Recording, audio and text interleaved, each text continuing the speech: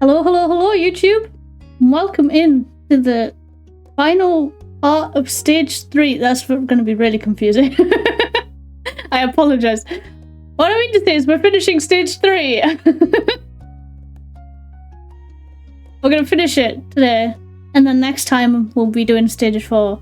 I expect pain, so make sure you have a box of tissues handy or something, because once summer ends, pretty sure we're off to college. So you know how it is. You know how it is. Let's get going, shall we? Oh, we're off to do some errands. From the moment you woke up, you knew that today was going to be busier than usual. There was a list of errands that needed to be finished before the day was done. First up was visiting one of the biggest farmers markets in the area. It was only open 2 weekends a month during certain parts of the year. God, that's a very specific market, isn't it? Very specific market. I will fall asleep soon. You know what? You do that, Kelsey. If you need to do that, you do that. I won't keep you here. It was rare that you and your family were able to attend, so your mums like to make the most out of every minute of it. Oh god, they're one of these. Pokemon Sleep is out? What do you mean it's out? I've pre-registered and they haven't sent it to me. You mean it's out? Yes? Oh my god, okay. Okay. Okay. I'll download that later. And you realised it was not just them feeling that way when you heard a whistle from your left side. Oh, hello, Mr. Holden. Wow, this is a swanky show. Vegetables have never seemed so highbrow. Bruh. Oh, there's Mum. Hi, Mum. Seriously, they don't mess around with their products. Isn't that great? What's Pokemon Sleep? It's just a sleep tracker, but it's Pokemon. I think, if I remember correctly, as you're sleeping, it will obviously track your sleep like every other sleep tracker, but it also lets you encounter Pokemon.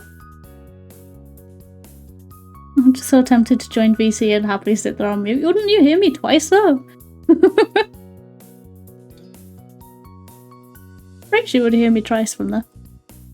Liz crossed her arms. You could tell she was amused. We couldn't have picked a more perfect trip. It's been too long since we've had a true family outing. Are you including everyone there? Yeah. Yes, she is.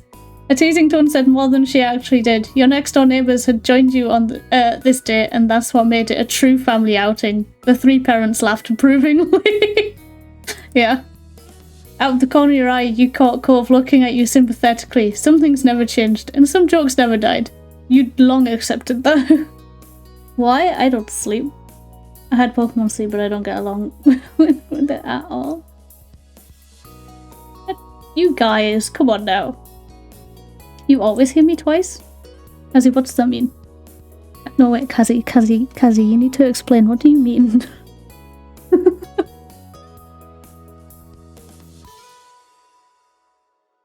I need sleep. Guys.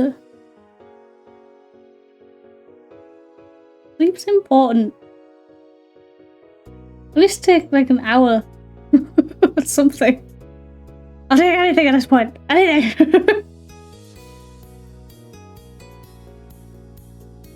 Oh. We were excited to check things out. We thought the trip might be fun, shrugged, feeling indifferent, felt uncomfortable. We're in a bad mood. The trip was a waste of your time. Jesus. I always think a trip could be fun with the right people and the right circumstances. I need answers. We all need answers. A laptop has VC priorities. Is it? Oh, so it would like mute everything else? Interesting. We think the trip will be fun. You smiled, trying to imagine how many stalls were set up. You were curious what hidden gems were waiting for you to discover among them. If there isn't a Game Boy stand with hacked copies of games, I will be unimpressed. Totally not my childhood, right? Well, my Earth childhood. The Game Boy stand. Well, a stand with like Game Boys on it. Do you know what I mean? And like the Game Boy games that are just ROM hacks. Sleepers for the weak and abled people. And I am weak. So very weak. And JoJo music starts playing. Oh no. Oh, Cassie, now you have to draw a Game Boy with a stand. or a person with a Game Boy stand, but a Game Boy with a stand sounds way funnier. Why would farmers be selling Game Boys? It's a farmer's market, so I assume there's a little bit of everything, right? Well, I'm ready to get started. I've got plenty of dishes in mind I could use ingredients for. Before your mums responded to that, they glanced at each other and smiled. Yes, that's a very good idea, Cliff. This place is much larger than it seems. It's difficult to visit each part in a single day. Oh no, they're gonna send us out. They're gonna send us with a list. Be like, ayo. Make sure you get it. Joining on your phone, because yes. Hey, if that's what you want, Dark, I've got no qualms with it. Although I can sense that you're probably going to try and jump scare me at some point. I'm just gonna have to keep it in the back of my head. Dark's in the VC. Dark's in the VC. Considering on my phone I don't really have the soundboard, but hello chat, this is my voice. It's a wild dark.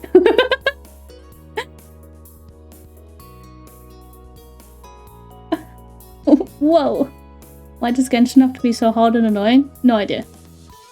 Because they refuse to implement things from Honkai. And keep them in, I should say, because they have had them before, but then they just take them out for bizarre reason. Anyway, I'm sure we can make a decent dent together at least. Actually, since there are so many of us this time, we could take a different side to the market. Yep, there we go. There it is. Sounds good. Divide and conquer, eh? That sounds brilliant. Everyone watched your mum's surprise. No one had considered that an option, but your mum flashed the group a dazzling smile, continuing with thought. Though it's a little unfair that there are 4 of us.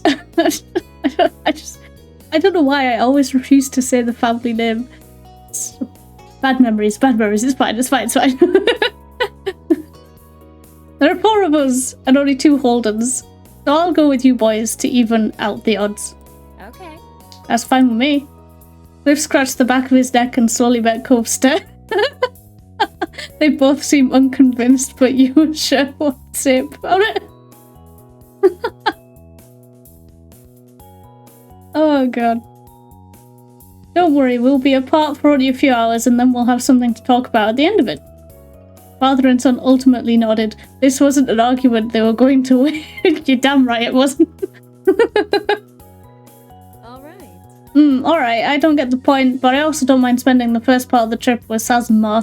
Hell yeah, let's go, Liz! Ma clapped her hands together at that. Wonderful, are the teams ready to go? I didn't agree, yeah, let's go. Can I be the one who goes with the Holdens? You stayed silent. Yeah, let's go! Let's go! Delighted, Ma hugged an arm around you in a little side hug. You grinned. Thank you. Hell yeah. You're welcome, Ma. Taking the lead, Mum walked over towards Cove and Cliff, who were still eyeing her confusedly. I can say words. Come on, boys, we're heading out. Yeah. Okay. He does not want to be going. Cove looked at you softly and found himself pulled forward, stopping in front of you. His expression flickered for a moment, hesitant. You know, you're allowed to go shopping without me, right? Want to know a funny fact about my chronic pain today? Is this sarcastic funny or actually haha funny? I mean, it's funny to me, but I don't know if it would be funny to you. Well, we'll see, I'm sure. So we all know my chronic pain hits me on the daily, yes? Mm-hmm. Right now, it's formed as a migraine, and the only drink I've got to deal with it is vodka and off-brand cherry coke. I'm almost certain that will have the opposite effect. I know, that's why it's funny. Because I'm either getting hammered tonight, or I'm gonna black out as soon as the Honkai Star Rail update's done. Because yes. I mean, which one would you prefer?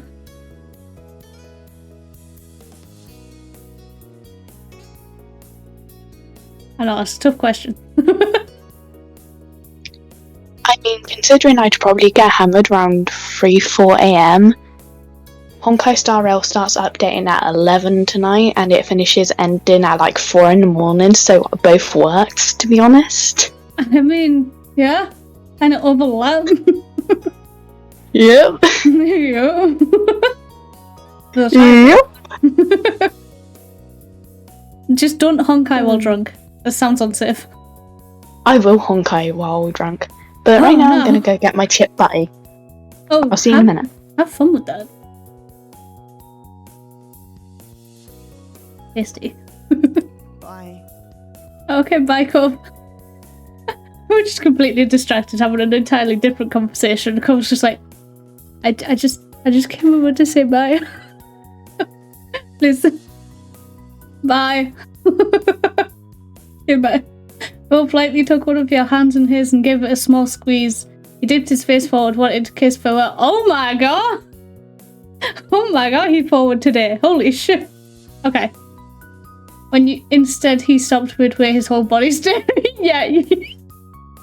Did you forget the rest of the family was there, Cove?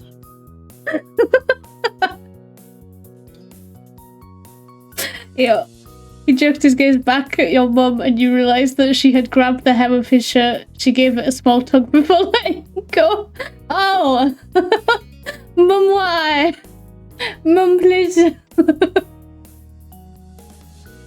I just wanted smooches from the pretty boy. Why would you do this? No, no, no. No, Mum, wait. Mum's a cock blocker. Mum's a cock blocker. No! Time's a wasting, Cove, and I've known you long enough to be aware that you're one to linger. If I don't stop you now, you'll only drag your feet on parting ways more. But Mum, Mum, the smooches, why would you do this? No, that's fair, actually. Probably just would not leave each other if that was the case. The two of you can snuggle and make out as much as you want later. Oh, Jesus, he's gonna explode into colour. Watch it. We have important shopping to do now. Yep, there it is. Both gasped at what he felt like. Wait, what did I just read? My brain help. Cove gasped at what he felt was a truly obscene thing to say. No, that's pretty normal for Mum. Don't worry about it. His face burned red, and that was ignored by him. Oh, but that was ignored by him. I can speak. Sometimes. Maybe. How have I gotten so far through this game with inability to speak? He spoke with an unimpressed roll of the eyes. Seriously? You don't need to literally pull me away from Saz. I'm not that clingy. We're just going shopping and you thought, I'm going to be away from them. I must get a smooching. Yes, you are that clingy. Don't start. Mum sniggered with a shake of her head. Cove's eyebrows raised over the reaction, and he turned to Ma. She wouldn't meet his eyes as she whistled innocently. Oh no. They're in cahoots, I tell ya. Cahoots! Liz smirked ear to ear and Cove whipped his head towards his dad. Mr. Holden couldn't offer anything more than an apologetic shrug. So I'm not clingy, everyone else. Yo, is it hot in here? It was only then that it dawned on Cove that everyone did think that he was that needy. It's okay, Cove, you're alright. You're not that bad. You're back with your boy? Nice. Enjoy that greasy goodness. Finally, he dared to face you with wide, pleading eyes. If one of the options isn't, it's okay, I like it, I'm gonna be upset. Or some motherfucker, I wanna Cove. Yep. Don't make fun of Cove. Who said you're allowed to say things like that to him? Always totally capable of being independent when he wants to be. There's nothing wrong with being attached, it's nice. Oh, come on, Cove, you know what? You just step back.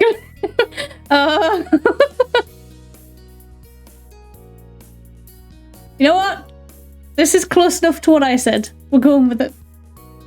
And you meant it. You very much enjoyed Cove's company and his affectionate nature. But that wasn't exactly a denial of what was being accused of. Mum's smile. Yeah, see, that's the thing. It was on purpose. Cove couldn't believe that he was being completely outnumbered. His mouth twisted as he struggled to come up with something to say in his defense. Yeah, well. So what? Well, good comeback, Cove. That admission had Liz, your mums, and his dad bursting into laughter. Fair enough. Cove grimaced and walked several steps from the group before stopping. He clearly wanted to move on, so much that he was physically moving away. You smiled softly at him. Cove nodded ever so slightly, so you knew that he caught it, and he seemed to feel better just a bit. Aww. Softy. See you later. Soft. See you in a few hours. Fuck me, hours? How long does it take for you to walk around a fucking market? Jesus. Take care of yourselves. At that, Mum picked a direction and set out in the market with Mr. Holden and Cove following behind her. Is she going to be a menace? Please tell me she's going to be a menace. If she's not a little gremlin while she's with them, I'll be upset. Grinning, Ma sent them off with a big wave. Liz gave a daintier goodbye wave herself. Despite the change of plans, you were still glad to be there. You felt the change of plans was a good idea. Felt unsure. You'd been happy, now you were annoyed. That definitely put a damper on a good mood. You just go with the top one. Yeah. It wasn't what you'd imagined, but that didn't matter. There was a whole market to explore, and you couldn't wait to find some good stuff. When they were gone, Ma cheerily turned towards you and Liz. She put her hands on her hips. Do you think there'll be any nice ginger around here? What are you talking about? She stood to my left. I'm referring to Liz because she's an amazing sister. Well, she is now. She was kind of an arsehole as a child, but aren't we all? We'll have to find out. Oh, it doesn't let me pick that.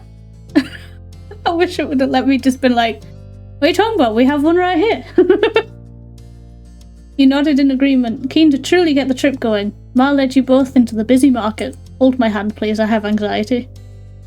Some time passed browsing. There were only a few stalls you stopped at. You had fun chatting and laughing, pointing out various things to Ma and Liz, and vice versa. At one point, Ma stopped suddenly. She put a hand on her belly and gave a half-hearted smile.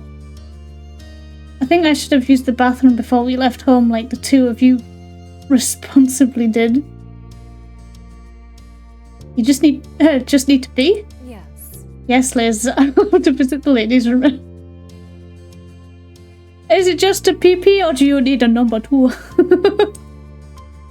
Should we wait here? Should Liz and I go with you?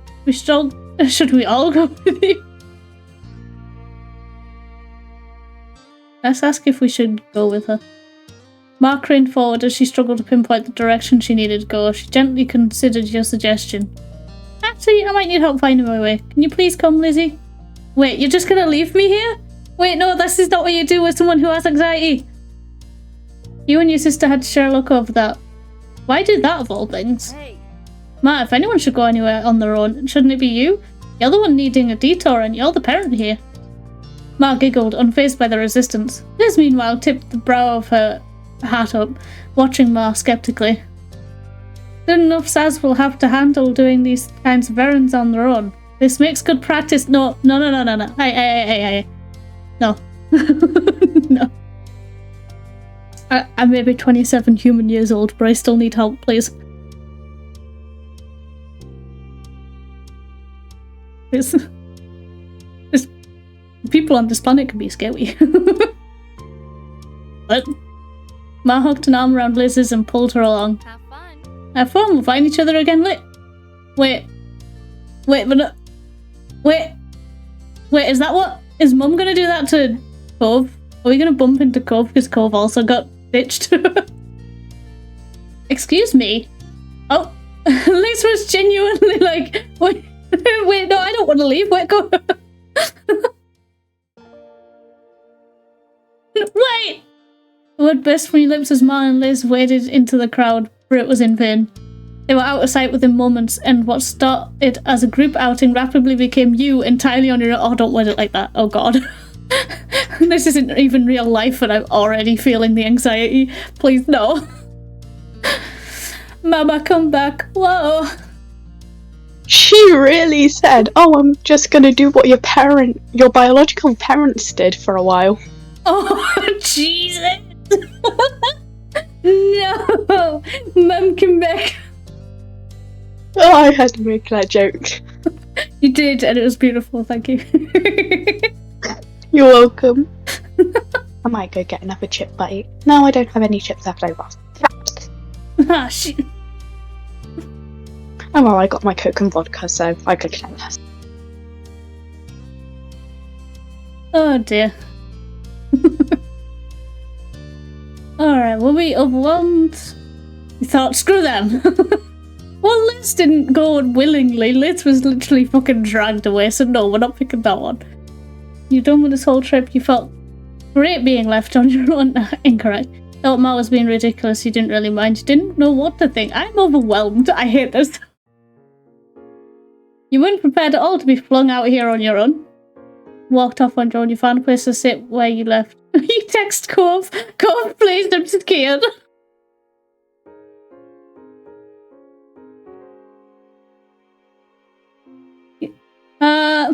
I kind of want to text Cove, but part of me also just wants to sit there and be like, help, please, my anxiety. This is what you did to me, Ma. This is it. Yeah, we're gonna bully Ma a bit. Ma had thrown you through a loop this time and you felt lost. You were grateful for the nearby bench. Taking a few deep breaths, you took time to collect your thoughts. Absent-mindedly, you scanned the booths within eyeshot. One hooked your attention. Ooh! Ooh, what is this? Ooh, confectionaries, let's go! You sit there, Jeremy will show up. You know what? At this point, Jeremy would be a blessing, because at least I'd be distracted from the human.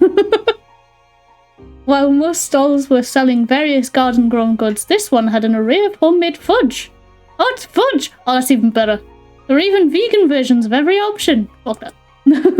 Just realised how much my speech impairment shows up while on VC. If it helps, every time I hear myself, I can tell that my lisp is trying to come back out. So I feel you. I got closer, but soon your gaze drifted elsewhere. No, I want closer. I want the sweets. He ditched me here. I'm fuck your shopping. I'm doing my own. You sidestepped past a few of the people and got yourself right in front of the counter for a better look. There was a widespread dozens and dozens of delicately cut squares of decadence. That was almost a bad... I almost mispronounced that horribly. The owner smiled and approached you to explain their shop. Please don't. Actually, just leave me on my... If I put... Can I have put headphones on? No. The fudge is sold in boxes of 4 pieces. They either can be all the same, all different, or any mix you like. Are you looking to buy any today? Yes, about 6 boxes. Thanks, Doug. They're all shiny because I want all of them. Didn't want to get any... You wanted to get yourself a box. You wanted to get a box to share with everyone. Oh my good sweet okay. Thank you. Wanted a box just for Cove. I keep treating him. Fuck you, I'm getting a box for myself. Let's go! Your mind was already filling with thoughts of sinking your teeth into the delicious fudge. There was no walking away empty-handed now. Want to get a box to share with everyone. You know what? We'll get one to share as well. The whole selection was too good not to share. We get I'm not gonna lie. Oh, go on. Fudge is really superior to most other sweets, and I will die on that hill. Fudge is fucking amazing, so... I agree. It's just expensive a lot of the time, which sucks. The good stuff, anyway. The Welsh in my blood equals BS, because like it's just sugar and then a bit of cream. Is it? I don't know how you make it. Yeah. I know nothing. It's just like making honeycomb, which is basically sugar. Well, the artificial is basically sugar, a bit of cream, and some baking soda. Oh. I might have to learn how to make these things one day. You can make a really expensive stuff for cheap. Perhaps. And then not share it with anyone, because they would be burnt and horrible.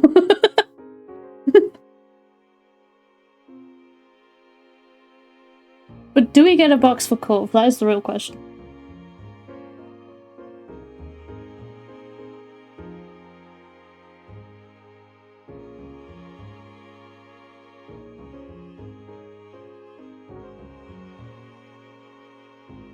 Get them? Okay. Yeah, some for Cove. We're literally just spending all of our money. Mal was like, hey, can you get us ingredients to cook tea tonight? Just use some of the money you've got on your thing and we'll add it up when we get home and I'll give you it back. He was like, okay, yeah, sure. You piece of shit. And then we went over to the fudge stand and went, all of our money on this. Look at It's basically oh god. emotional. It's like, oh, we could get the ingredients, but we deserve to treat ourselves. Yeah, pretty much. We could do the thing you asked us to do. But fuck you, you spring it on us, so we're just gonna get a snack. Our treat. Looking at the treats made you think of Cove. You grinned, hoping he liked what you picked out. Imagine we pick out something and he's allergic to it. And that's the entire chapter, it's just dealing with it. Oh, fuck. What? Well, of course that's all. There's no other options. Literally nothing left. Sorry if I keep interrupting. No, that's fine. That is fine. I said it was okay. It's all good. It all good. I could use some fudge. Yeah. Real life too. Could I have some? I'm glad you came to the right place then. For yourself you picked... Oh shit, I had to pick. Oh, we gotta get milk and white because yes, caramel, yes.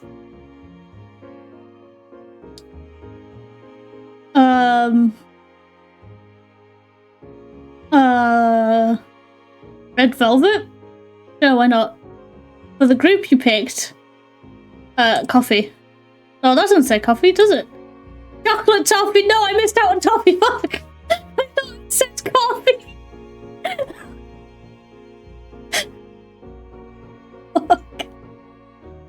Dyslexic. Oh god, okay. Cookies and cream and white chocolate peppermint and just milk chocolate. For Cove I picked, oh god. Don't make me pick. Oh no. He seemed, I'm trying to remember from the last part where he got like a crepe white chocolate and red velvet.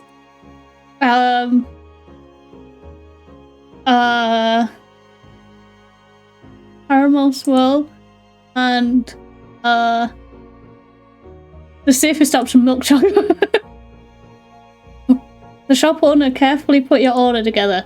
You couldn't help but try to imagine how Cove might react when you presented this to it. I mean, we did also get everyone else some. Hearing the panic makes me laugh. Yeah?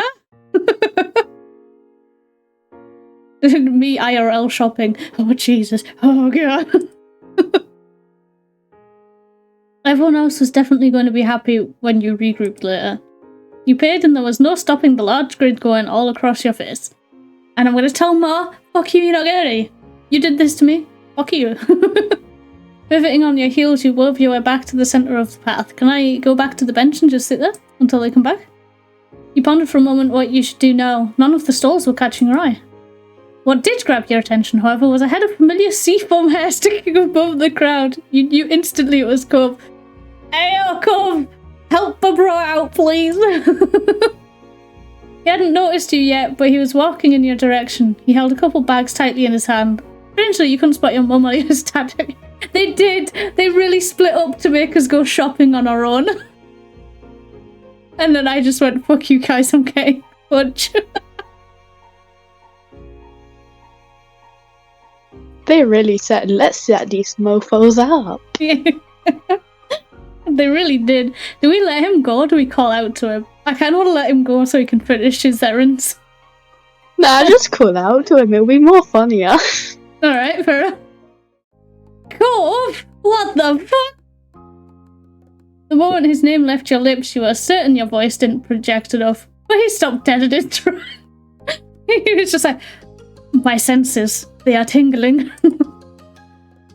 Alert, Cove's head snapped up and his eyes searched the crowd until they landed on you. His whole demeanour brightened at the sight. Aw, that's adorable. Daz! Yo, what's up?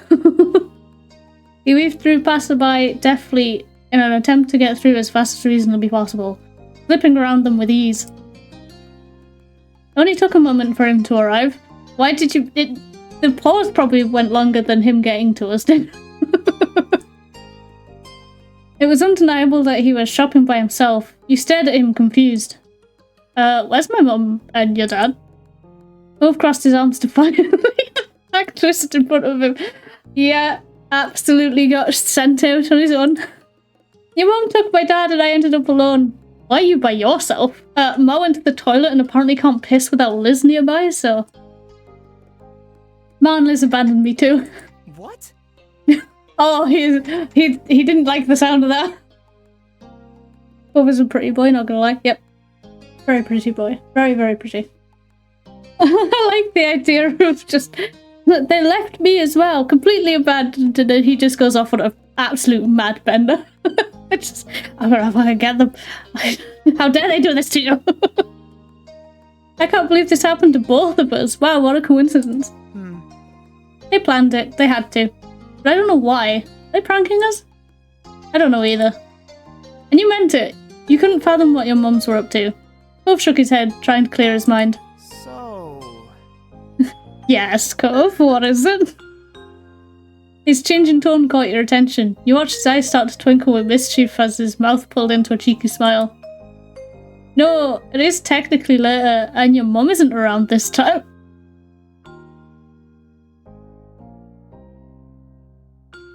Not in public, Cove. Cove, at least get home first, bro.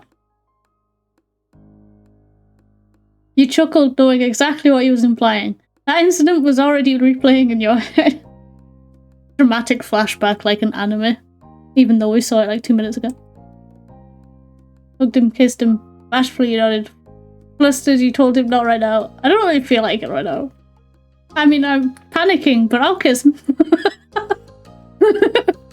You stepped closer, placing your hand on his upper arm. Cove beamed and leaned in. Aww. I swear to God, if someone pulls on his shirt again, I'm gonna scream. Ah, yes, a little smidgy smidge. Ah, yes, the kissy kiss. It was quick, too quick, but you could feel him smile through it. When you both did part, Cove chuckled affectionately. I'm glad it's later. Jesus Christ. I'm glad it's 5 minutes from when we last met up.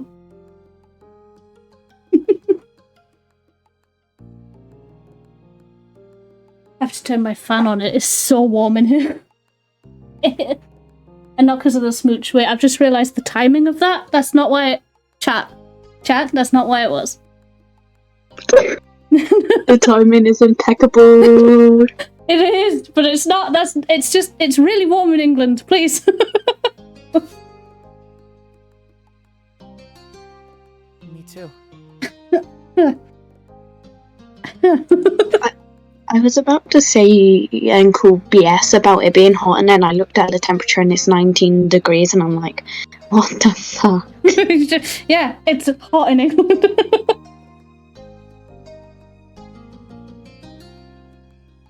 Would I lie to you? No. I answered before you could. No, I would not. So, his gaze wandered off as if one of your parents might simply appear if he kept checking, and you could tell he was still processing the situation. Your sim. He scratched the back of his head, looking sheepish. You want to forget about whatever's happening and go shopping together? Yes.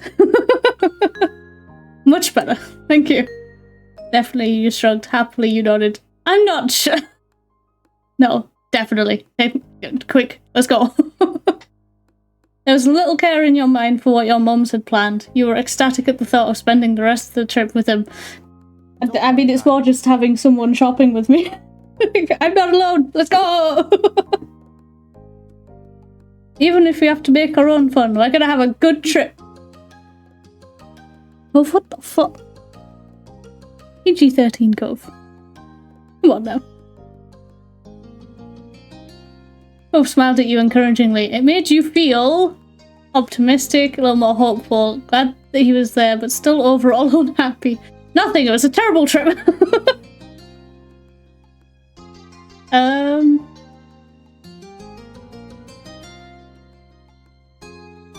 More hopeful, let's go. You weren't alone anymore, and you could already feel yourself becoming better prepared to go through the rest of your day. So where to first? I don't mind going back the way I came, if it's new to you. It's not hard to miss stuff when I've gone past it. Yeah, even if I've gone past it.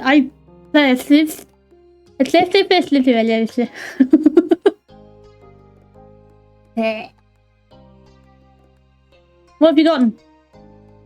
Cove shuffled his bags around and started pulling them open so you could peek inside each one. You recognised the array of things he picked up around the market. I mostly got typical things I can use pretty easily so far. Nothing super exciting.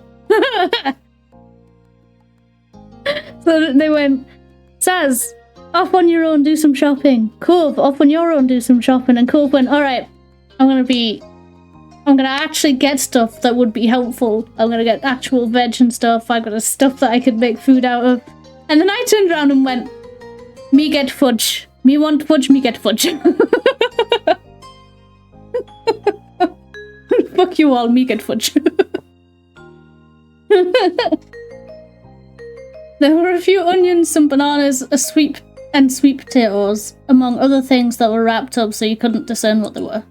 What Cove bought made sense, but it was far from complete selection. You glanced around at the nearby stalls. Want to start over there? What, we're just not going to show him the treasure trove we found? Cove followed your eye as you pointed to one of the larger stalls. It was filled with several kinds of staple fruits and vegetables. Come on. Yeah, let's go. Can we go get a pumpkin? Can we get a pumpkin? Ew, can we get a pumpkin? Once a few people finished paying and moved, you and Cove got yourselves directly in front of the shop. There were so many things to pick from. Oh, Jesus, okay. Apples, let's go! Cucumbers, carrots, tomatoes, strawberries. We all like strawberries. Onions, peppers, lettuce. We're just stocking up on everything. Potatoes! Oranges. I don't remember if I like peaches or lemons, so I'm just gonna... Or limes, so I'm just gonna leave them, and I don't like spinach. That's everything. Let's go. Happily you paid and waited for Cove to make his purchase. Ready to go? No. Give me a moment, I need to sit on this bench again. Cove grinned, satisfied with his new choices. He had added another bag to his small but growing collection. You nodded. Oh wait, before we start moving on and everything, wanna hold hands? Why did we have to, like, not move for that? We could have just walked and just, you know.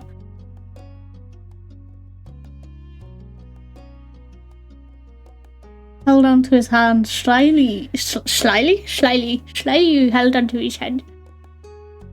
He took his arm instead. Offered him your arm, shook your head. No. Just no.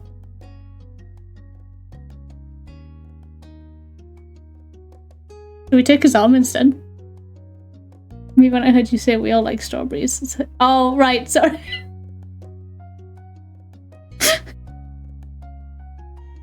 In-game we all like strawberries. I'm pretty sure everyone in the game likes strawberries. I'm just gonna take us on. Hey! The blush on Cove's face deepened as you stepped closer and hooked your arm around his upper arm. You held him closer, but his gaze with a pleased smile. Yeah, Cove. Slightly. Yo. Cove was momentarily surprised, but then he chuckled, happy with your change in plan. With renewed eagerness, your boyfriend nodded his head in the direction you had been going towards. It's been a while since they've actually referred to him as our boyfriend. Alright. Okay, now let's go! Hell yeah. Together, you and Cove wandered the barcade on the lookout for any stalls that caught your attention. We still haven't seen, what was his name? JB? Was it JB? I've completely forgotten. Like, you only said it like 10 minutes ago and I've completely forgotten.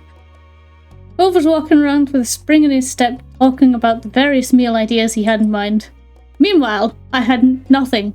No thoughts, head empty. After a while, you had to go greater distances to find something of interest. Several of the stalls were selling the same goods. It was only a matter now of which you wanted to buy from.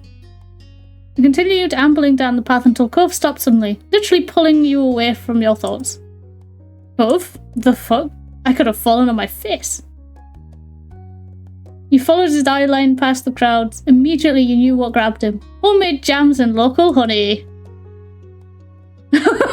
He is entranced. We found something Cove loves more than us. Oh no! That stall was glittering with quaint glass jars stacked high, each encasing gels of varying colours. Cove's eyes were practically sparkling at the sight. Yo, he's gonna buy one of everything. His feet automatically began to take him there, likely without being fully aware he had made an unexplained detour. When you got closer, you were surprised there were even more variants than you thought. Variants? Varieties? Same thing. There were even different honeys based on what type of pollen the bees used. I didn't know that was a thing. That's a thing? Alright. Cove's focus seemed torn between... Yes, certain honeys based on different flowers exist, because certain flowers with more pollen and that are more acidic taste a lot sweeter, whereas flowers that are less acidic taste more bitter. Oh, interesting. Okay, I didn't know. I just thought honey was honey.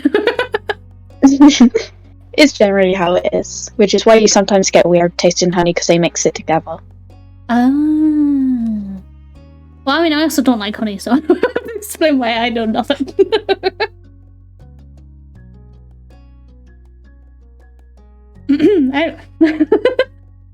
When you get disowned for not liking honey. Oh, yeah.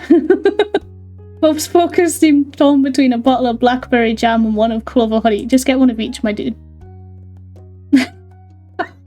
Want some honey, honey? You want some honey, honey? I like how it's got two different versions. Earnest and teasing. We gotta tease him, don't we?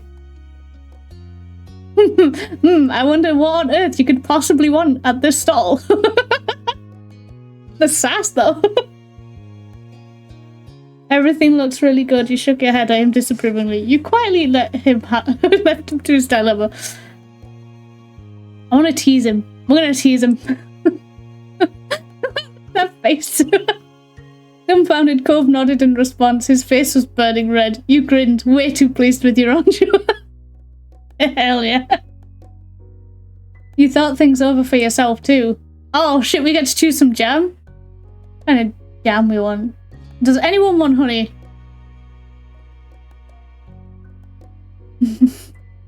I'm legitimately asking chat now. Just chat want anything. I can't remember if it's strawberry or blackberry jam that I like. Just get one of each. We'll just get, you know what? We'll just get one of each.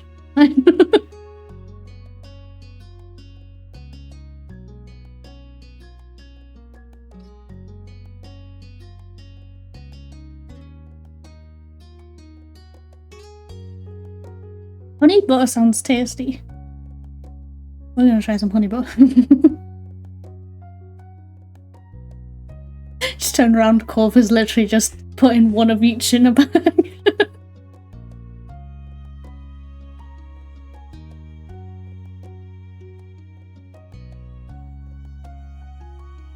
Guess that's everything. Yep, there we go. You paid and the shop owner started putting together your order. They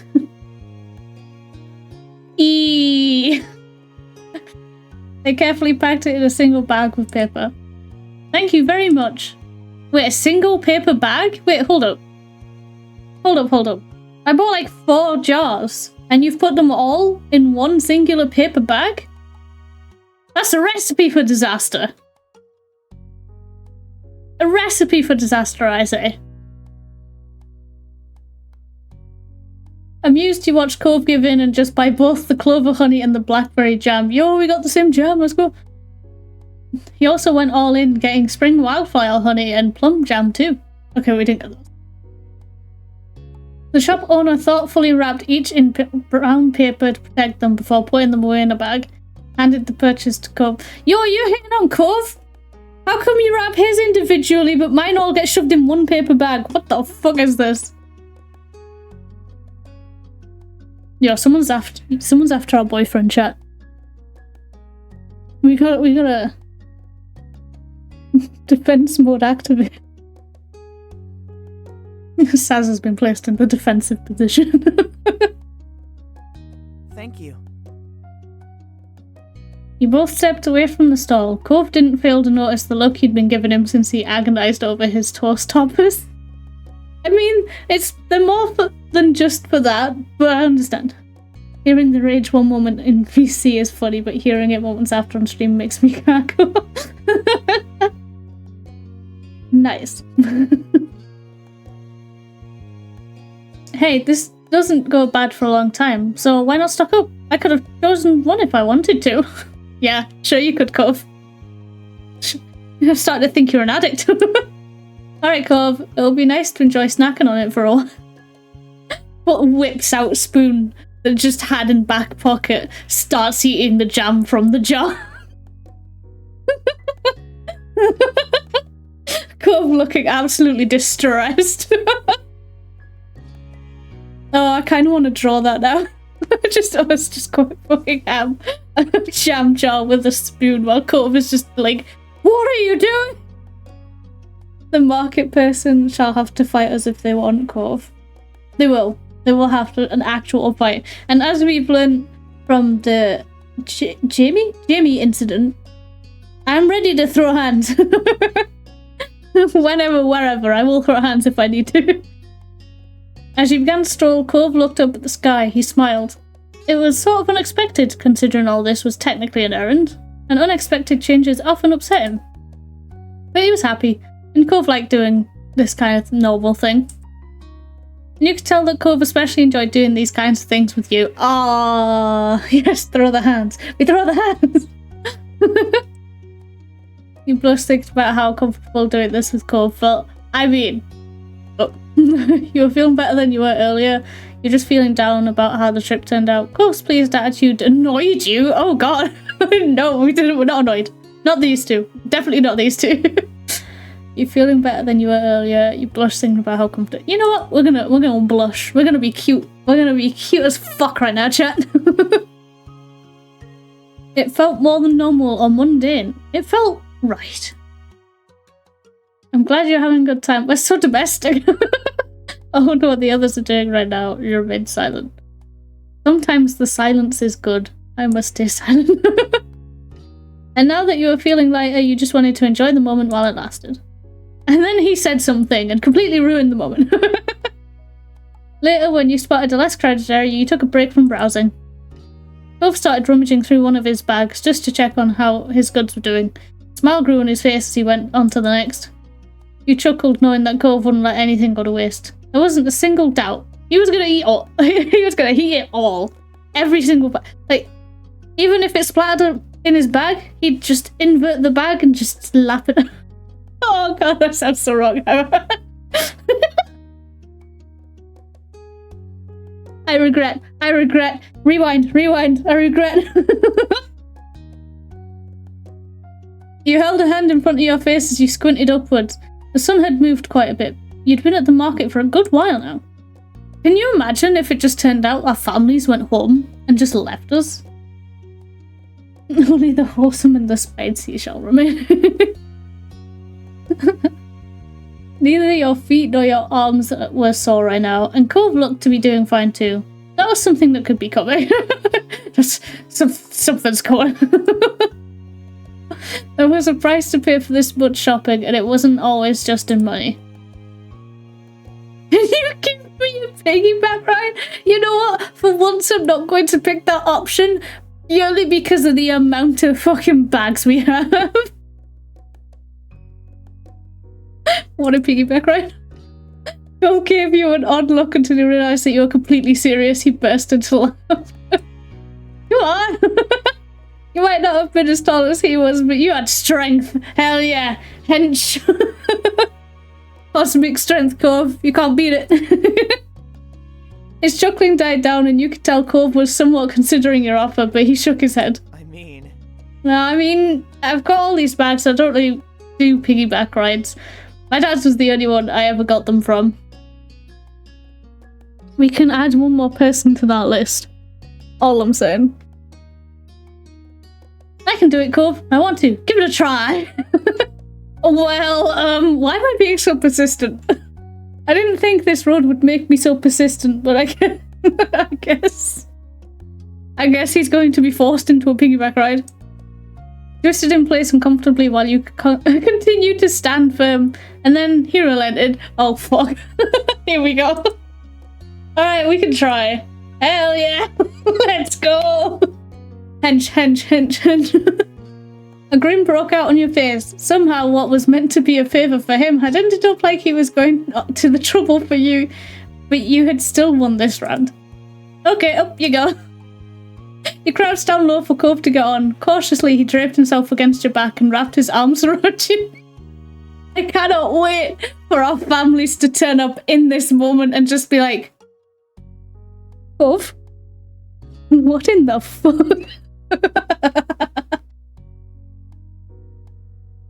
He tried tucking his long legs in as you slowly stood up a bit, while you worked on getting your hands around them to help hold, but it was awkward with all the bags. Still, you continued on.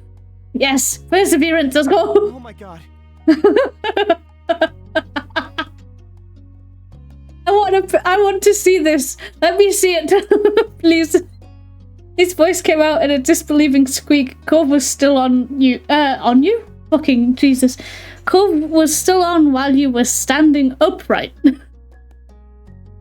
mean, I wasn't technically wrong.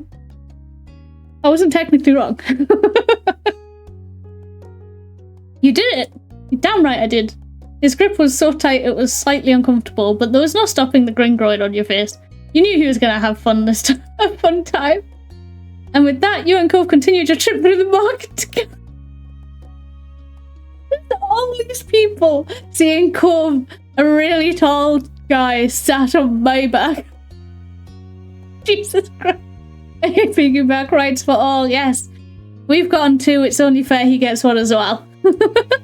Matt and Mum had both texted you during the trip, though only to say that they hoped you'd found some good stuff and that they'd see you later. There were no answers on where they went or why, or where to meet them. So essentially, yes, they did legitimately just leave us here and went home. Fucking rude! You and Cove continued to wind your way through the bustling market, the list of outstanding items steadily shrinking while bags grew heavier. Somehow. Cove must have had a fantastic view of the market from your back. Just constantly like, oh shit, over there, go that way. Hey, yep. Hey. You might have thought that would have helped find the produce needed, but you would have been wrong. Putting Cove close to the sky had made it easy for him to lose his head in the clouds. Okay, never mind. I'm like, ah, a bird. Okay, Cove, please. We're shopping right now. You heard as much about Cove, but I called it. I fucking called it. Look, a bird. And people style his hair as you did about where you might find the next thing to pick up. He was just reveling in the new experience, and that was okay.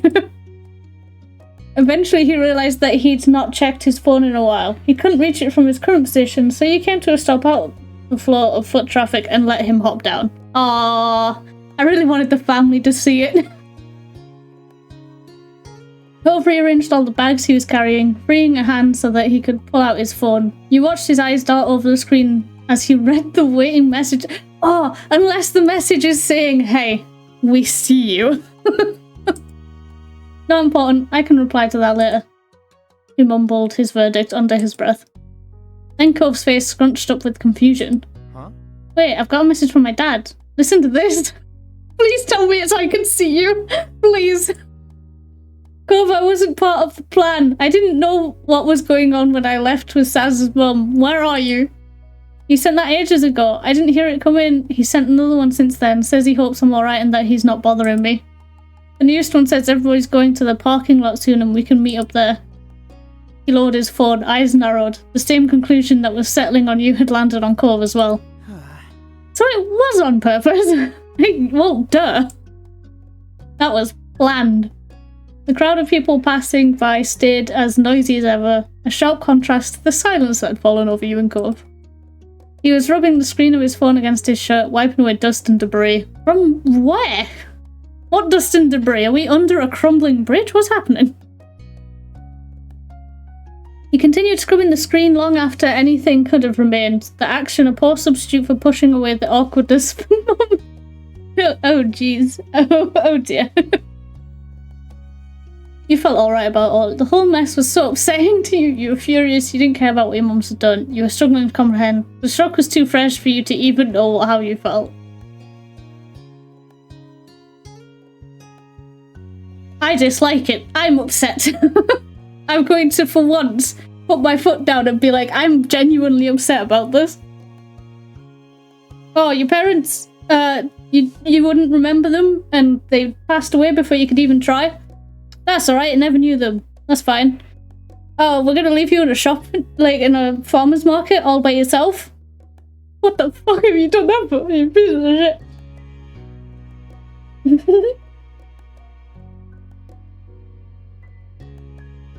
This deceit was unnecessary. Worse than unnecessary. It stripped you of your opportunity to object. And Liz was quite literally kidnapped. Okay then, fine.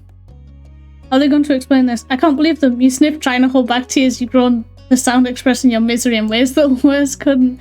Do we hold back the tears or do we groan in depression?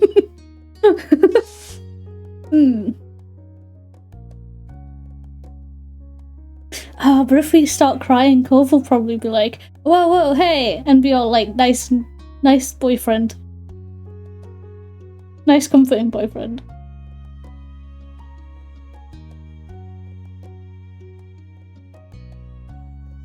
You know what? Fuck Ma, I'm gonna make her depressed. You did this to me, mother. Cove leaned down, making his eyes level with yours. Then, oh, someone has died. Oh, okay. Yeah, pretty much. He laid his hands on your shoulders, grounding you. Cove's frown grew taut. Is that what it says? Taut? His mouth a stiff, serious line, but his eyes were eyes wide with concern. No, I can't speak. Send help. Yeah. Literally, dog. This is literally us right now. My parents did? Oh well. You leaving me alone here? What the fuck? I'm sorry.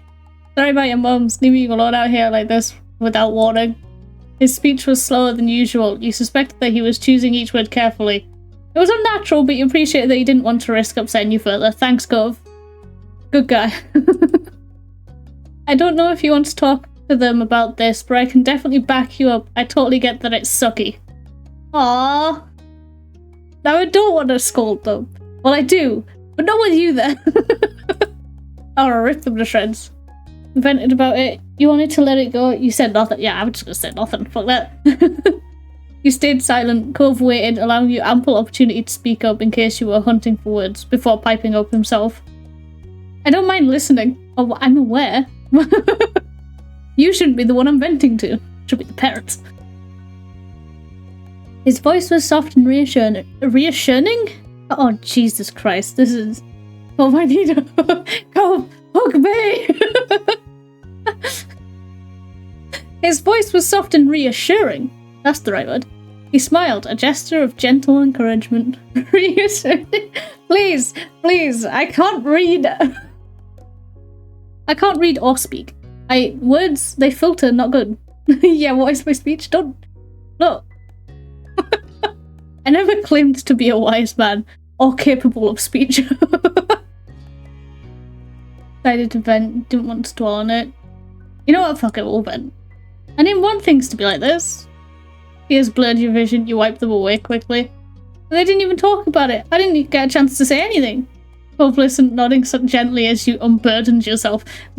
Yo, could you not word it like that? Kind of sounds like I've just pissed in the middle of the street.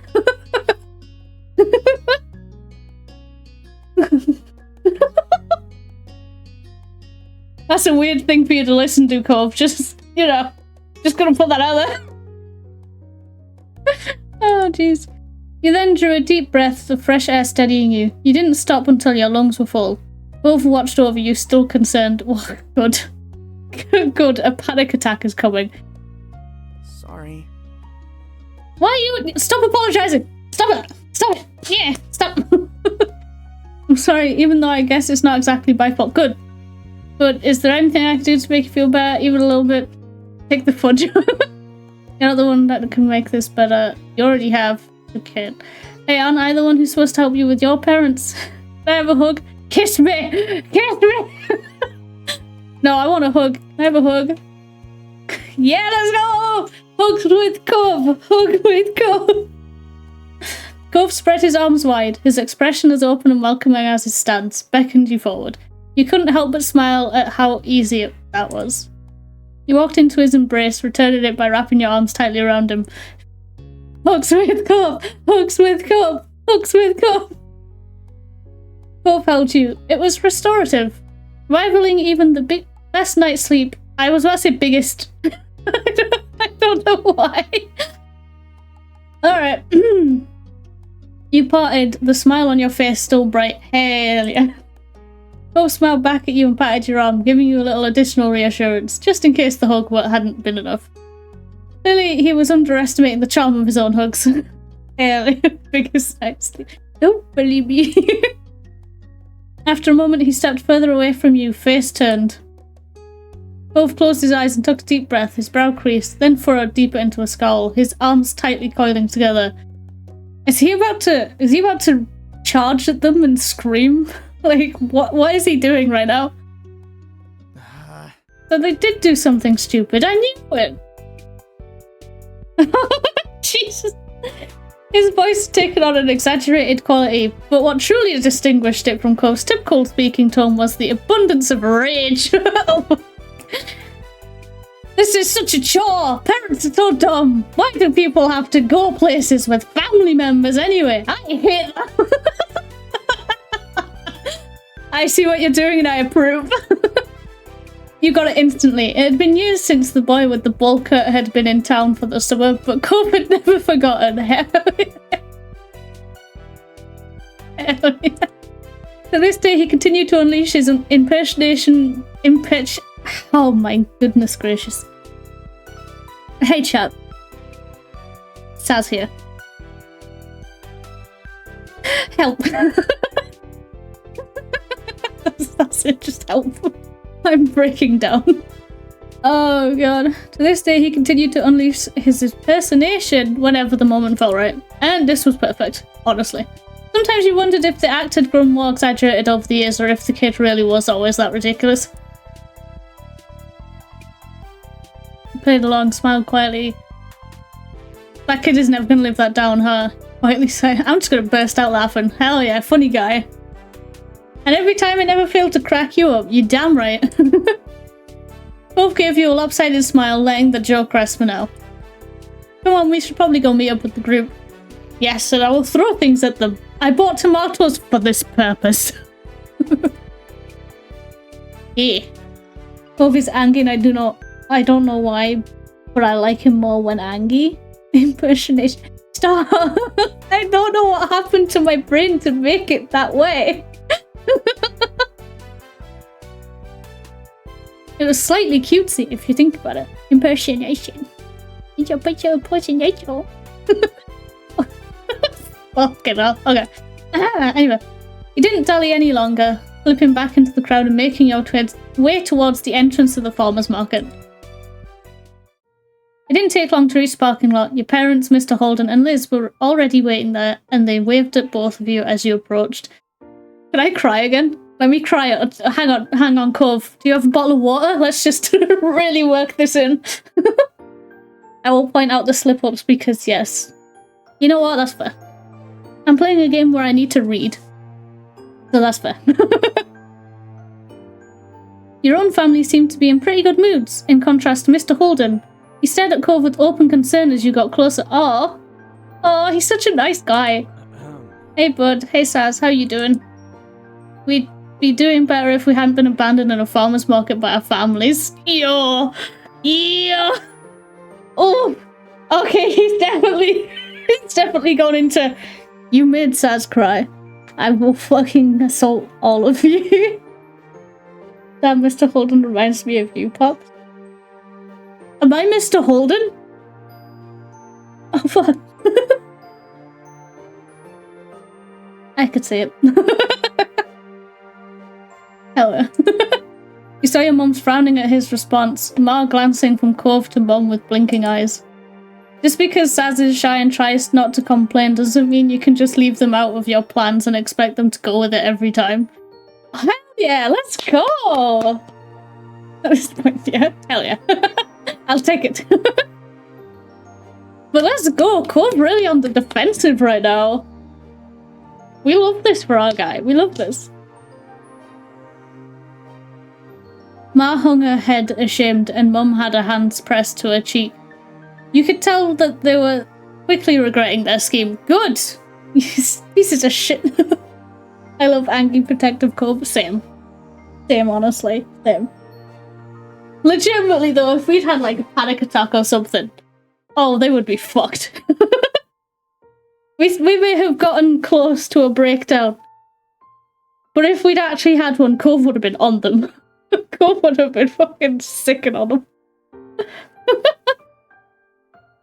I am so sorry. You damn fucking better be. You even dragged Liz away. That's so rude. I even offered to go with you to the toilet. You motherfucker. Literally, you fuck my mother. I was mini panicking because I have gotten attached to MC and Cove. Yes. Yeah. Yes. Sim.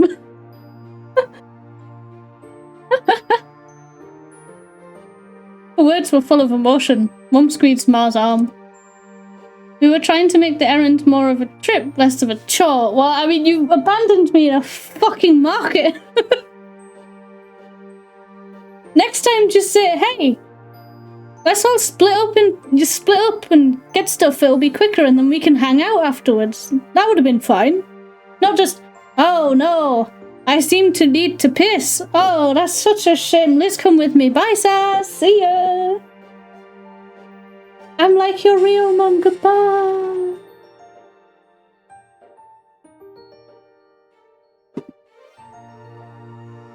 Know what I mean? Ma nodded. We didn't think you, Cove, and Liz wanted to be stuck trudging around a market with your parents all day. Especially not in the summer. Wait. But you dragged Liz with you. What did Liz do while you were walking around? Because I fucking put that. Oh, shh.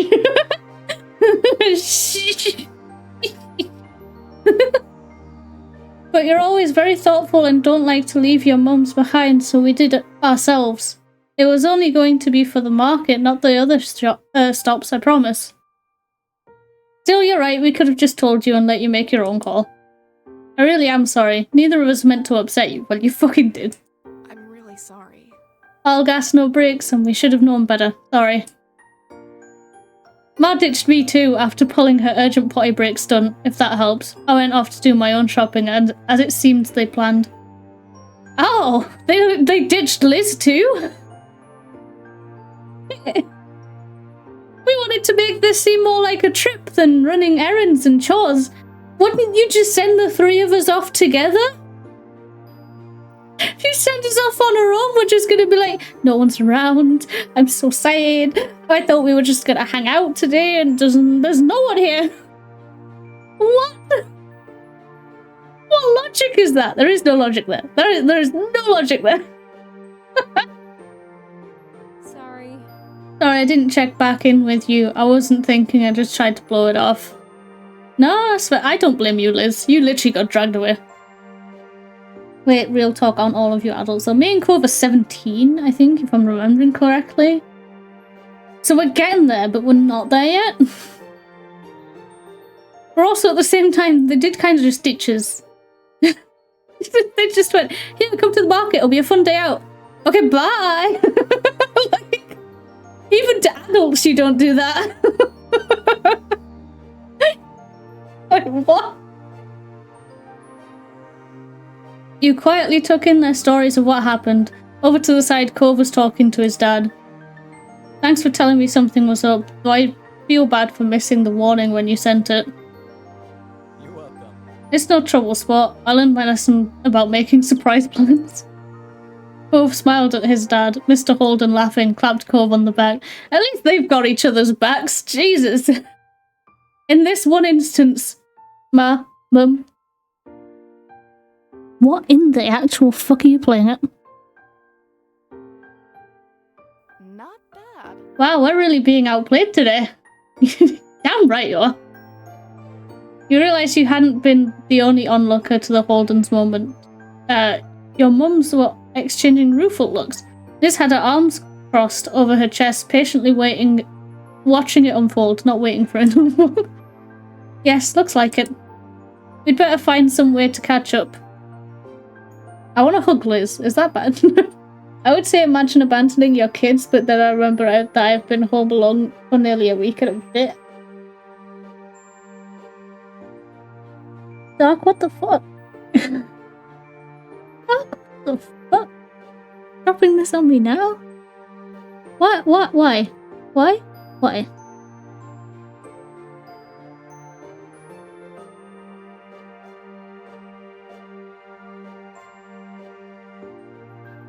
Nibbling on my finger. Need to stop that bad habit. Because I smacked. Ah. Yeah. Shouldn't have been doing it then, should she? Daft ass.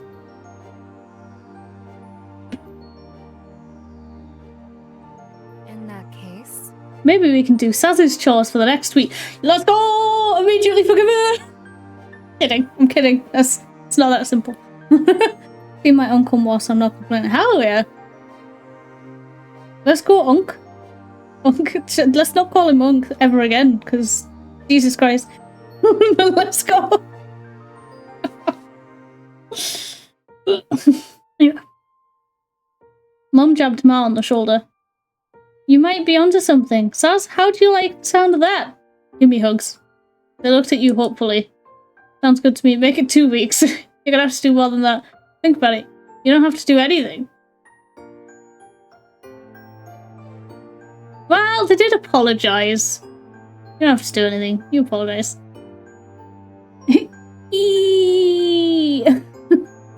I think we do.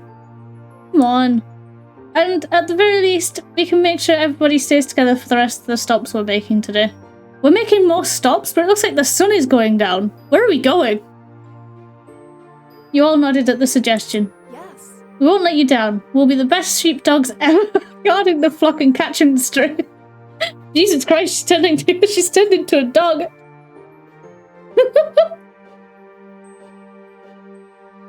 Oh, who let the dogs out? honey. We should at least be shepherds. Rip. I'm waiting so desperately for the update that y'all won't believe it. I mean, we're all excited for the update.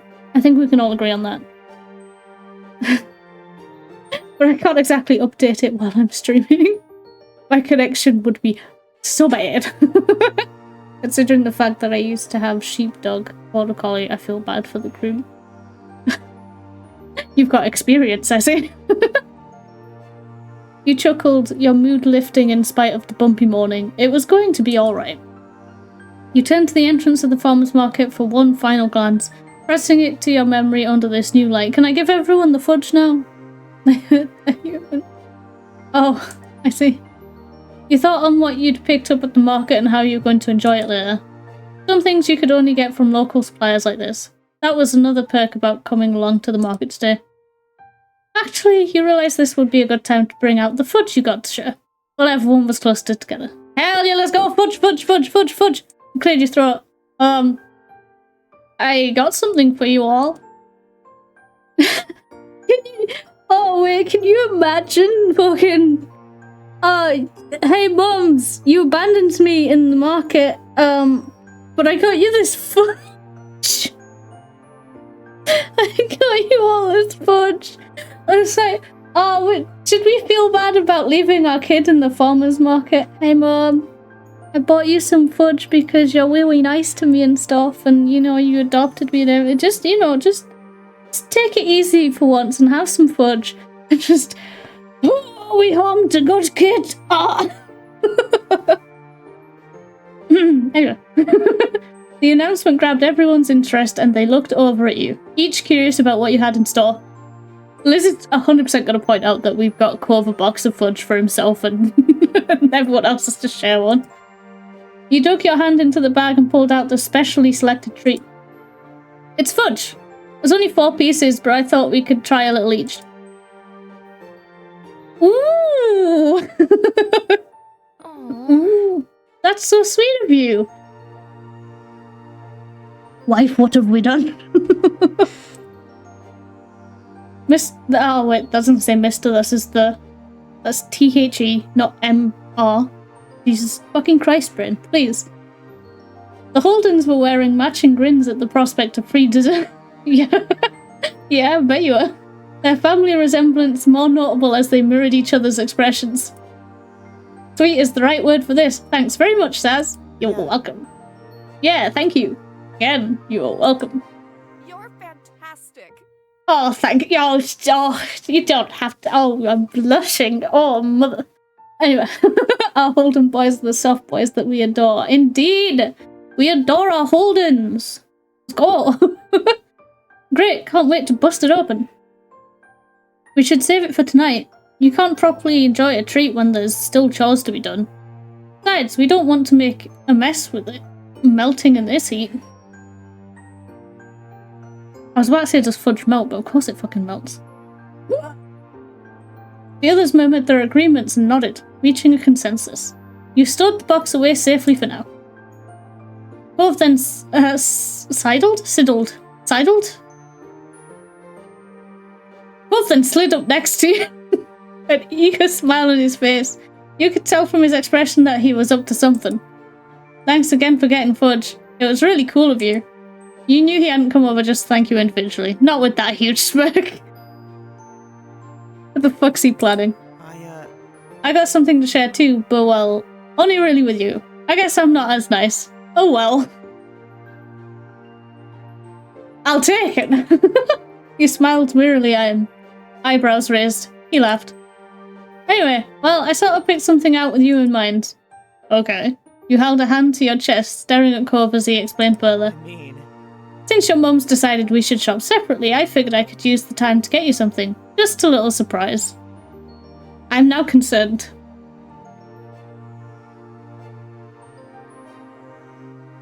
Only a little bit.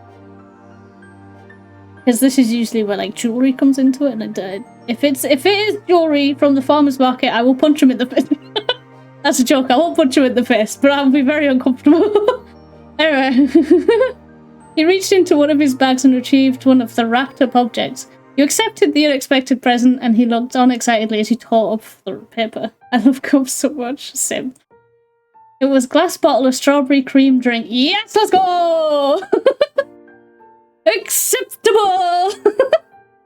You didn't need to taste it to know that it would be nice. It was a boutique product. It was heavy in your hands, the container and smart metal cap reaffirming the quality. Even the label, constructed from coarse paper rather than a flimsy sheet of plastic, was distinctive. You were practically bouncing in anticipation, and he smiled sweetly at your reaction. Oh, we're bouncing on the spot. It was so cute. Please tell me this Genshin TCG isn't PvP and I play NPCs instead. Yes. Well, you play NPCs, but you can play other people as well. It's a little from column A, a little from column B. Not a big deal, but I just thought you might like it. Not a big deal, he says, as I'm literally bouncing in the parking lot. Like, yes, let's go, let's go, let's go. Hyper.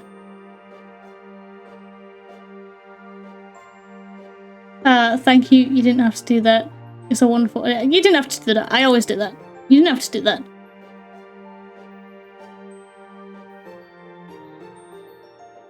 We're a real pet! You grinned, ready to unleash your surprise on him.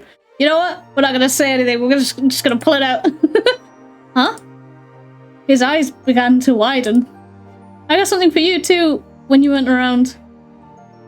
There was a burst of laughter, first from your mum, followed by a chorus of chuckles from the other three. You'd forgotten that they were still hanging around. Oh shit. Please, I'm down bad for Cove at this point. I think we all are. I think we're all invested. Unfortunately, they hadn't paid you and Cove the same courtesy and had been listening in on your conversation. You weren't even apart for a whole day. You're damn right. Couple goals. I'm kind of not. That's fine. That's fine. I'm not gonna force anyone to, you know, have interests in the same stuff. And it's mainly his outfit's fault. Wait. So you like Cove as a person, but his outfit choices, oh no. Oh no. Again, I am very gay for women and men. True. Tank tops look poo to me. I mean...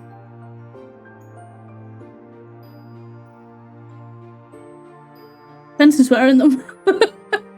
Depends who's wearing them, if you know what I mean. No, wait. Don't say it like that, because that's kind of creepy.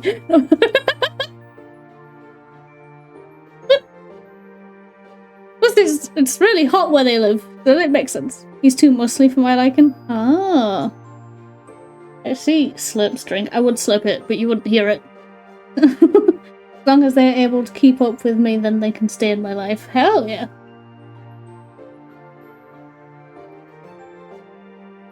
I'll be there for each other, you know? And you both still use that as a chance to get each other little gifts. Don't bully us. Mark clasps her hands together, eyes bright. Good job. That's so lovely! Cove, do you want to run away? just for right now. Not like in general. I mean, like, do you want to just get out of here? A day? It was less than a whole morning. Right. Oh. True, I don't even want to think about what happens when you spend real time apart. Liz, you had to mention it, didn't you? Now we're just gonna be like, oh, college. Oh. The grins on their faces scare me. Eek. That's my boy. He's like, he's a real smooth guy with the ladies. That's my boy. You reach back into the bag where you had first retrieved the box of fudge for everyone, shuffling it aside to take out the other one underneath. I fear no man, but those smiles haunt my dream. Nice. Your cheeks were reddening. You spoke quietly, hoping that this time only Cove would hear. That one was for everybody, but I got another for you.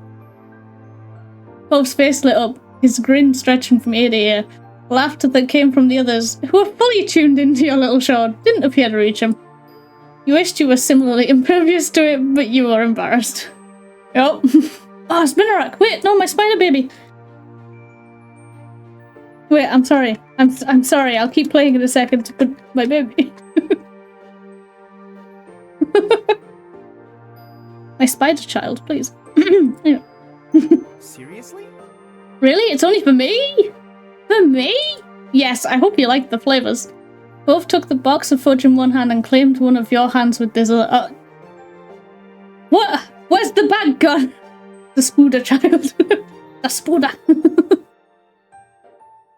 He used the hold he had to lead you close to him while he lifted the hand to his mouth and peppered kisses over your knuckles. Oh my god. Okay, in public?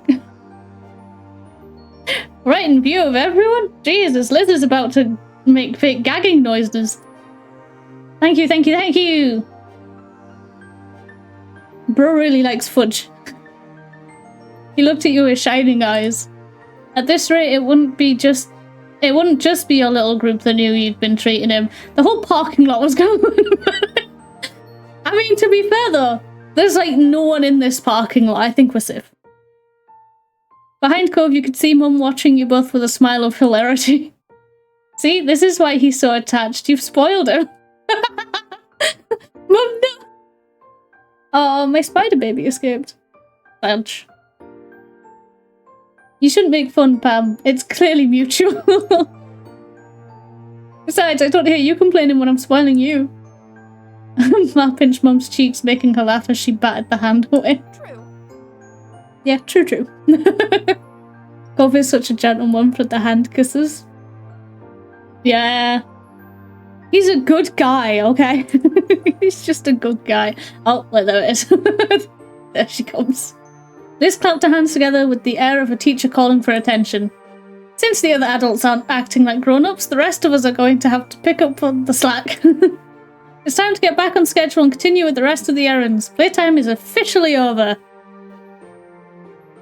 Ma laughed while Mr. Holden grinned awkwardly.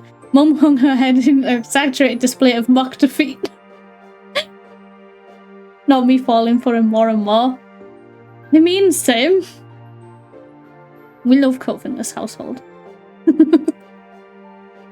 Kids are tough, and I can't even call them kids anymore. This tutted? I'm sorry, what?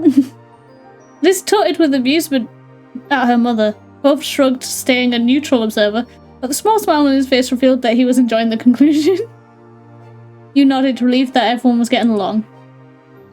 With that, your trip to the farmer's market was closed. It was time to move on. There were too many of you for one car, so you and Cove had wound up in Mr. Holden's car on the way over. You figured it made sense to do the same for the next leg of the journey. You sat next to Cove in the back. Meanwhile, Mr. Holden's just like, don't worry, kids. Turning the music on. Not gonna look in the rearview mirror at all. Meanwhile, we're like, actually, please do that, because you need that to drive safely, please.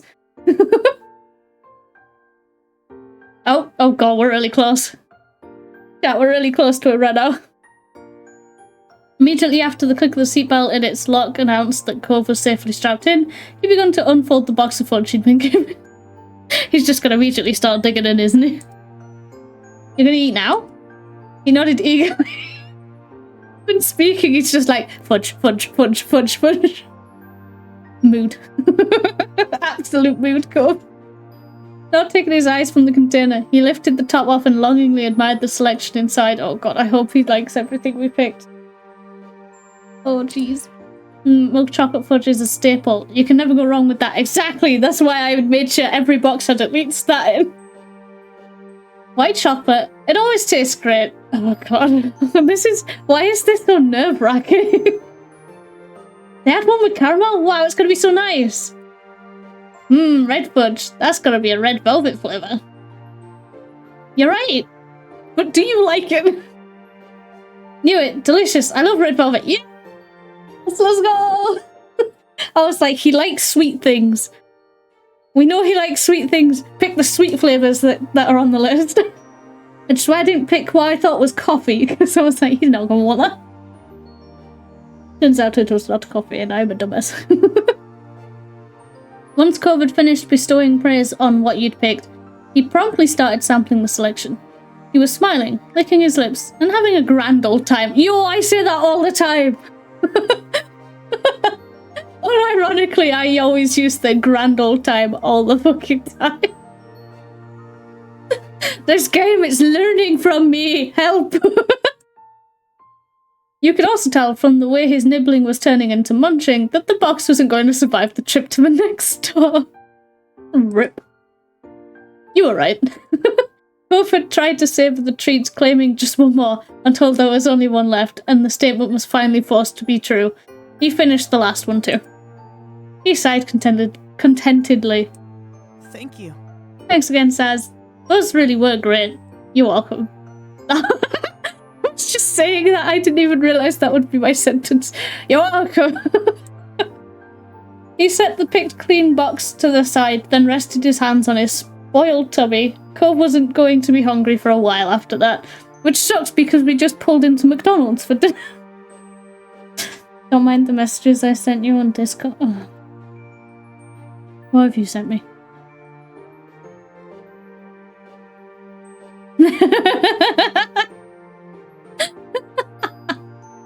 You know what, Doc? Fair enough. Fair enough. Yup. Tell me more. From there, he sat wordlessly, gaze drifting to the window. Oh, okay. I thought the music also started, like, teetering off, but I genuinely thought that was going to be the end of that section. It was not.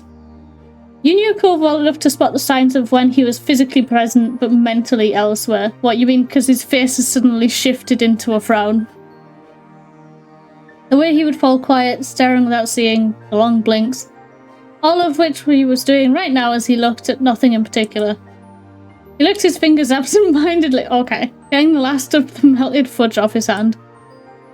You were pleased he enjoyed it so much. Is it too late to ask for a taste? You would have enjoyed a bite too, you said seriously. You looked away, feeling bashful about how well your gift had been received. I'm gonna tease him. I'm gonna tease him. Cove straightened up at the sound of your voice, his pulse stiff. He turned away, his hand smacking over his mouth instead. Why has you so lost in thought? No, I wanted. I'm so damn bad, it's atrocious. I'm not saying anything. I'm not saying anything. No. Well, I was just thinking about how nice you are. I'm waiting for there to just be a laugh from the front seat. His dad is just like, bruh. Bruh, you were smooth, so smooth a minute ago, what happened? How nice I am? Yeah. Oh, look at that face. Look how adorable that face is. His face grew redder as his hands clenched around the top of his knees. You stared at him, hoping for an explanation, but Cove simply ducked his head. When he next spoke, his voice was barely more than a whisper. I'm lucky I get to be with you. Oh! Shut through the heart in your tomb. That's so sweet. I feel lucky too. You laughed happily. You blushed. He's so sweet. What the hell?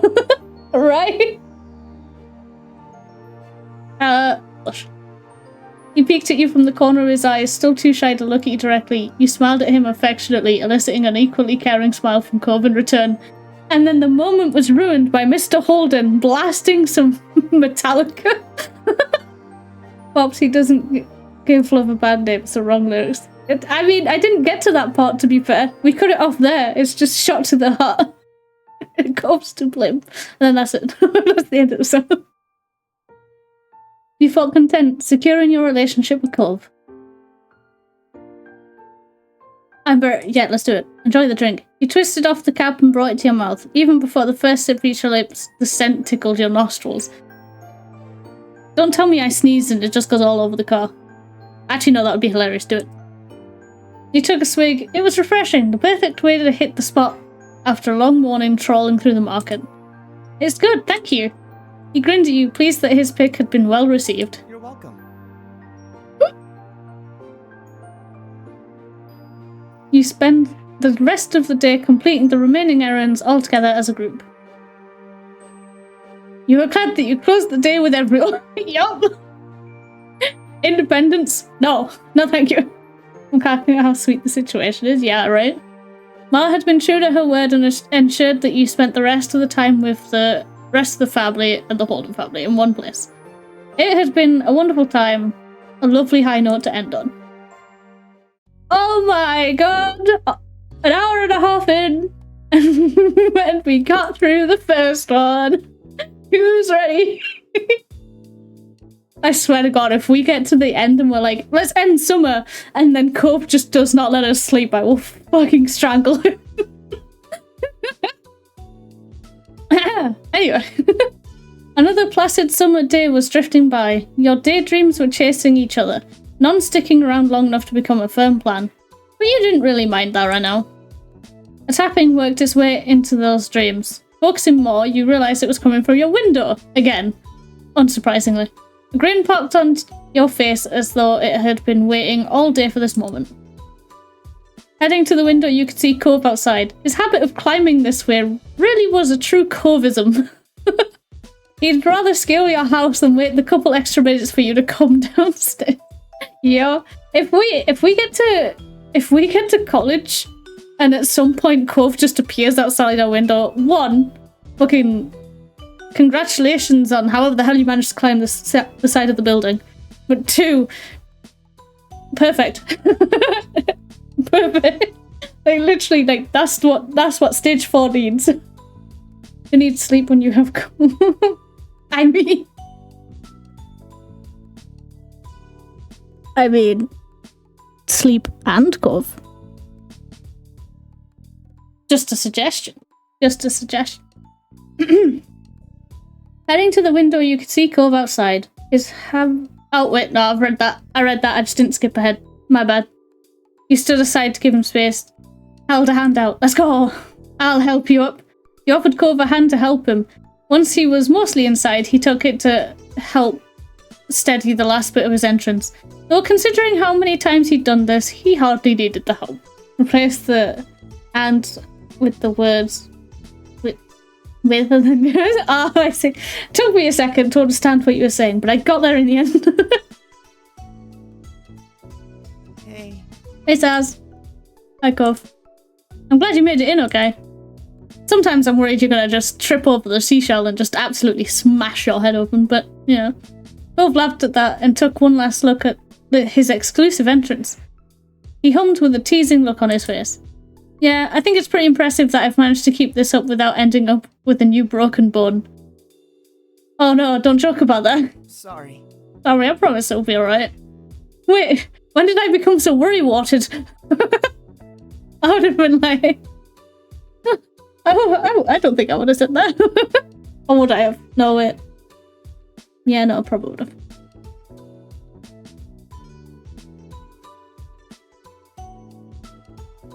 Anyway, Cove's voice came out quietly with a strangely pleased smile on his face.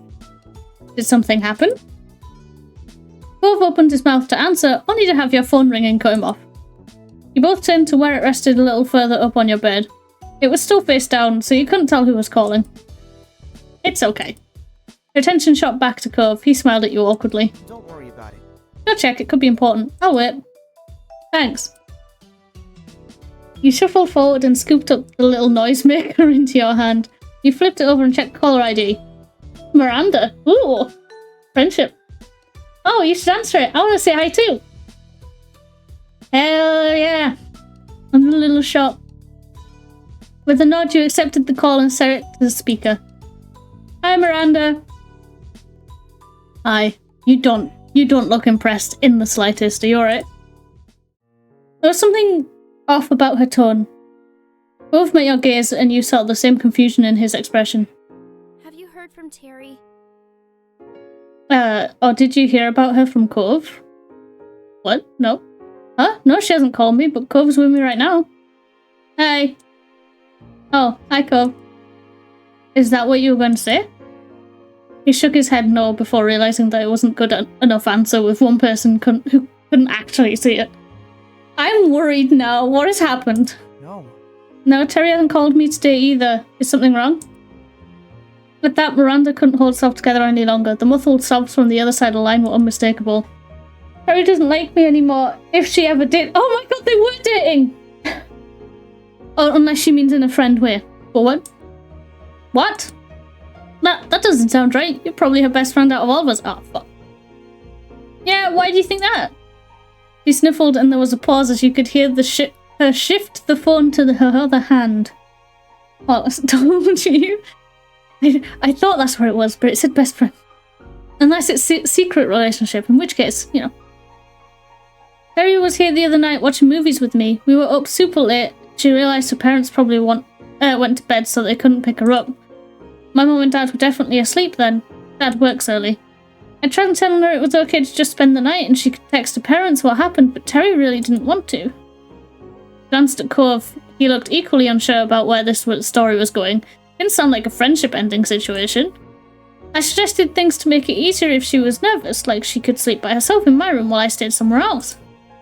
Yeah?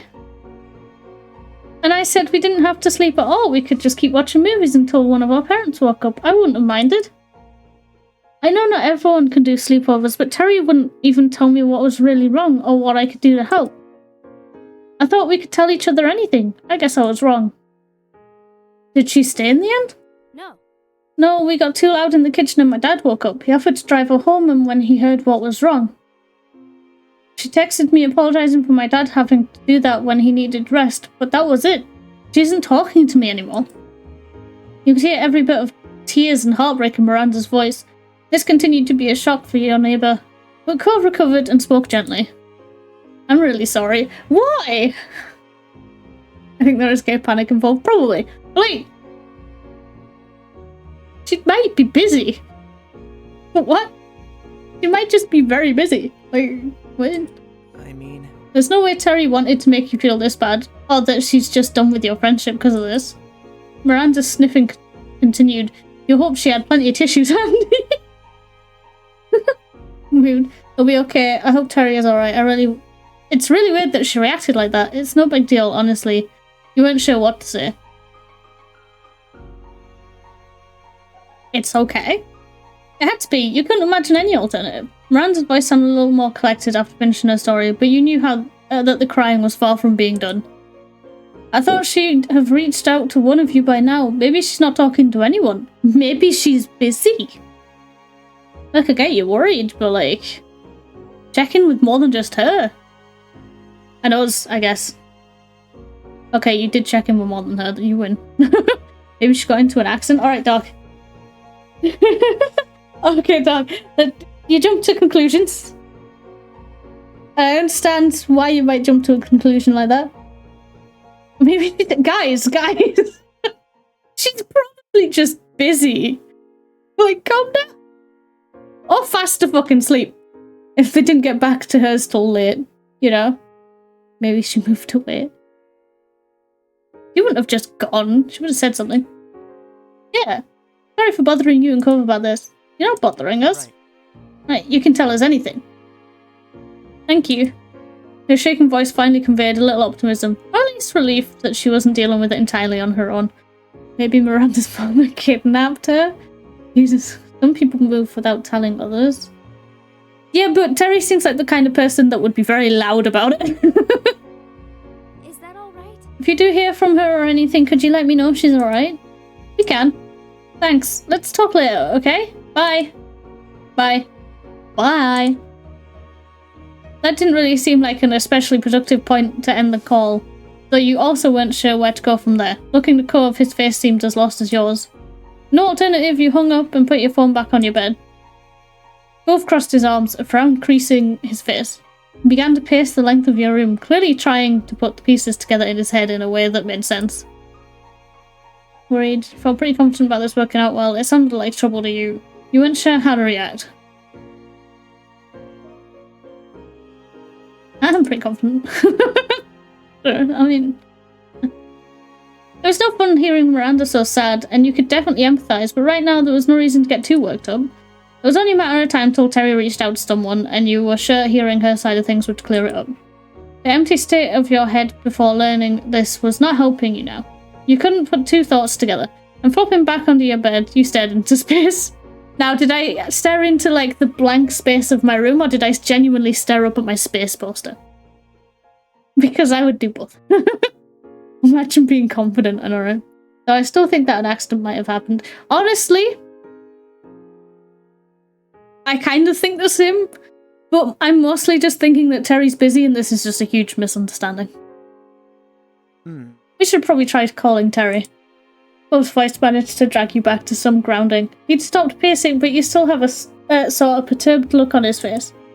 Is it really something we should get involved with right now?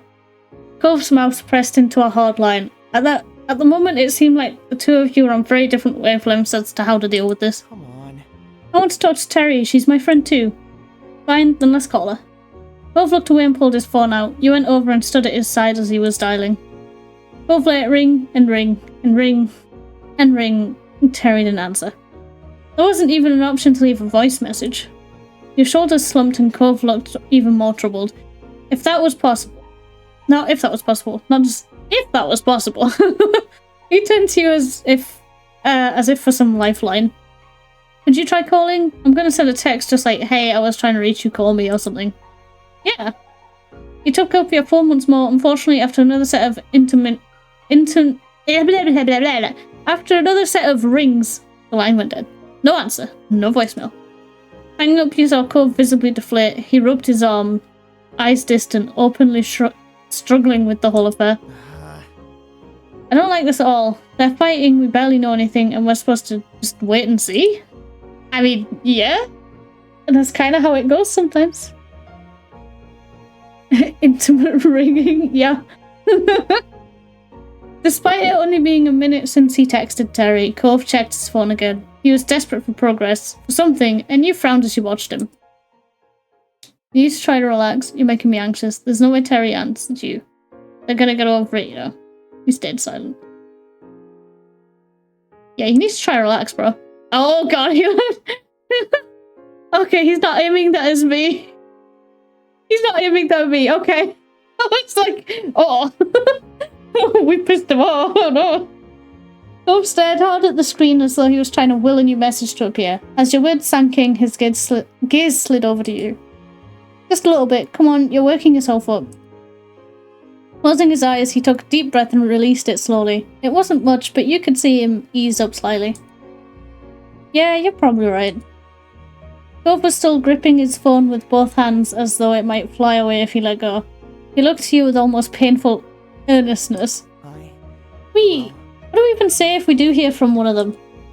His pacing resumed as he attempted to answer his own question. Oh, poor dude. He's really just working himself up, but it's like, dude, give her a chance to wake the fuck up. We should probably tell them to talk to each other instead of only us, maybe? He slowly came to another halt, like a gear winding down. We should find out Terry's side of the story. We should just comfort Miranda and let up with Terry. I don't know. We should only tell them to work it out between themselves. That's it. You wondered why you always had to come up with things. You didn't say anything. Why is it always me? No. You should find out Terry's side. Nothing could be done until you knew what she thought of this. That much was certain. Cove nodded slightly in agreement. For several minutes you both remained there silent, drowning in your thoughts. Eventually Cove turned around. I'm going to text Terry that we already know what's going on. Maybe she'll have an easier time talking to us because she won't have to pretend or explain. Might be the only way to get attention. You can't do that. Miranda didn't say it was alright to admit she talked to us. But we're too overwhelmed what to say next. I think you're pushing too much. That's not a good idea, Cove. Not at all. Why are you so fixated on this? Because his ship is thinking, Saz.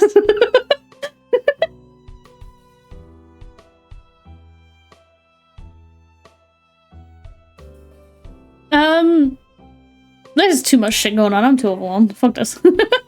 Upset, your voice caught in your throat as your thoughts were pulled in too many directions. Cove took your silence as a go ahead. Cove, no. Cove, wait. Maybe think about it a little bit first. Cove's fingers worked furiously yet carefully. He was giving his full attention to his words. You slid up next to him and looked, trying to watch what he was writing. Cove rapidly typed out, "Hey, Saz and I already really want to talk to you. Miranda told us what happened. Please reply back." And sent. It was done. Oh god, that's so ominous. We'll just have to see what happens now.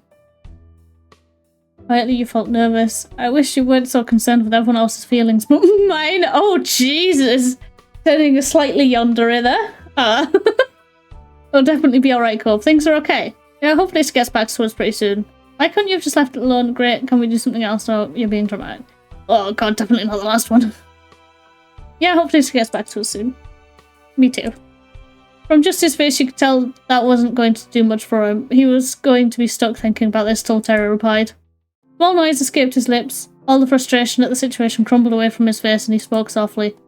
Thanks, Daz. I'm glad it's not just me with all this happening. He literally climbed through the window at the perfect point. If it had been a second earlier. Actually, wait, no, because it was me she rang. So it would have been me sat on the bed just like, what do I do with this information? Liz, help! Cove took one last look at his phone and then pulled it away. Put it away, even. Not pulled it. His effort at a smile was meager, but earnest. It's okay. We can just forget about it for what? Bullshit. Terry will talk to us when she wants to. Finally. Sounds good to me. I'd like to be alone for a while. Could you leave? Simply nodded back.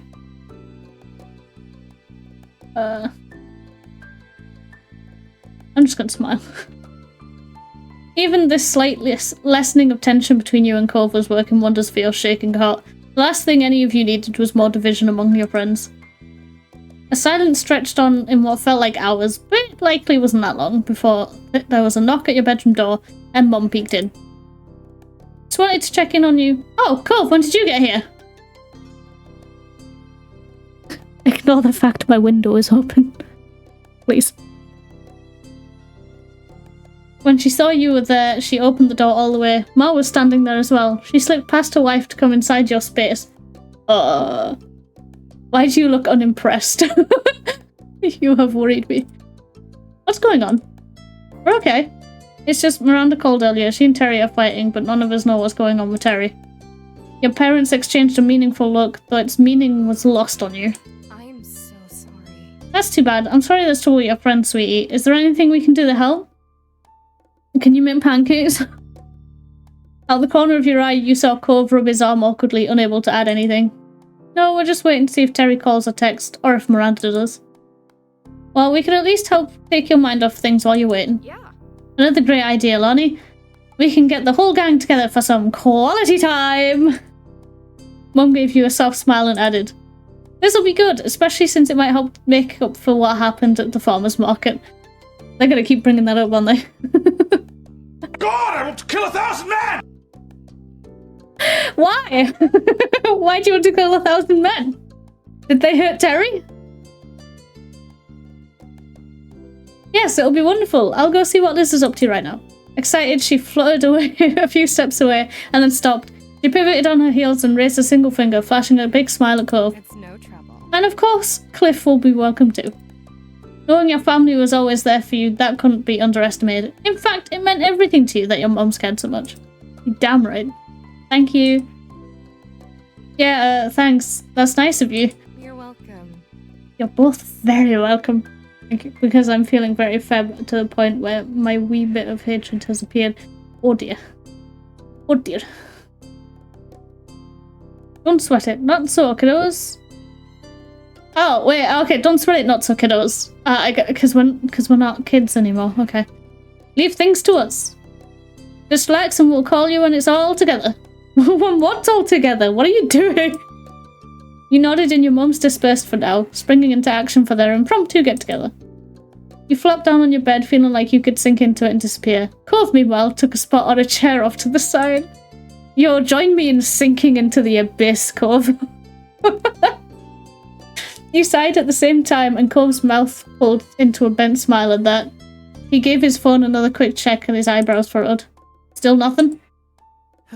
Yeah, this is crap, huh? Yep. Accurate. Cove chewed the inside of his cheek as if to mimic the stress that was clearly eating away at him. Cove, what's wrong? What's really wrong? One disagreement doesn't make you act like this. Oh shit, go back. That got a pointed pause in his movement. Cove was carefully trying to put his thoughts together. He spoke in a fragile voice. When people you care about, when they're unhappy with each other, there's nothing you can do. At least when you're in a fight yourself. You have some responsibility, some control over it all. Bro is having PTSD flashbacks of his parents' divorce. Yep, just gonna put that out there. I wish. So, I wish it didn't have to happen, but that isn't possible, so oh well, I guess. Oh well. His attempt at giving a nonchalant shrug after that was pitiable. Oh jeez. Yeah, it makes me feel horrible too. True, but you're right that it can't be helped. It's whatever. Other people can do what they want, right? It's fine. Let's just agree with him. Maybe it'll help. In your lap, your hands momentarily curled in the fist. This kind of powerlessness, it wore you down. Oh, well, I'm about to have a crisis myself. Dear Christ. You looked to Cove and were reassured by his understanding nod. There was a question you had to ask. Is it because of what happened with your parents? Oh, God. Yeah, dig that up. Cove ran a hand through his hair, a strange smile spreading across his lips. For him, this pain struck close to his heart. Just as quickly as it had come, his smile was gone, lost amid his faraway gaze. Yeah, you got it. It's like my parents. Despite knowing him for so many years, Cove had never spoken of the years before he moved to Sunset Burb, before his parents separated in any detail. He whispered his thoughts distantly, almost unconcerned with whether you could hear them or not. That's... They used to fight all the time. I think they got along well when I was a baby. I mean, they had to have wanted to be with each other at some point. When I was old enough to remember anything, it was really bad. There was... Oh god, look at the capitalized text, Jesus. Oh, bold text even, not capitalized. There was always something wrong, and I could never help. I just wanted them to be happy. Yeah, this is a sad time. The title is right, the title is right. You tried to imagine your mums breaking up, and the very idea scared you. But Cove had endured that for real. Daz. Don't worry about it. It's okay. Oh. Double click. Despite that revelation, Cove gazed reassuringly at you. It's not like that anymore. Things are so different now. I don't even really think about it. Again, the sorrow reasserted itself. When he continued, you could barely hear him. So I guess it's pretty obvious I haven't forgotten either.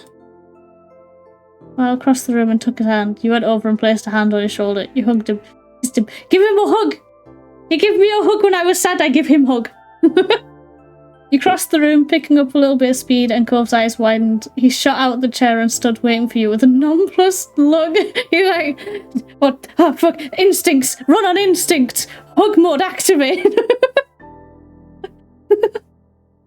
Oh no, cry. Oh no. When you collided into him, wrapping your arms around his middle and knocking the air out of his lungs, fucking trying to murder him. Good lord. Good lord. Oh, mystery was gone. Cove squeaked.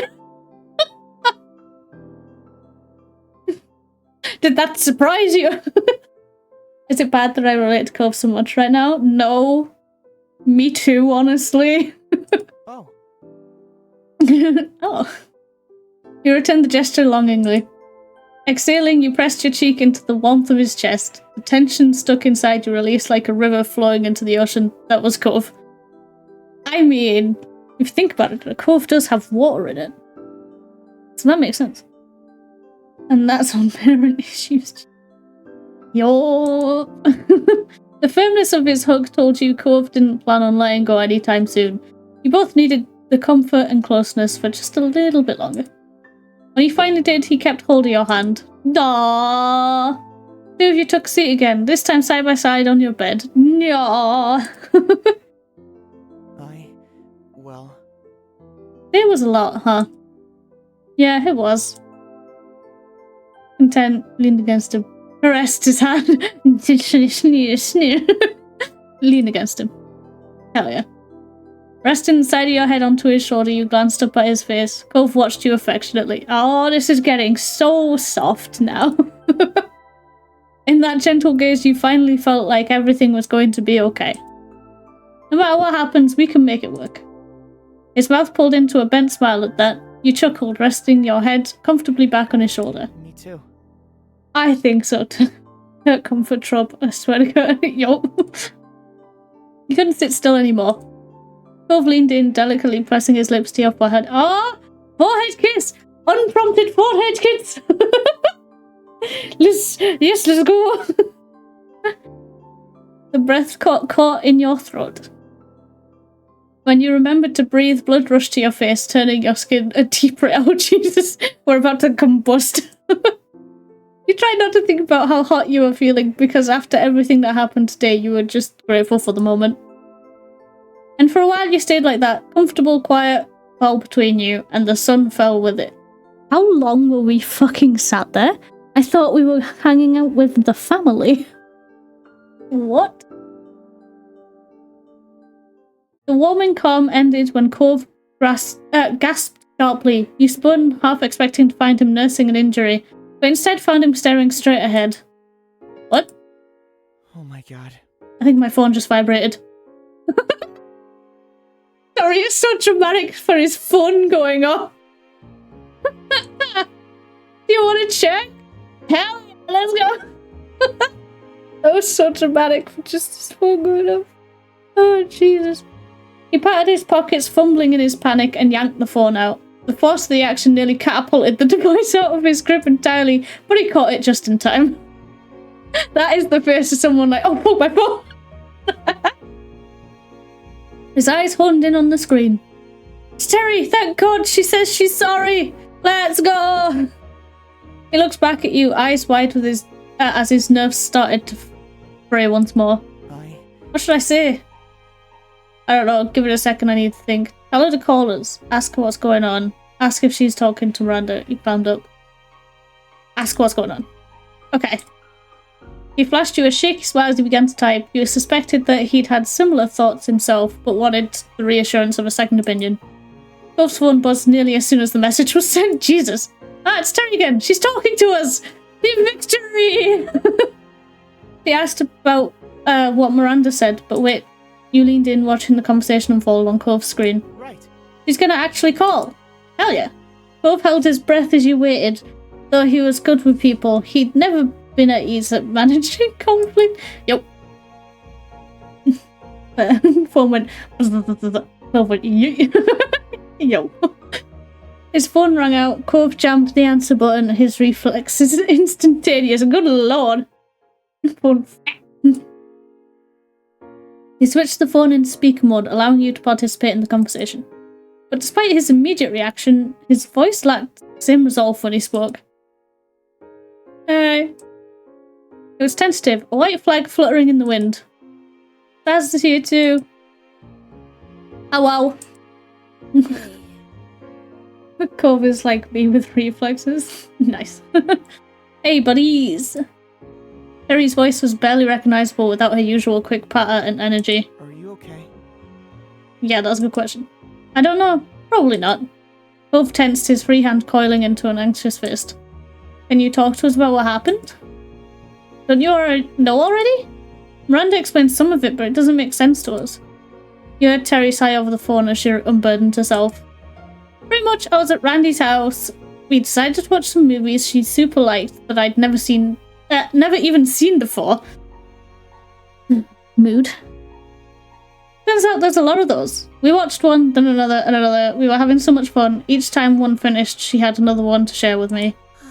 I didn't really think about the time. I only wanted to say yes to Randy and watch her movies because I'm so fucking gay, is what she didn't say. She spoke wistfully, but her words were full of affection. It was Randy, you know? I wasn't thinking about my schedule or what time it was. Just how gay I am.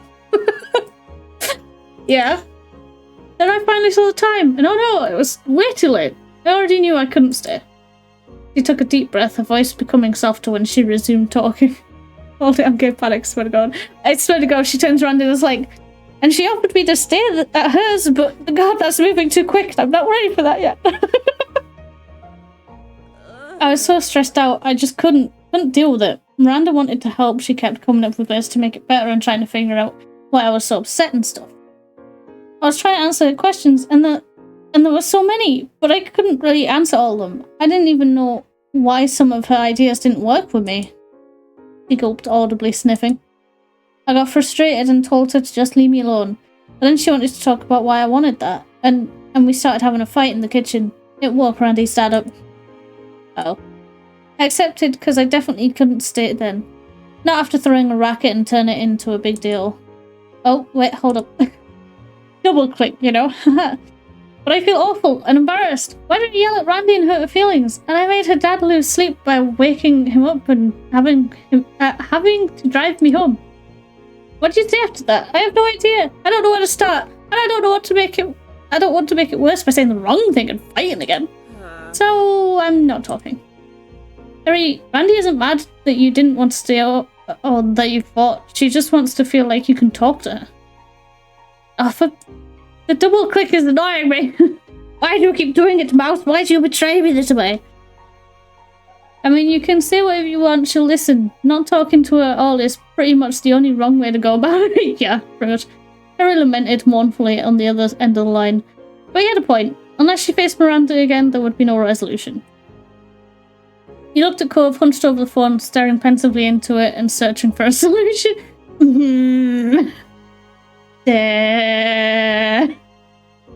This couldn't be solved with the other key party missing, but what if you brought them in? Your phone was still free.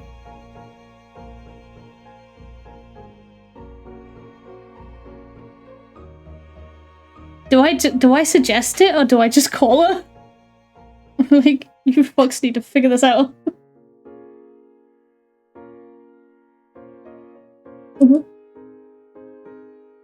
I could call Miranda. You could talk to her with us. Cove brightened up, the concerned furrow in his brow, which had taken root when Miranda first called, eased. Well... That could work. Terry, are you up for it?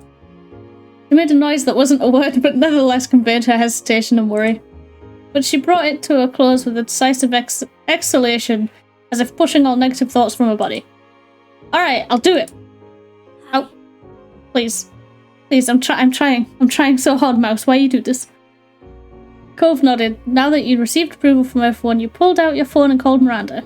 You said to speak and wait for her to pick up. Luckily, she did. Hi, Zaz. Her voice was still distant, as if her thoughts were elsewhere, but it was loud enough for your needs. Hi, you're on speaker. Terry's on speaker too, on Cove's phone. Oh. She doesn't sound too pleased. She paused while she digested this information.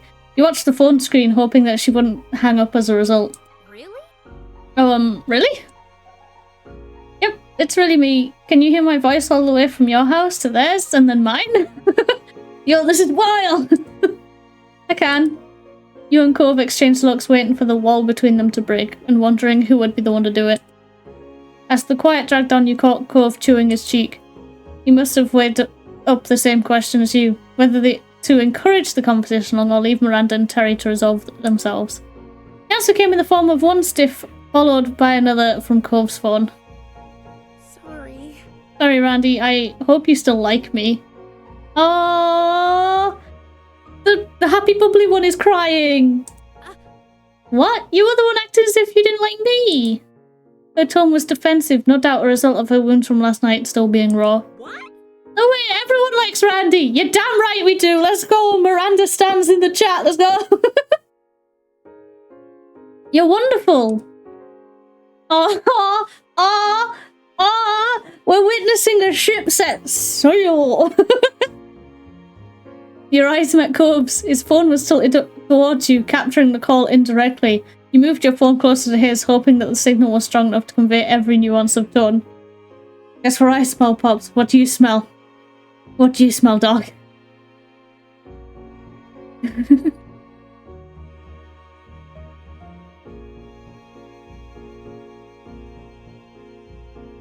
I'm not reading this line till you tell me what you smell. Sparkles, lesbian sparkles. Nice, let's go. Cove did likewise, bringing his cell right next to yours, even bumping against it as he shifted his grip. Not sniffed his grip. That's weird. Don't sniff your grip. I didn't know what to say. That's the only reason I wouldn't talk to you. If I had known the answer, I'd have told you right away. Miranda murmured on the other end of the line. You didn't want to stay. Anything I tried to do bothered you, and you could have told me you didn't know. Yeah, I think I was angry at myself. I did a dumb thing and I didn't want help with it. I wanted to be mad and just deal with it myself. It made me keep doing dumb things. Oh. When she spoke again, her voice was quiet, as tender and as vulnerable as the words. Oh? I'm sorry. Staying up late watching stuff was all my fault. I had to find a way to fix it. That's what I thought anyway. Oh, that's what I thought anyway. But I should have given you space. I'm sorry for being so pushy and sensitive. Hardly. Miranda Eckert having a flaw? I've never heard of such a crazy thing. Miranda let out a ghost of a giggle. Cove cleared his throat. No, Cove, you ruined it! The ship we were sailing! Maybe you should call each other now. Sorry. Maybe be lesbians in your own call. Sure. Can do. Thanks for giving me the kick in the butt to do this already. Randy Mandy, I'm gonna call you right now. Bye, Saz and Cove. She hung up after squeezing in another quick bye, though not giving you or Cove room to respond in kind. Miranda laughed, the noise tinkling gently like wind chimes in a summer breeze. Why would you do this? Why did you quote that? You're really nice. Thank you for listening and helping. I'm gonna hang up now so I can answer Terry's call. Bye. Bye and good luck. Bye. Miranda hung up and still chuckling softly as your call ended. Aw, the lesbians. The lesbians. The room felt emptier without the others' voices in it. Cove expelled a sigh that crashed through the newly fallen silence. He dropped his arms to his sides, letting his head hang down like a puppet at rest. Thank God! Mood. Absolute mood. Shouldn't have involved us in that. No, I'm so relieved it's okay. You were simply happy for your friends had made up. And the day's events had drained you.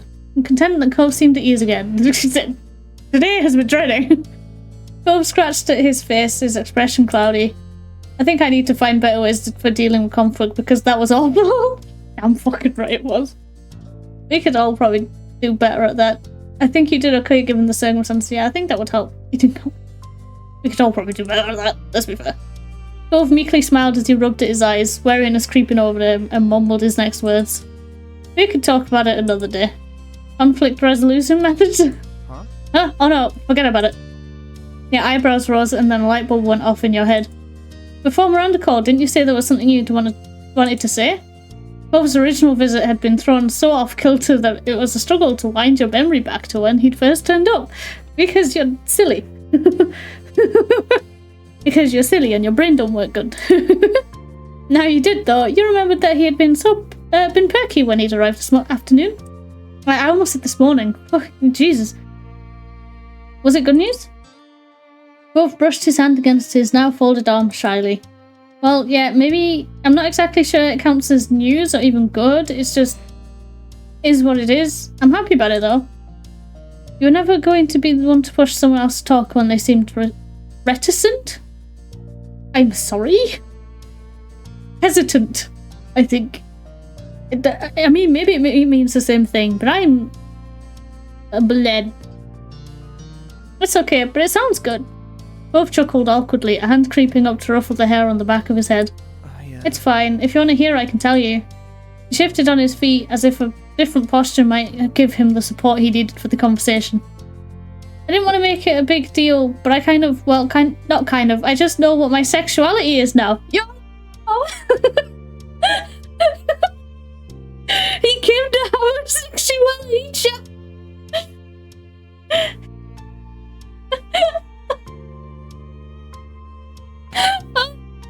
And unironically, the conversation was broken up by lesbians in a fight. He's figuring stuff out, right? Oh, a real subject change, huh? Not really, we were just helping lesbians. He chuckled. True, it was unexpected, but you were excited that Cove had come to understand himself more. I'm glad he wanted to share that with you. You clapped your hands softly. And... I called the key out here just before it happened. Cove drew a breath, straightening up. Let's see what Cove is, guys, let's see. I'm demisexual! So, you know, most of the time, I don't really have those kinds of feelings. Physical wants and stuff. It's only in some situations, when I'm already really emotional and romantically connected to someone, that I start to ever think about anything sexual, and it's only with them. Aww! He's demisexual! Congrats, Cove! Congrats on coming out! Yo, boy's demisexual like me! Yeah, let's go! All the love and support. Wait, we have... Wait.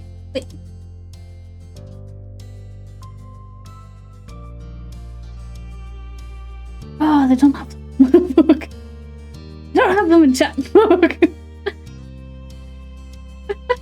I was gonna send one in chat, but they don't have it.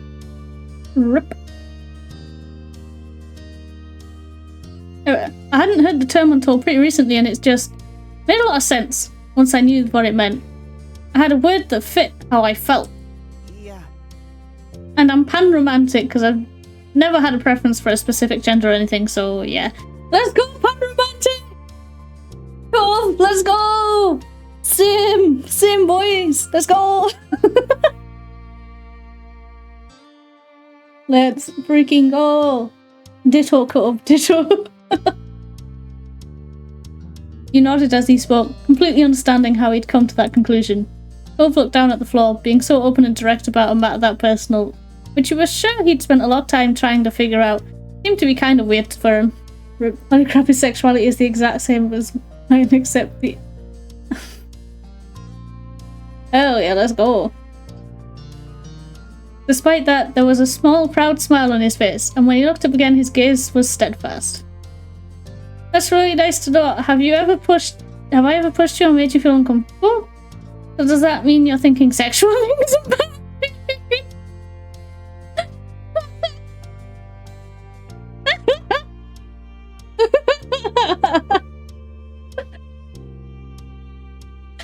Yo!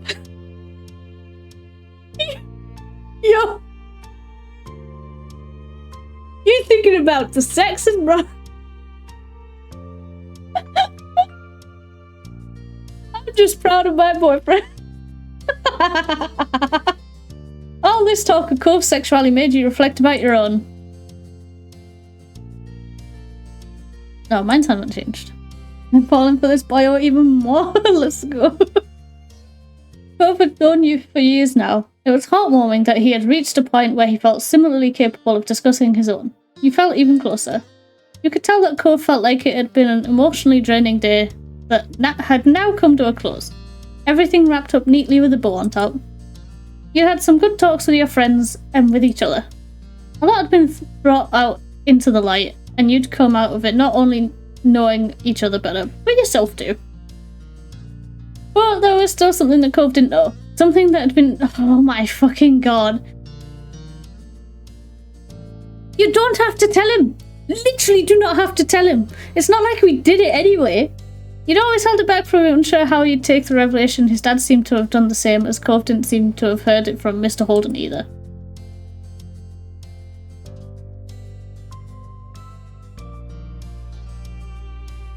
Yeah, there's no need to rake up all drama. Leave it alone. It wasn't as though Mr. Holden had kept you on his payroll to be friends with his son. It was a strange action, probably out of desperation, taken years ago. At this point, you thought you might simply keep that entire event in the past where it belonged. You felt some relief at deciding it wasn't your responsibility to keep carrying. But it never was to begin with. If anyone should have told Cove, it should have been his dad. And it should have been, well, maybe not immediately, because he was very much upset with his dad.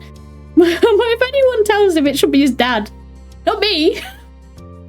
I didn't do shit. I didn't take that money. I went, no, fuck you. I make friends on my own terms. Hey. Hey, we should probably head downstairs soon if your mums are still wanting everyone to get together. Yeah, that's right. With a renewed spring in your step, you led the way out of your room. You got downstairs to find the others already assembled and waiting. Hi. Hello. Hey. Good to see you both. Hey. Hey. Here we are. Oh, no, wait. Here we were, trying to corral everyone into a group, but the two of you were already upstairs this whole time. Yeah. You got a problem with it? Hey, Dad, we had some stuff to talk about. Yeah. But we made it, so what's the plan? How about cards? Oh, no. Oh, no. Oh, no. Guys, run away now. Fucking run. There was a murmur of interest from the others.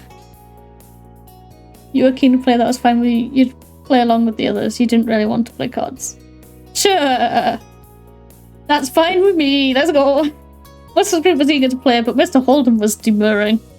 Nah. I think I'll sit this one up. He's too used to playing with money, that's why. Where's the fun in that? Join in! You don't get to choose, join in! Yes, and I know there's a lot of people, but we can make it work. Mr. Holden shrunk into himself, embarrassed by their attention. Dad, you love playing cards. We do it at our house all the time. Cove just pulls out his wallet, and they're like, why are you doing that? Why are you doing that? The update is in 22 minutes, but the update doesn't finish for a few hours after that. Also, your boyo is reaching the tipsy stage. Uh-oh. Don't get too bad, the dog, okay?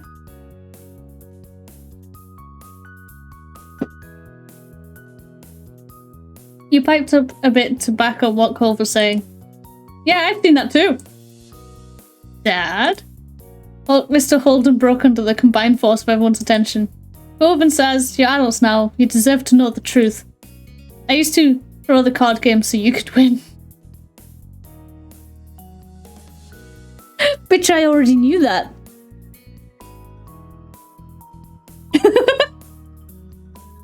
I put up a good fight, but I always made sure to lose a lot more rounds than I won. He toyed with the end of his ponytail, clearly distressed at revealing this bit of info. He did have a history of bad surprises, so that may have been why. I know people want to be taken seriously and fake wins don't mean as much, but I couldn't help myself. It's so much better when everyone else gets the chance to be victorious. Kyra knew and went along with it. Cove laughed in disbelief that this was the thing his dad stressed about hiding after the other stunts he's pulled over the years. So what? Lots of parents do that. I hadn't guessed it, sure. Though looking back, it makes sense. That's right. What's the big deal, Cliff? You can finally take the kids' cliff off and give them a run for their money. Yeah, you better kick our asses, man. 3 bottles of vodka with a shot of whiskey in. Oh my god. Mr. Holden smiled coyly, his gaze lowering. I'm not sure that's a good idea. Yo, is he like a pro gambler or something? What? And why not? He waved his hands expansively, the movements fluid and vague. Oh, wait, hold up. Oh. It's just actually, I'm something of a card shark. I used to make lots of fast cash off games. Casual players don't have shot unless it's a game of pure luck. Cove's jaw hung up and his wide eyes fixed on his father. Oh my god. Really? There was a touch of amazement, even admiration nestled among the shock. The other members of the family exchanged looks ranging from Liz's disbelief to Mum's intrigue, with Ma somewhere in the middle between the two. You can't simply make a claim like that and expect us to go along with it. Let's see you back it up, Shark Man. Hell yes, Liz, let's go. Poor Cove being in shock. Let's go, Liz. Mr. Holden gave her a crooked smile, his 𝕃𝕚𝕟𝕜𝕤 quickly being replaced with the competence of someone very skilled and very misguided. Or very misguided. Not and very misguided. I mean, he could be, but... You sure about that? Definitely. We've got to see this so-called non-casual player in action. What? Might be able. Though who knows, maybe I've gotten rusty. His coyness continued to rile the gang up, and he was getting a kick out of it now. Please? Come on, please. Alright. Alright, I can dust off the old tricks. Clapped your hands. Cove beamed at his father while Mum clapped Mr. Holden on the back. Liz darted off to get a deck of cards while the rest of you settled in for the game. Hell yeah! Card game, card game! Hands were dealt. Mr. Holden wasted no time proving his words true, wiping the floor with all of you. He played several rounds, even switching games, but none of you were a match for him. Oh Jesus.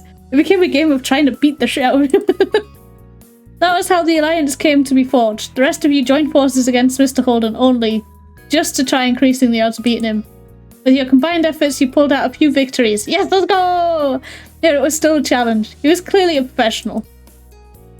If these were his skills now, rusty with disuse, you couldn't even imagine what a deadly opponent he had been in the past. Despite that, you still had fun. Working cooperatively actually fostered a sense of camaraderie with the others. Mr. Holden didn't appear fazed by this strategy. I'd like to think that I could beat him on my own. I don't know if he's as good as he says he is. I don't know. You actually wondered whether the increased challenge made it more interesting for him. You spent the rest of the afternoon together with your family and the Holdens, having fun. It was an interesting evening for sure, with many discoveries for everyone. It was freeing, and yet simultaneously you felt more tied together than you had been before. And then we got Charity and Drive. Ooh. I'd definitely beat him at darts, pool, and snooker. Maybe. He never mentioned those, so maybe. Alright, we're doing charity work. Let's save the ocean.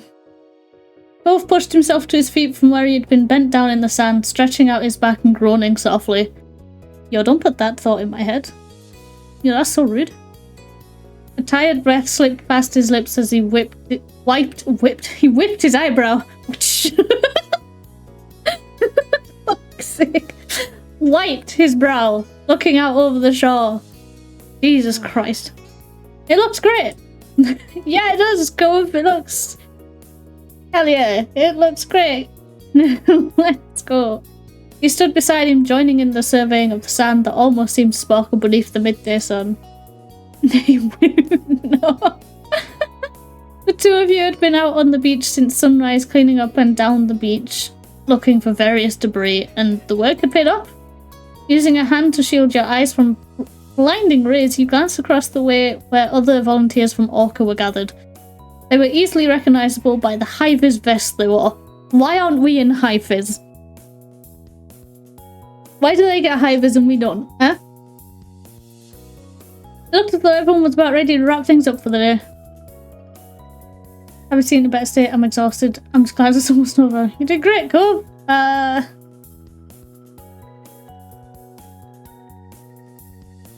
Happy seeing a better state. It was pretty sad looking when we got here. The beaches of this town were practically your own personal backyard, and you visited them a lot. It felt good knowing that you were helping to take care of them.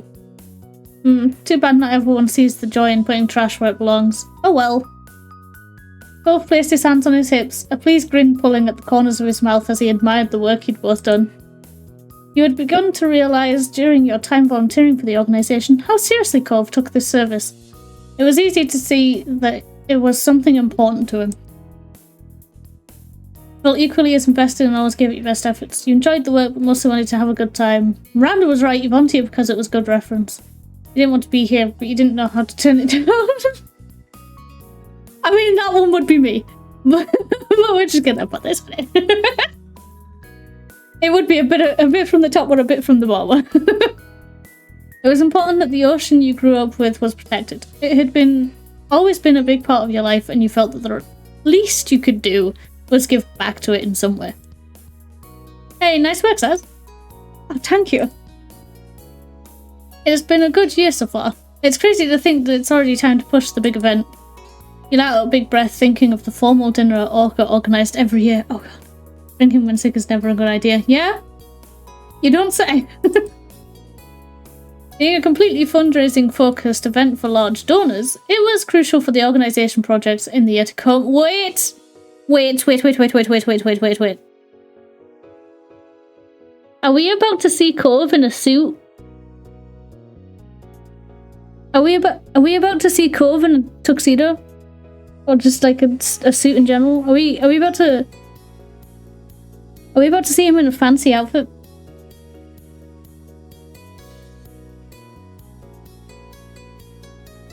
I don't know if we're ready for that, chat. I just don't know if we're ready for that. Anyway. It's worth it though, because I feel happier than I did earlier. Oh, that's good. You had to be over 18 to attend, so this was your first opportunity to actually see it in person. Guys, I think we're about to see him in a suit. All you had heard about it so far was that it was a prim and proper occasion, with speeches and everything. Over the suit, please, please. You didn't know what else to expect from it, as you weren't a part of the group who planned the evening. Before the big night came around, the volunteers would have to sell the tickets for it, and that's where you'd be helping. Excited to go, nervous about the event. Don't really want to go, I'm curious about the night. You should. I'm nervous. You look down at the sand shyly, twisting your fingers together. It was going to be fancy and full of very important strangers. I can agree with you there. It's part of the program, though. I mean... I just don't feel excited about attending a super formal meal with proper etiquette and stuff, you know? The double click is really getting to me, man. He threw his arms out to the side, making a bit of a show at how ridiculous it seemed to him. I've got sand all over my room and only one nice shirt, and I go barefoot pretty much whenever I can. I'm gonna be so out of place. Turns up in suit, no shoes on. Drips in sand and... Right, I bet you'd rather stay out here. I don't want to have to worry about manners. You can make it work for one night. Doing something that fancy will make it fun. Yep, you'll definitely be out of place then.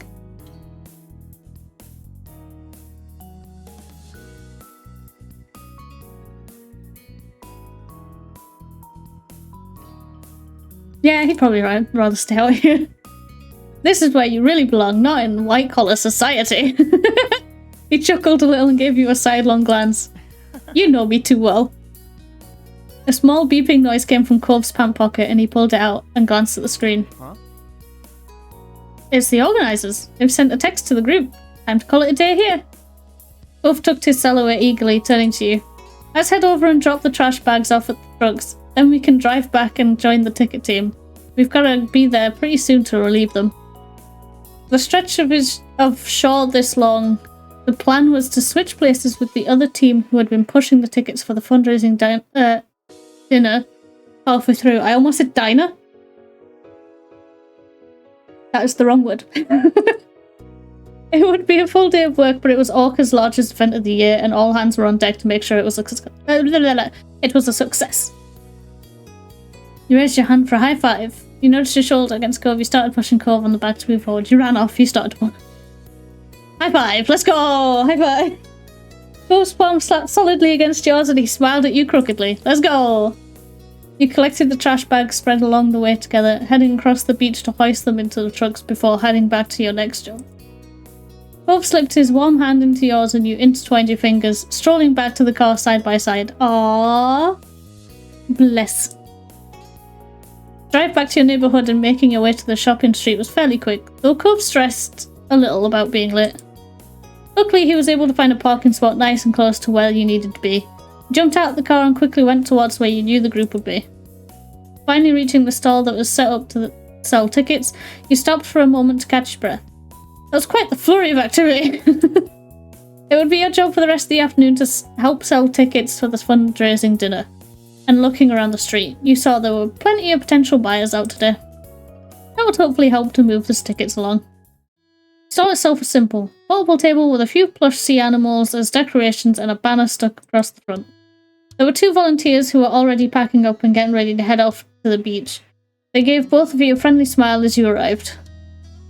How lewd, unprotected hand-holding, I know, right? Spicy. Should have put 18 plus in the title. Hey, Cove, Saz, how'd things go at the beach? Not bad. It was good. The place is looking great. We're lucky to get a 2 for 1 when it comes to you guys. What the fuck do you mean by that? I'll have you know I'm an independent strong fox. Strong independent fox. Said it wrong way around, but you know what I mean. Cove cleared his throat awkwardly from beside you, and you noticed his cheeks flushing pink. Here we go again. You laughed it off. That's right, that's us. Felt your own cheeks get hotter. Their teasing rubbed you the wrong way. You shrugged it off. My cheeks got hot too. I'd be like, oh, I'm blushing. You could tell that they weren't trying to embarrass you on purpose, but you wished they hadn't said anything at all. Volunteers made room for you and Cove behind the table while they circled around to the front of it. Thanks for coming in for a shift. We'd better make this quick so we can head off to the next place. I double clicked on accident again. No problem, what you need us to do. Ready for whatever is needed. One of the volunteers handed you a clipboard with all the details needed to sell tickets, while the other tossed a set of keys to Cove, which he caught with ease. Those are the money for the money box and supply kit. Make sure to keep them on you at all times. Aside from handling the cash for the tickets, there's also a form on the clipboard for the guests to fill in. That way we know how many tickets we've sold and who will be attending the event. There's a small script beneath if you get stuck for what to say, and that's about it. Pretty simple, huh? Oh, I'm going to fuck this up. Magnificently. I think we got this. Satisfied that you knew what you were doing, the volunteers said their goodbyes and started walking away, leaving you and Cove to manage the stall alone. You gave them a small wave goodbye as they left. Once the volunteers were out of sight, Cove dropped down into a chair behind the counter with a sigh. We made it here just in time. Before we traded places with nothing happening, they might have been late getting to the cleanup. Okay, I'll do my posture and hydrate. Yes. Hydrate my posture, you say?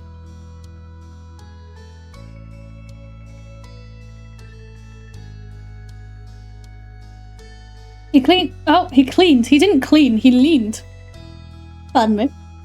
He leaned back in his seat, getting fully comfortable. Jesus Christ, what happened to my brain in the past 2 seconds? Oh, well, I mean, the entire stream has been like this, so I don't know why I said 2 seconds. Getting fully comfortable in the space and gave you a small smile. The other seat stayed. I took the other seat for that. It was just a simple plastic chair that squeaked when you sat on it, but it gave you a good view of the street. We've got things under control. I was so stressed about getting here. Things could still go wrong. I'm glad that this works. At least lets us rest in one place. Rubbed your eyes. I'm just gonna rub my eyes. I'm sleepy! It'd already been a busy morning and you were beginning to feel the after effects of spending so much time in the sun. You had to admit that it was pretty cute with its big bulging eyes and oversized slippers. Wait, what? What was? Wolfram was trying to say, oh, picking up a stuffed toy orca and holding it up in front of his face. We missed that from the double click. Yes, you double click. Setting it back down on top of the table, Cove moved on to check out the rest of the stall, finding a cooler stash beneath the table. When he pulled it out and opened the lid, you could see that it was filled with half-melted ice cubes and about half a dozen bottles of water. I need to tick off the challenge and the rewards that were redeemed and done, but today I shall do it for you, Lamau. Thank you, dog. See, what I usually do is I do it when the stream ends, so I can just click like, complete all, and that's it.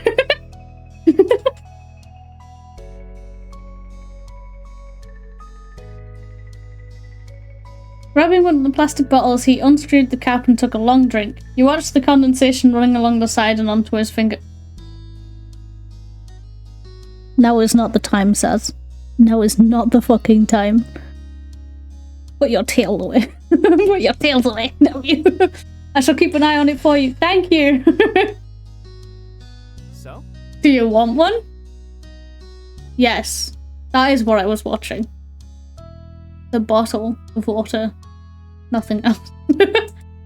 Go says water on the side of the table before pulling out another, holding out towards you. Accepted it. I've brought my own, thanks. No, I'm not thirsty. Thanks. I want the water. Give me the water. It's less awkward if I take the water. After opening it up, you took a drink and let out a satisfied sigh. You hadn't realised how thirsty you had been, and it was always good to stay hydrated. See? Hydrate or dihydrate, chat.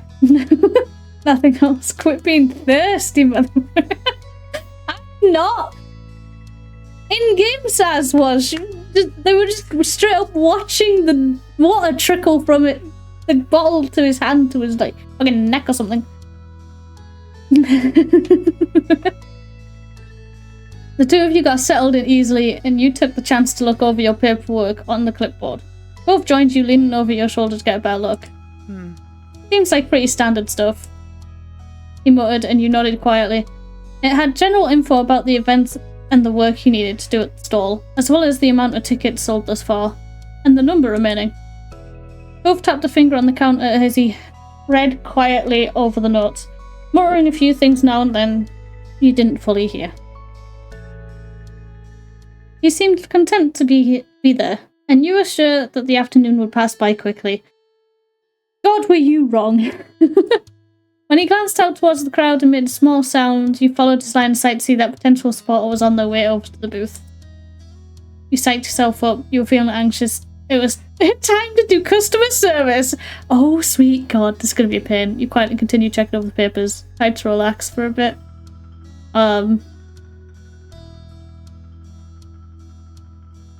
I kind of want to just leave it to Cove, but that's kind of unfair. I'm just gonna check the papers, actually. Hi, how are you doing today? Cove greeted the person as they approached, and you were glad he stepped in instead of making you do it. Thank God. You were much more content with working in the background, and so designated yourself the task of taking guest details down instead. Time passed as the two of you manned the stall, and as people approached, your sales pitch would either have them asking for a ticket or two, or heading off and mumbling, maybe next time. Aww. But at least they said maybe next time. That's nice. All in all, you managed to sell a decent amount of tickets, and you could tell that Cove was happy with the outcome. As the afternoon drifted along, 6 PM arrived. Time to pack everything up and head home for the evening. Your work with Orca was far from over, but right now there was only one thing left to focus on: attending the actual event. Please, for the love of God, let us see him in a suit. Let us see him in a suit.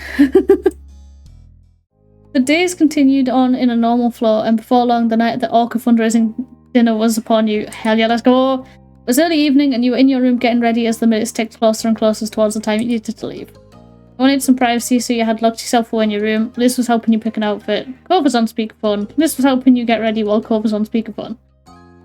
Privacy. Let me panic in silence. Let me panic on my own. It was kind of peaceful not having anyone else around to rush you. You knew you had to get going before it was too late, but at least this way you could hear yourself think. The event had strict guidelines and you wouldn't be let in unless you were dressed to code. That meant having to find a truly professional outfit, but one that you were also happy with. You were happy to have a chance to dress fancy, you wanted to be practical about it. You weren't having to dress up. Practical. I like being practical. You have no idea how much we need a pic of him in a suit. You have no idea how much I want to see him in a suit. It was going to be quite a long evening, so you wanted to make sure you were dressed comfortably while still sticking to the letter of the code. Your nose wrinkled in thought as you rifled through the options, silently weighing the pros and cons of each. Taking a deep breath to refocus yourself, you looked over the options one last time. It was time to decide on an outfit, and quick! Chose a dress, chose a button-down shirt and pants, chose a blouse and pants, button-down shirt and skirt, blouse and skirt.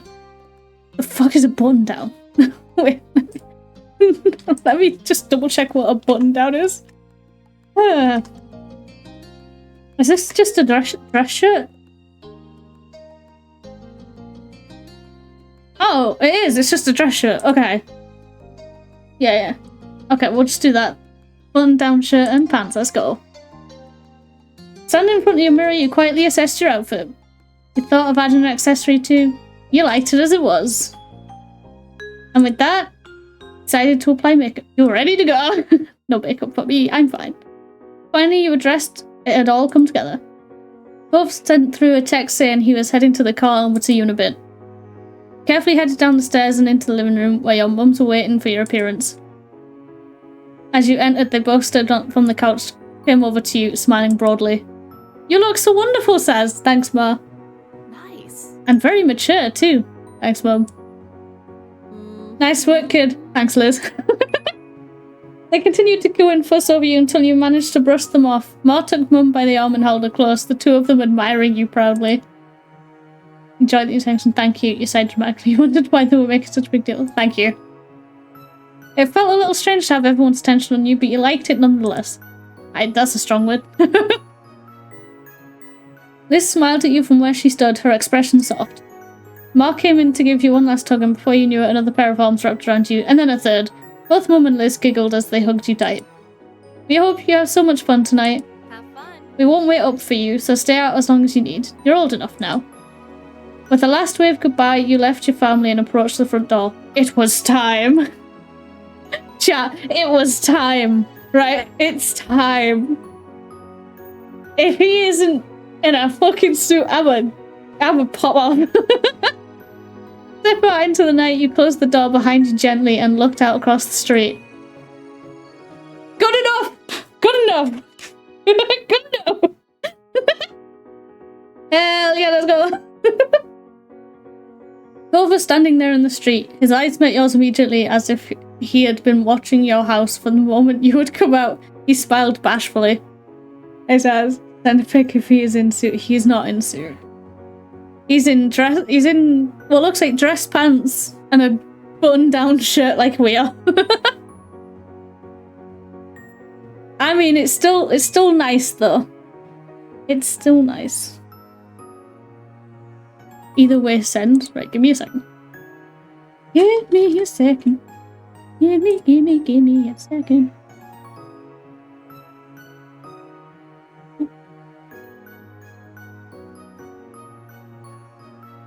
Hey, how have you been? Hey, Zeus, I'm good, man. How you been doing?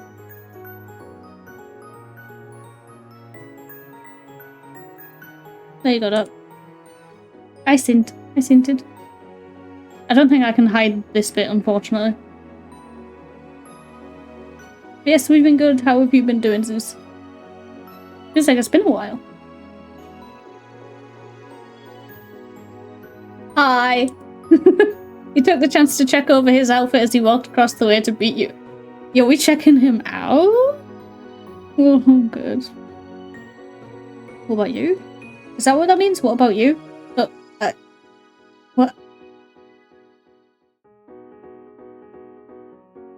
I don't know if that's what that means. I'm so old and aged. Okay.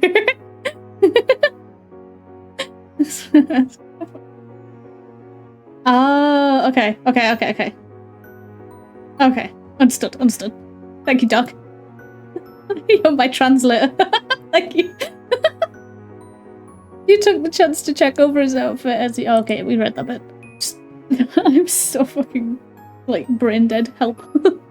It was formal for sure, though it didn't feel overly posh. It made sense for him and was honestly a sight for sore eyes. He was always beautiful to you. You're not wrong, though. You try make your model. I am very slowly working on it. It's a process. Don't mind me being extremely gay right now, Pops. Understood.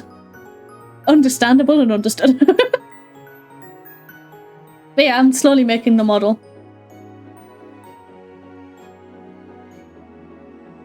I'm too perfectionist. Otherwise it'd probably be done by now. With a growing smile, he stepped closer, his cheeks reddening all the way down his neck. Thank you. Thank you for coming with me and for dressing really nicely for this. Your outfit, it's just perfect. Alright, you need to stop with the compliments or I will actually explode. Oh, hi, Law.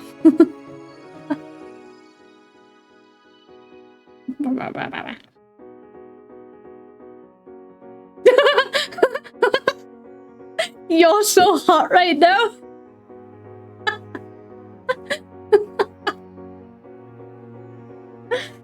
Oh my god.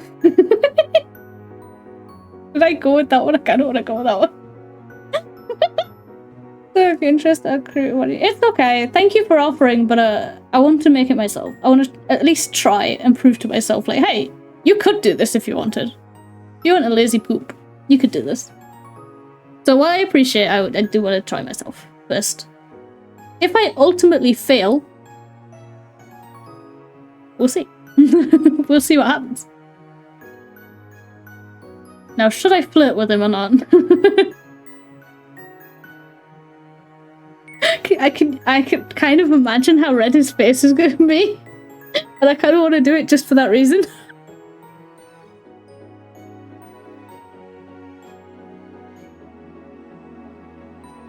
Alright, fuck it, we're flirting with him. Oh, there it is! Cove hung his bright red face in embarrassment after that. He wrapped his arms around his torso bashfully as if trying to protect himself from the outfit from further teasing. I'm not teasing you! I'm not! Cove, please! Understand, this is real.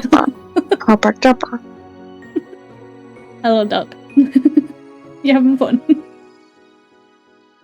Very much so. Good.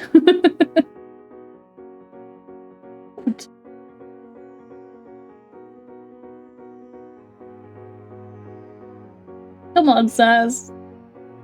Yeah? You laughed at the reaction. Yep. Yeah, I did. Then he shook his head, glanced back towards the garage, and, throwing a thumb over his shoulder, spoke. Come on. We should probably get going. Wouldn't want to be late to such a grown-up event, right? Yeah, let's go. You headed over to Cove's car together, hopping in and strapping on your seatbelts. You were on your way. And the panic attack came right at the moment. At the right moment. Oh god. Your phone was being held at a place you had never been to before. You brought up the location on your phone and helped Cove navigate there. It took some time to find the right address, and once you were there, you met with the task of finding a parking spot.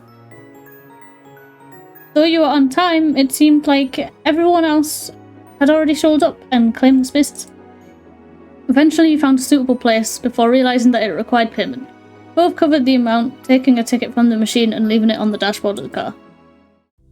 Despite the small hold-up, you managed to ultimately make it to the event and confirm you were on the guest list, before being shown to the dining area. Oh damn! Cove whistled low as he looked around, taking in the extravagance of the room. Chandeliers hung from the ceiling, and the entire place was decked out with beautiful oceanic displays. Yo, this looks sick! Wait, are we gonna dance with Cove? Yeah, is there gonna be a dance and we're gonna dance with Cove? Or is it not that kind of event? I suppose we'll find out. You were stunned yourself. It was extremely high class, even more so than you had already expected. Can I just go press myself against the window and watch the fish? Because I'm very entertained by it. Hydrate, okay. We're too thirsty right now. It's nice. This is the best looking event I've ever been to. It's way too frilly for me. It's overdone. Could be worse. You didn't comment. It's so nice.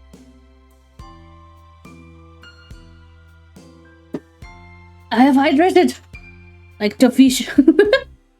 You had to be impressed by the work that had gone into making everything look this lovely, and how everyone had dressed up in their best outfits for the night.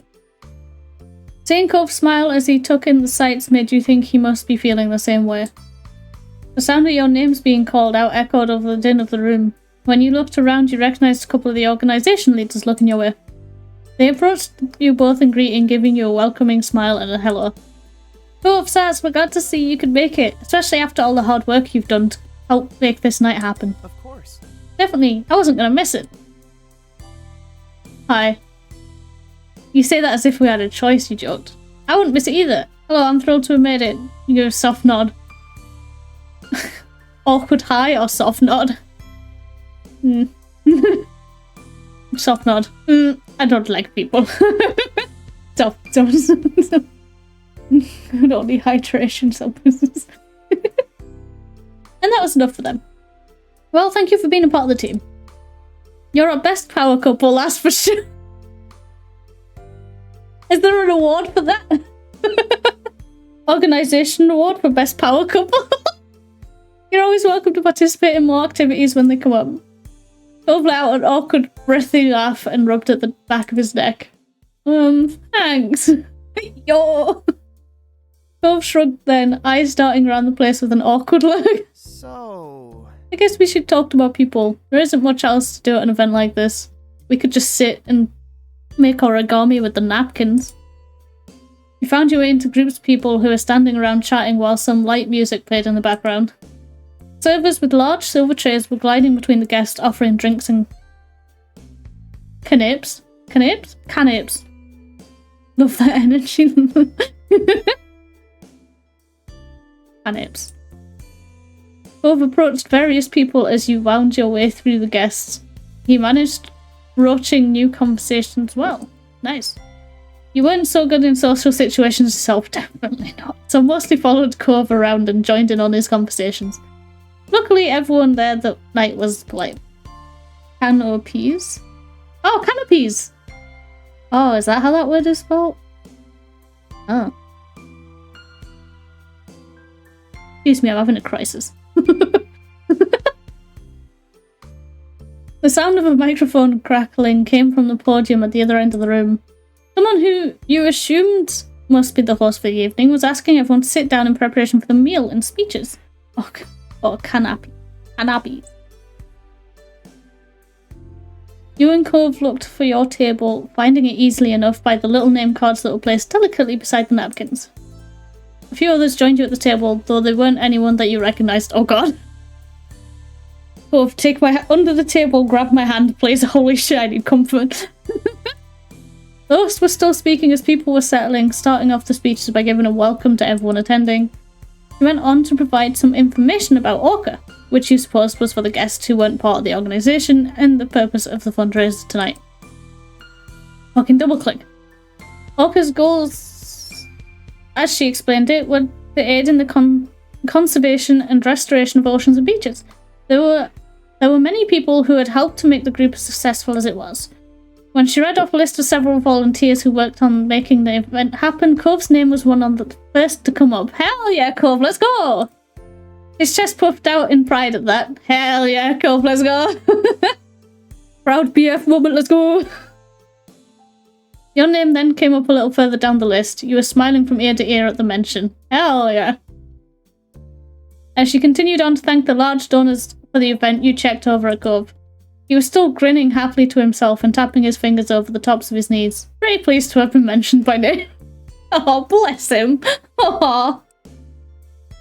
You laughed quietly as his reaction. You rolled your eyes. You were excited for him. You could relate to that feeling. You tried to focus on the speech.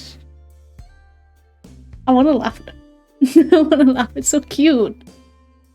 Bless our sweet boy's heart. Yeah, let's laugh. It was good to see all his hard work paying off, but his giddiness was also funny. While the host continued speaking, multiple servers dressed in black were setting the first course of the menu in front of guests. One of the servers set down a plate in front of you, and you thanked them quietly before looking over the dish with interest. You recognized the dish as a simple Caesar salad. Yes, let's go Caesar salad! Let's go! Sorry, I really like Caesar salads. The host quickly wrapped up the end of her speech, thanking everyone once more before inviting you all to begin your meal. Anyone who had included a special dietary note when signing up for the event received a vegan or vegetarian version, and there were also small baskets of bread set around the table. You ate both the salad and the bread. You just ate the salad, you ate some of the bread. Didn't eat any of it. Oh god. Ate the salad and the bread. I like the bread. Alright, who killed Julius Caesar? It's time to have salad. Me, motherfucker. Cove wolfed down his salad before munching into a breadstick, quickly devouring one as well. We must look like such pigs. Just I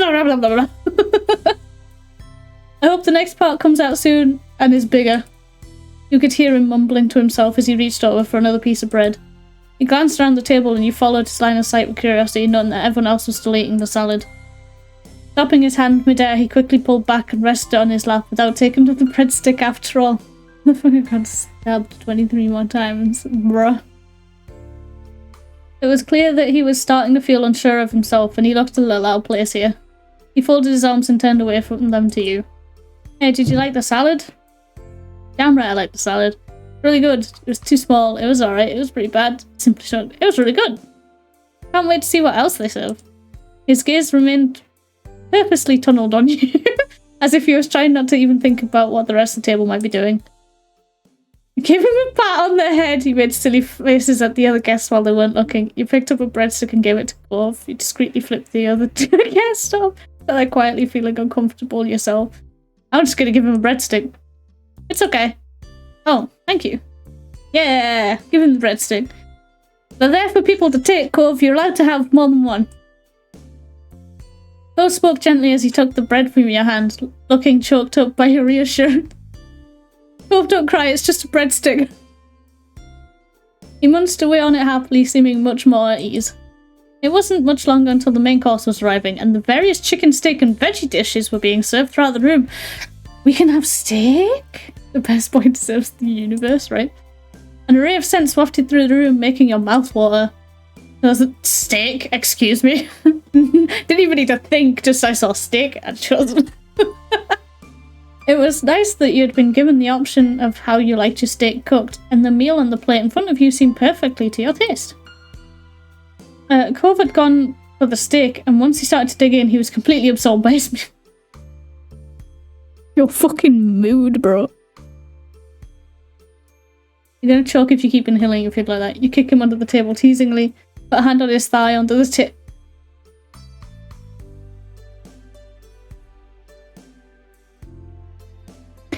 It's a bit early in the evening to be doing that, Saz. Just saying. You flicked something at him while he was off guard. You focused on your own food. I'll just focus on my food. I want to eat the stick. Isn't this supposed to be an animal rights organization or something? No, Orca is they're cleaning the beaches and the ocean. Hopping on HSR, because yes, I will see if I can avoid the maintenance. Good luck. It was going to be a full evening, so you wanted to try eating something while you could. Dinner actually ended and last of all was dessert. A lemon sorbet that had been partially dyed blue. Nice. The mix of white with bold streaks of blue made a little scoop look like a ball of roaring ocean waves. The effect was very pretty, but the serving size was small. Perhaps it was the price to pay for artistry. He turned to Cove to find him pouting a little at the size of it. Digging into the dessert, it took him only a few bites to polish it off. Again, the other people around the table had barely even begun eating. An unimpressed air settled over him as he sat back in his chair, sipping at his water unhappily. I appreciate what you got. You laughed at his muffing. Such a big baby. We can get more dessert later. We can get later. He gave him an encouraging smile. Hell yeah, let's do it. Lemon sorbet is so delicious. I've never had it. I don't know. Why have I been yelling for the past 10 minutes? Because yes. Yeah, pretty much. Because yes. He looked up at you sheepishly, embarrassed to have been caught sulking over such a thing. He fumbled for a defense. I mean... It was just really good, that's all. I know it's gone, but I'm okay. I need to avoid the minutes. Ah! Yeah. Unsurprising. With a slight grin, he shrugged to show that he was really fine. Also, being tipsy, ill, and hyper is fun. Oh god. What a mix. You want my dessert? Would you like a bite of mine? You're not having my full dessert. You punk bitch. I want to eat it too. You scooped up a spoonful of your sorbet and offered it to him, holding a hand beneath it to avoid any drips. His eyes widened as he eyed the dessert hungrily, surprised by the offer. Recovering quickly, he leaned forward over the table, lifting out of the chair a little as he ate the treat from your spoon. As he sat back, humming happily with his mouth full, you couldn't help but smile at the sight. Oh, bless him! Aww. Okay, you can have some more. Cove swallowed the fake ocean. Now I'm going to attempt to pronounce it. I know what it says, but my brain just cannot. I need this boy. Oh god, I think we all need a Cove in our lives, honestly. No, despite sigh. Even though it wasn't that much more, the simple fact that he had gotten more hit the spot. Thanks. You're welcome. We died. The game is registering how I respond to things. It's making me respond like how I would. Fuck. You were pleased to see he was perkier, and you went back to eating the rest of your dessert. Wait. We shared a spoon. We shared a spoon. Indirect kiss. Just in. Another person from Orca got up on stage to make speech as everyone was nearing the end of their meal. Oh my god, spoon! They spoke mostly about the individual projects that the organisation was working on and their plans for the near future, as well as encouraging anyone who was interested consider volunteering. I'm speaking too fast, I think. My brain no catch up. Both bent forward over the table with his chin balanced on a hand, listening attentively to the words. As they came to a conclusion, everyone gave them a round of applause. Cove caught your eye and smiled. You wondered what would happen now. And then the lights dimmed. A couple of spotlights came on, projecting a water light effect around the room. Yes, that's so pretty! Yes, yes, yes, yes, yes! Yes, let's go!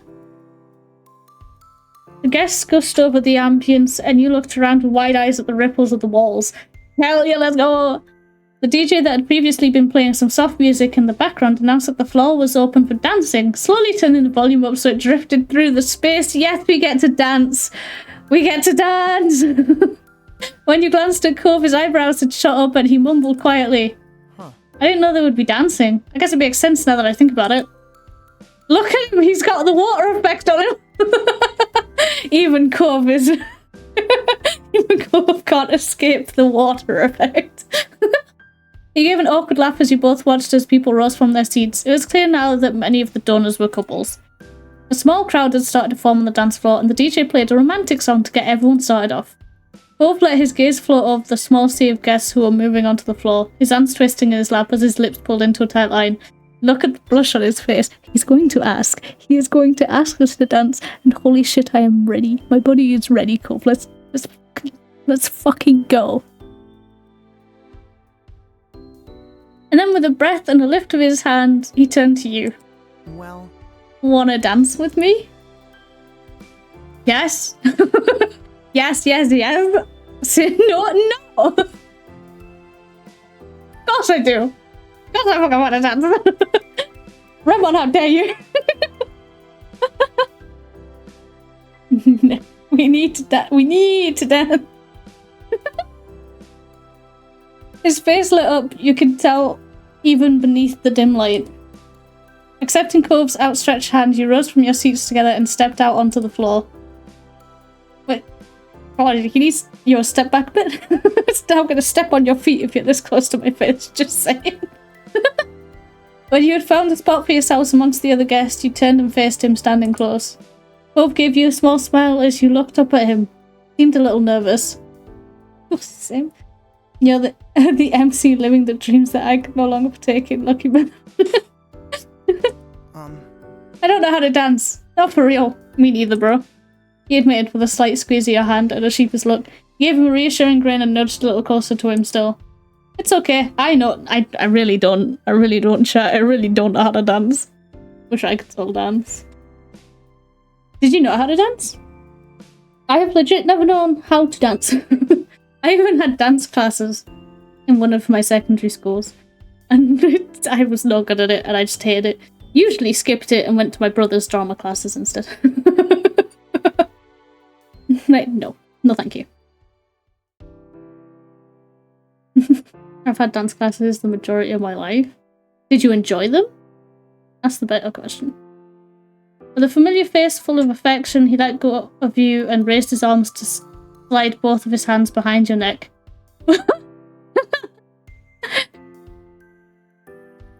He's the woman. Good thing your mum isn't here. That's quick class. Oh, she knows, it's fine. Doesn't surprise me.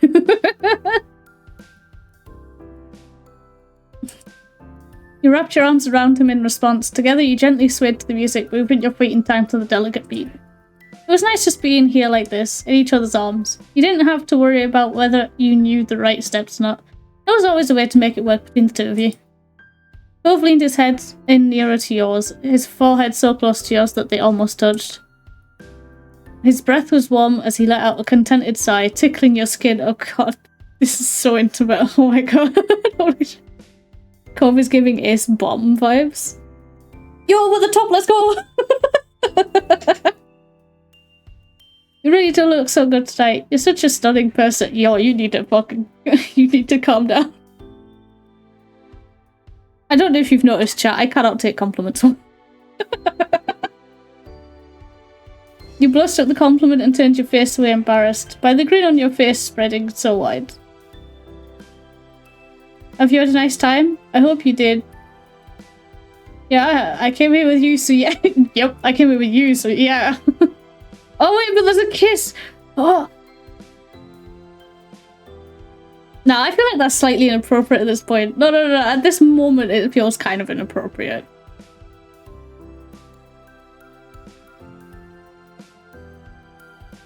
Like, it seems like, I hope you're having fun.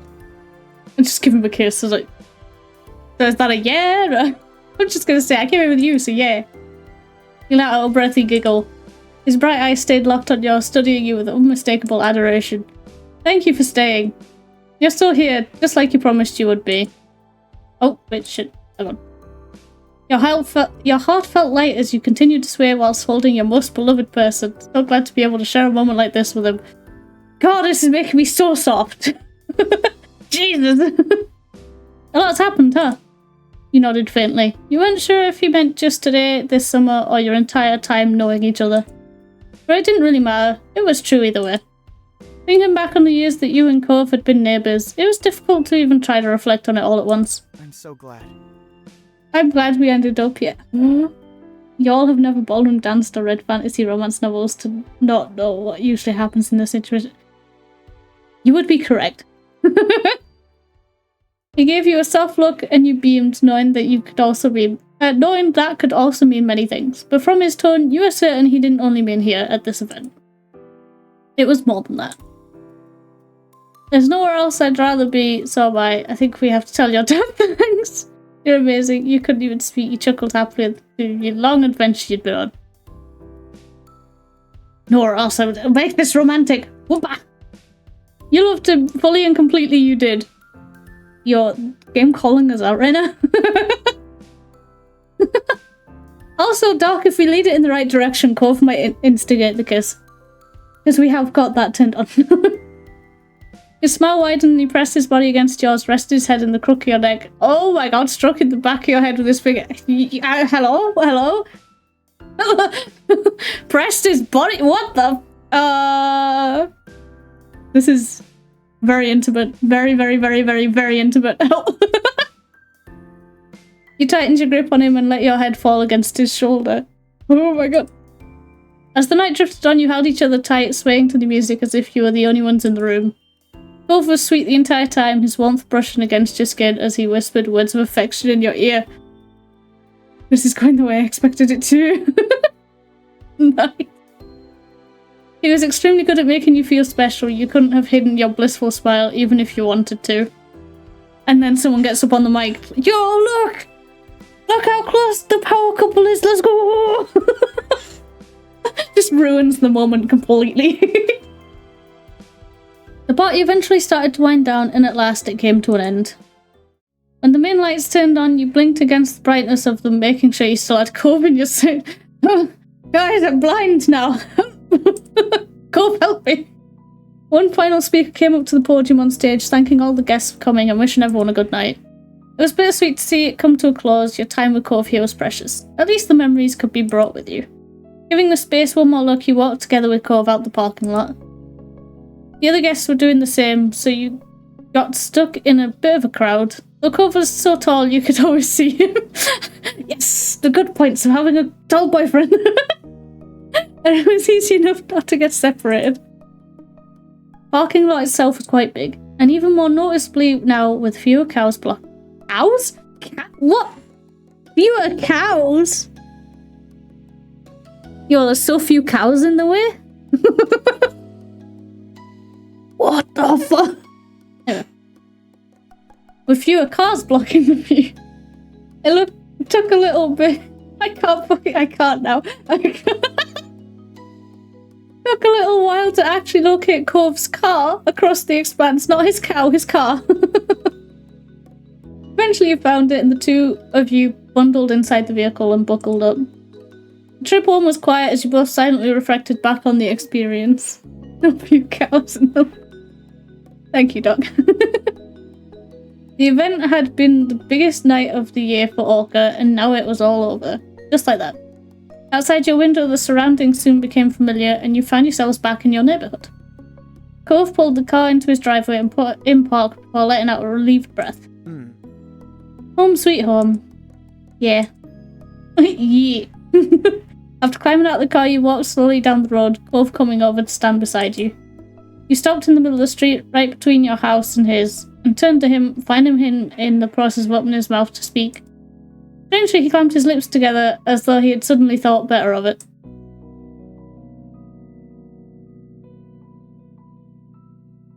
This is kind of awkward.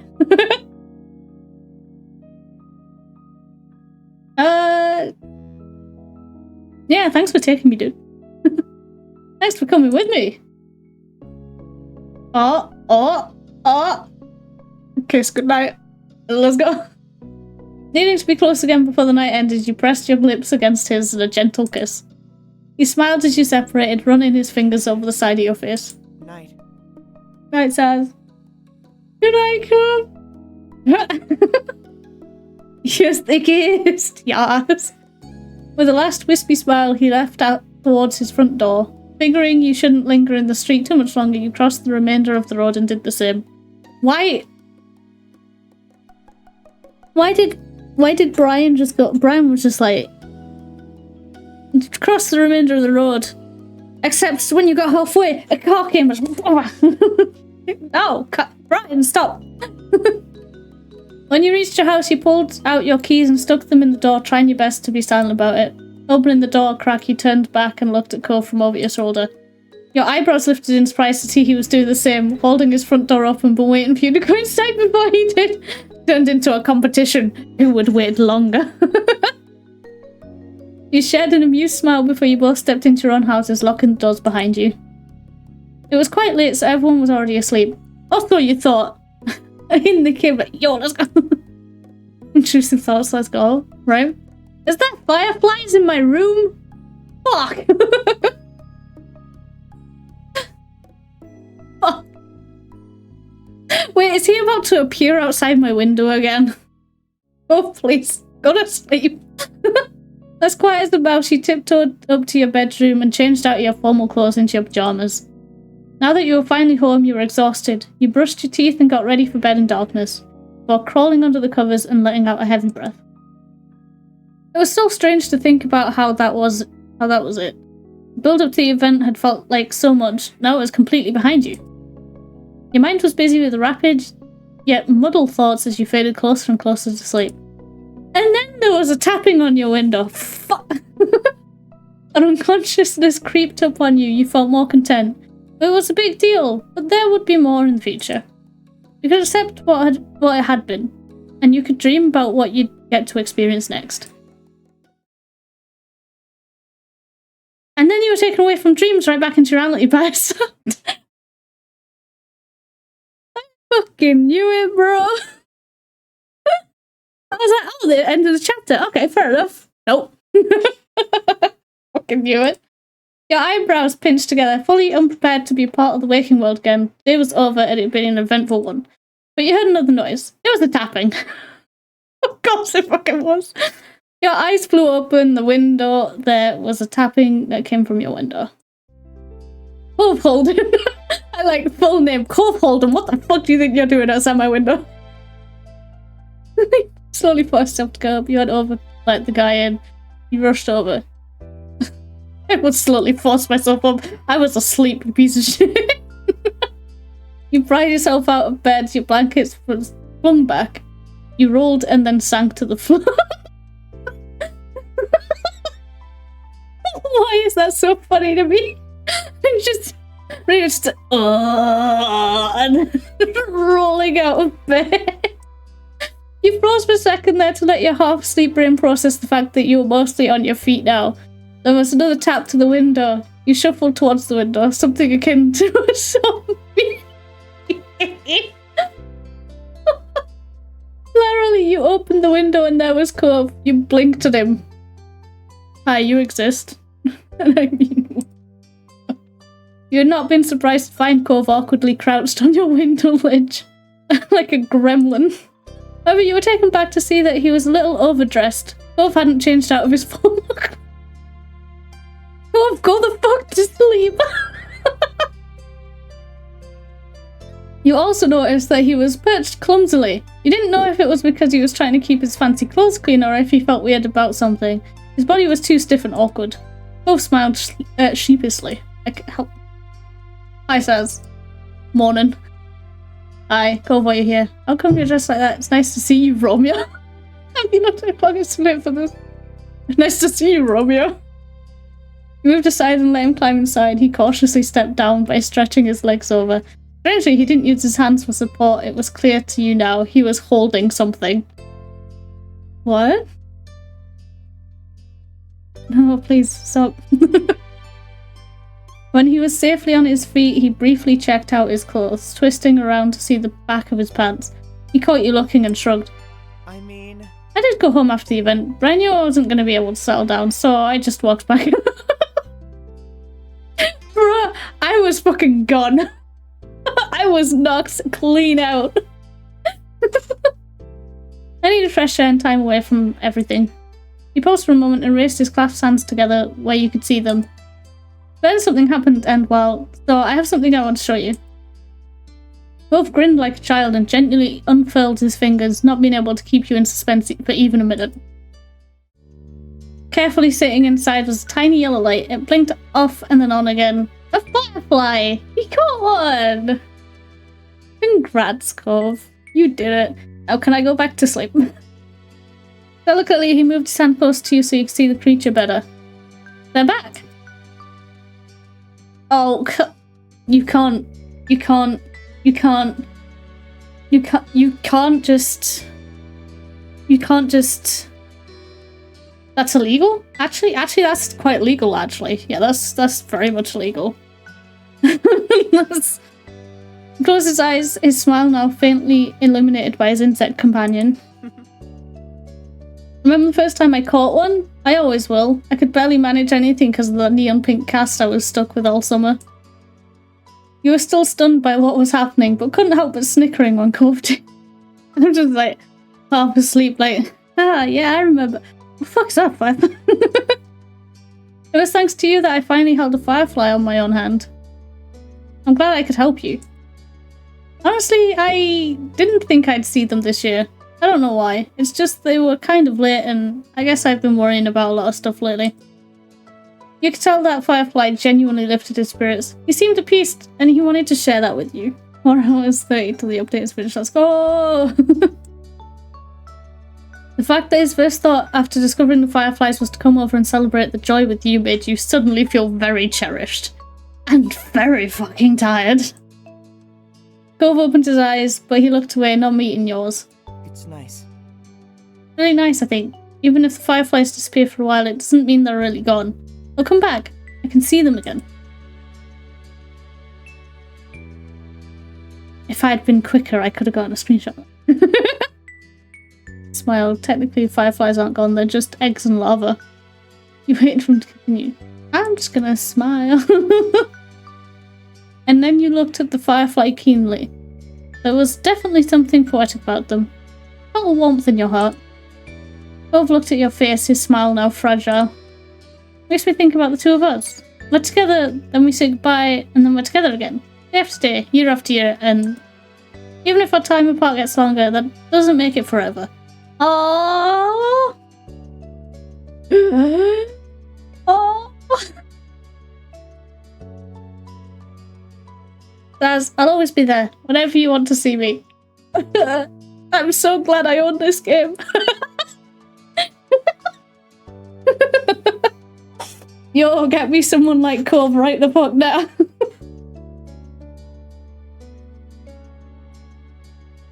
Oh.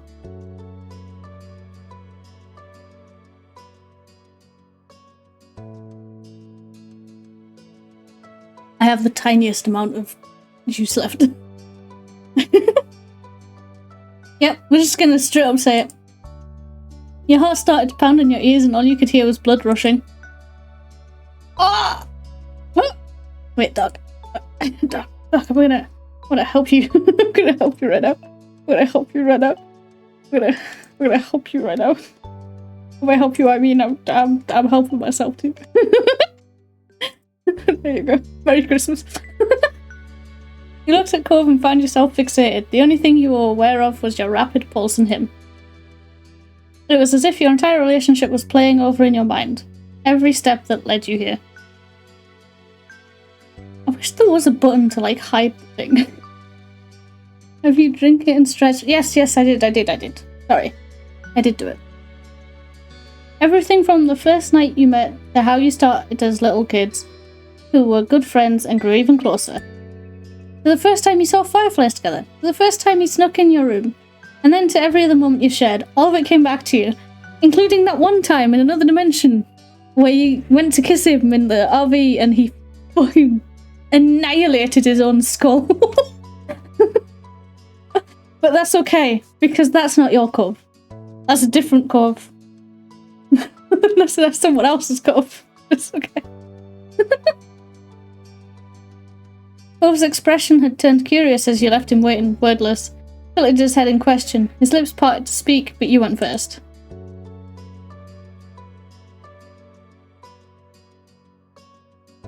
Oh god, you get like 4 options? Oh Jesus.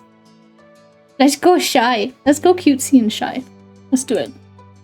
Oh! Look at his eyes! With your confession, the world stopped for a second. Cove froze. Cove, are you okay? Please don't run away. If he runs out, I'm going to scream. I will actually scream this house down, I swear to God. Then, as if... Oh no, it's Cove! No, Cove! Then, as if your words turned to force it, tears began to fall down Cove's cheeks. He silently mouthed something, but you couldn't make out a word. Yo, the music is too cheery for him crying. Just jumps out the window, yeah. That's what I was expecting, just to turn around and jump out the window and we don't see him for the rest of summer. It's like, no! Cove? Hey, Cove? Cove? Hey. Hey, buddy? Hey, are you okay? Hey, Cove? You step closer and closer, removing the distance between the two of you. The firefly is just sat there like, go for? Oh, and it's gone. He covered his mouth with a hand. He must have forgotten about the firefly resting there, and it flew off into the night with a twinkle. Fair. Why is the dearest crying? Because we said we love him. I'm assuming he's just so happy right now. He used his other hand to shakily reach over and interlace his fingers with yours. He gripped you tightly as he started sobbing harder. No, don't stop crying, please. Cried with him, wiped away his tears, squeezed his hand, smiled at him, chuckled. Let's wipe his tears. Gently, you took your free hand and wiped his tears away. It's okay, Cove, it's okay, I promise. Yeah, I had a feeling I'm gonna let this. Can you tell me how you feel? You weren't able to speak. Let's just say it again. Reaffirm it. Cove removed the hand from his mouth and used it to hold back the back of your head. You brought your face to him, bending his neck down to be close to your level, and your foreheads brushed together. Oh my god! Oh my god!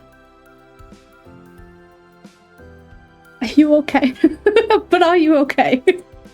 His voice trembled, it cracked and it shook. This was raw, straight from Cove's heart.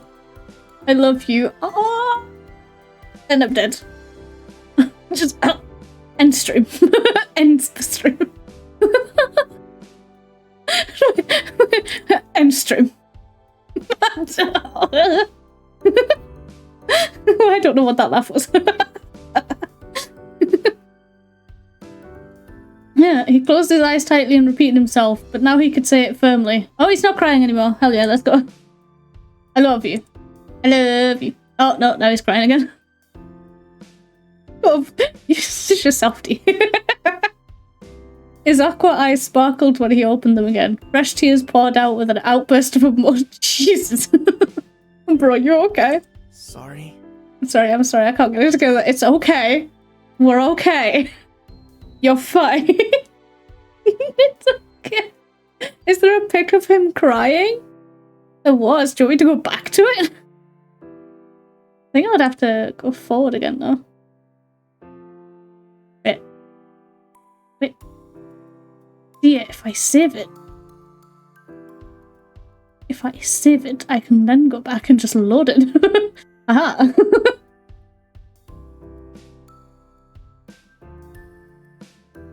Oh, it's actually scrolling, isn't it?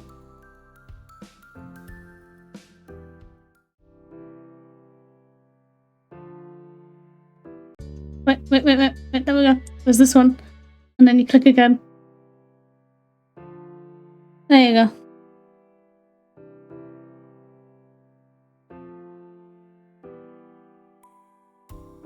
There you go, Doc. Just scroll up. Yeah. I remembered. Quick, now load this. Sorry. There you go. Back to where we were.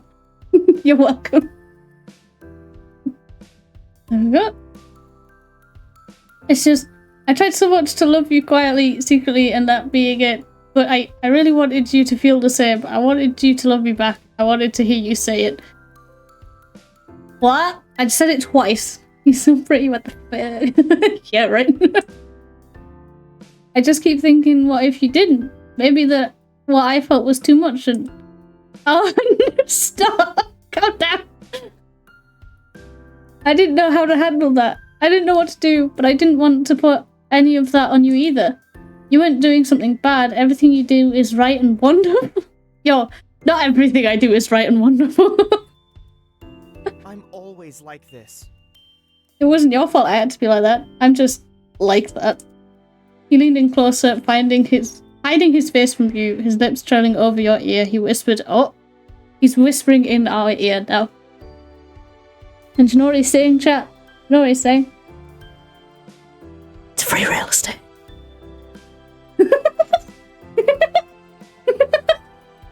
I'm sorry, I couldn't help myself. But you love me. You love me. He moved his head back so his forehead was centered on yours, and then he closed his eyes. He shook. The hand you still held was trembling. I'm so sorry. I'm really always like this. Yeah. Yeah. We know. Give him a smooch. Give him a smooch. You pulled him into you, kissing his lips. You returned it desperately. Oh my. Cove managed to bring a fragile smile onto his face. He was still shaking, but there was something decided about him. I love you. Oh, stop. Stop saying it. Stop, I'm so weak. I'm so weak right now. Stop it. He repeated it more, as if to make up for all the times he didn't let himself say it before. As he spoke, his tears dried up and his breathing became more even. The reaffirmation helped him calm down. Thank you for telling me. Cove's smile was bolder, even as his voice wavered and he ducked his head with a childish shyness. He clearly fought against getting emotional again. Oh, achievement. Oh, we get sounds for achievements now? Woo! Interesting. Oh, wait! It said that was the achievement for asking him to be our boyfriend on stage 3. Does that mean at this point, like, if we didn't already start dating him, this would be when we asked? Ah! Understood. His watery eyes, his mussed hair, the tears still drying on his cheeks. You loved him so much. He was a hot mess.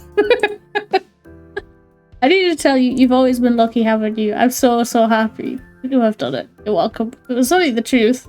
Yeah, just keep saying it. Bill felt the size of your face but moved his thumb down to softly brush your lips. It was exciting. Oh. Has the music changed? I thought for a moment the music had changed into something more what's the word? Suggestive. He wanted to keep touching you and you wanted that too. Stevie, hey Matt. Interesting timing you have there. Spicy. Yeah. Oh. Grabbed his butt? Wait, okay. Everyone calm down. Hey Seb, how you doing? Everyone calm down. What is happening? I don't know. I think... Oh god, what do we do? Pressed him up against the wall? Yo, we about to get laid? Yo, we about to get laid. Oh, thank you, Sam. My heart rate is 106. Holy shit. They about to do the sex.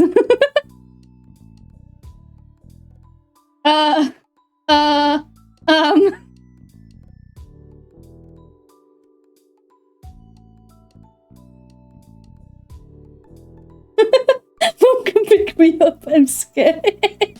Yeah. There's one that's sticking out to me and I just really want to do it.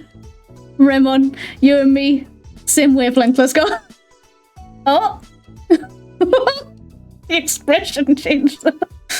You slid your hand down his back, skimming the muscle underneath. You could feel them tightening the lower you got. Oh my. If you can do it, do it in fiction, let's go. You paused at the base of his spine, fingers tapping with intention, but giving him time to voice disagreement with your course of action. He did quietly murmur something. The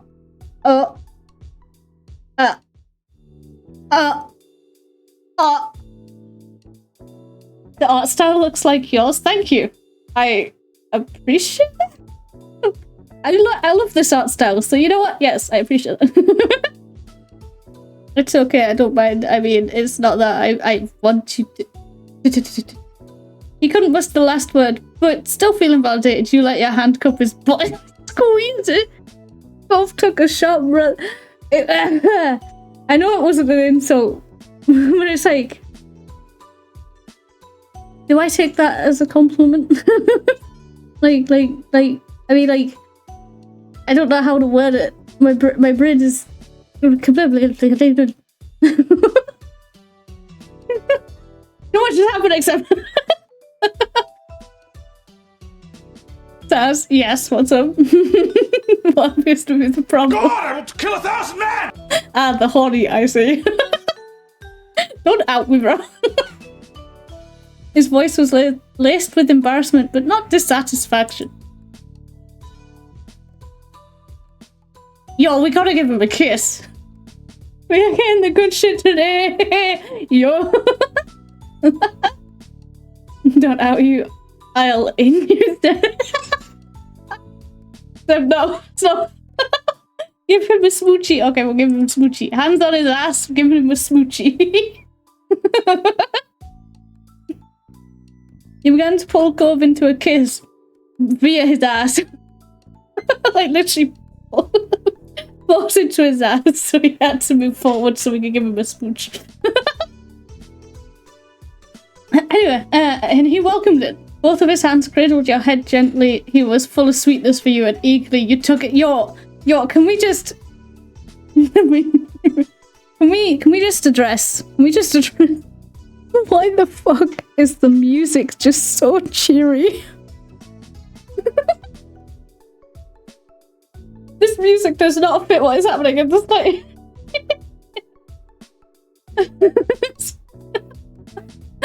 Anyway, but okay, so have fun with your YouTubes. Oh, Jesus. Thank you for the sub as well. Oh, address or undress? Yes. You only separated when you needed air. Oh, God. Oh, we're actually getting... Woo? You huffed, getting oxygen back into your lungs, all the while grinning at your boyfriend. Cove beamed at you and then kissed you back once more, a brief but solid stamp of his affection. If he pulls away now, I swear to God.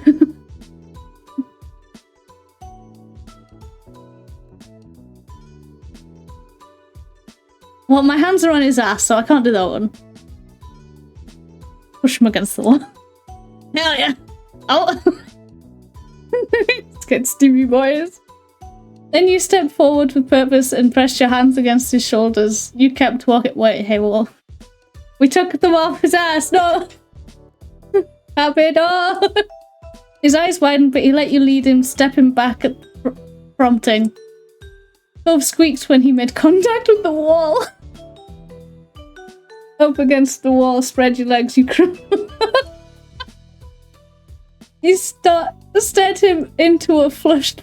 Wait, hang on. Blah, blah, blah, blah. Let me try it again. Rewind. You stared up into his flushed face. There we go. That's how sentences work. Cove's body was tense being in such position, but you knew with complete certainty that it wasn't in a bad way. You could feel one of his knees rubbing against the inside of your leg, encouraging... Are we quite sure that is a knee? All I'm saying. Keep fingers away from horse. No.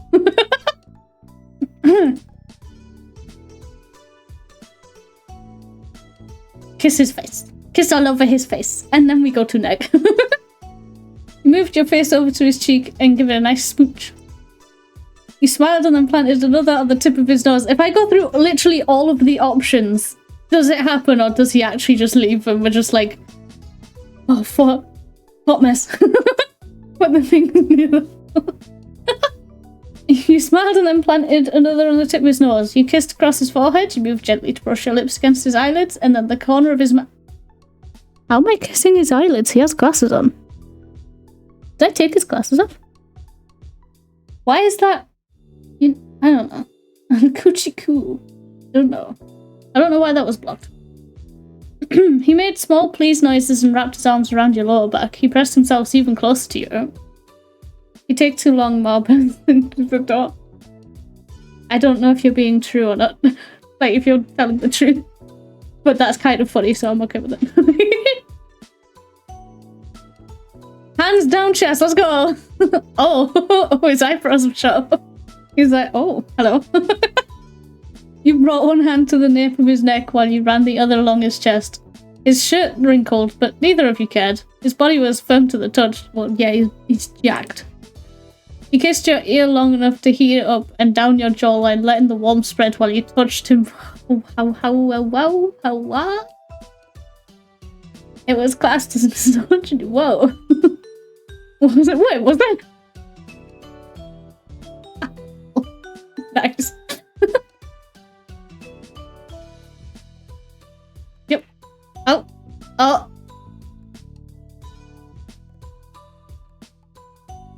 Oh my.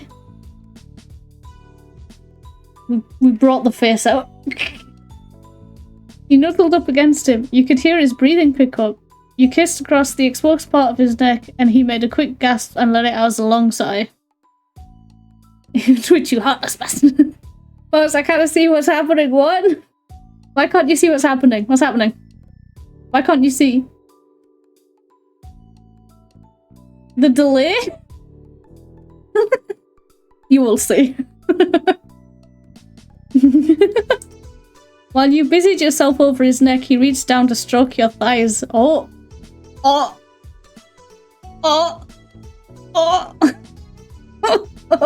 Okay. Then Cove carefully rested his hands on your shoulders and looked away. He took a few deep breaths as he kept you there. Oh my god. Why rip? What's happened? Why the rip? Oh, is that for the misogyny? I'm sorry. Just don't be misogynistic. I don't know what to tell you. I just don't know. And he took a few deep breaths as he kept you there. What? You could tell he was as worked up as he could manage for tonight.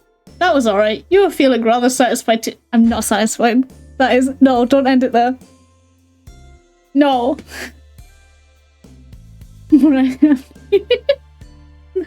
smiled a little and tried to slow your own racing heart. No! You couldn't help thinking about how happy you were to be with him. How you were certain you wanted to spend your life with him. Are you certain you wanted to spend your life with him and you told him as much? Oh, we've got to tell him. It did. It forced me to end. Cove, why? This needs every petting shop. Shh. Shh. Shh. Bang him away. We're going to tell him. We're going to spend the rest of our life with you, you fuck. I hope we get to spend our whole lives together. Oh no, don't cry! Cove, I'll grab your butt, just don't cry.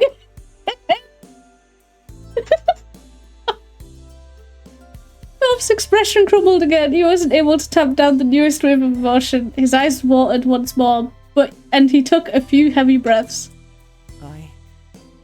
I hope so too. You know what I want? What do you want? What do you want, Dark? What do you want? I wanted a one night stand. Far too many views. The pick? What pick? What, this one?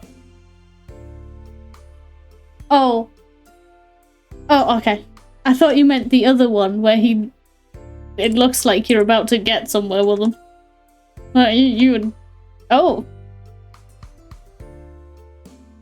Did I get him as he was blinking? I got him while he was blinking. Oh no, Doc, I'll get you another one. I was like, whoa, did I get the wrong screenshot? The timing though. Nice. What, did I do it again? No, I didn't. Okay. We could be together always. Have a place of our own. Oh, he's already planning. Oh, he's already planning that. And a kid, and kids, also pets, also a pets. Pets. Pets. We want pets. Right? Also pets. Do we want kids? He's so pretty. He is. Do we want kids? I said pets, but I meant yes, you want kids with Cove? Oh, was that for the pets? Many sprugs. Kids are practically pets. Oh no.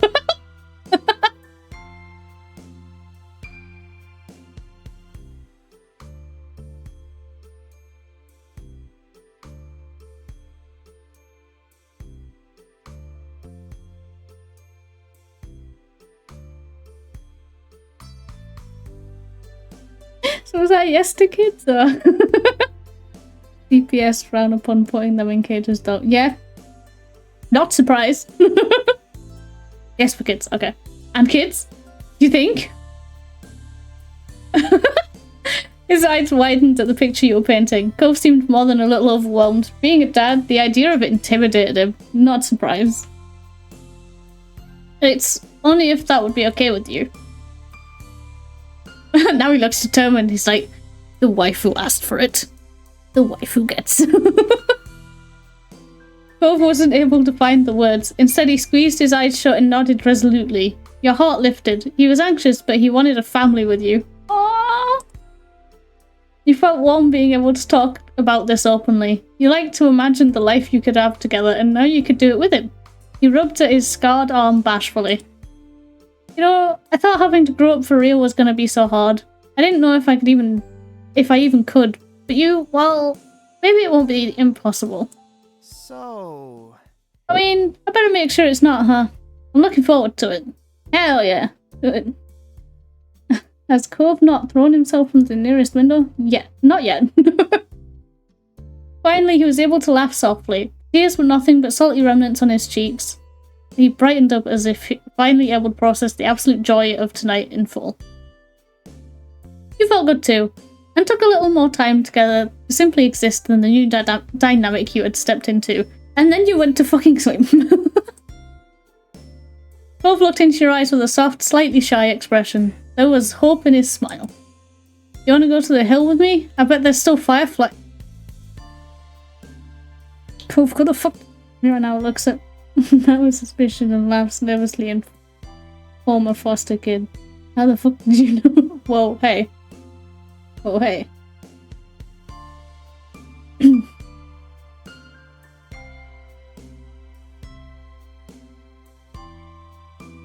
I'm just gonna nod. Hell yeah. You know what? Yes, let's go.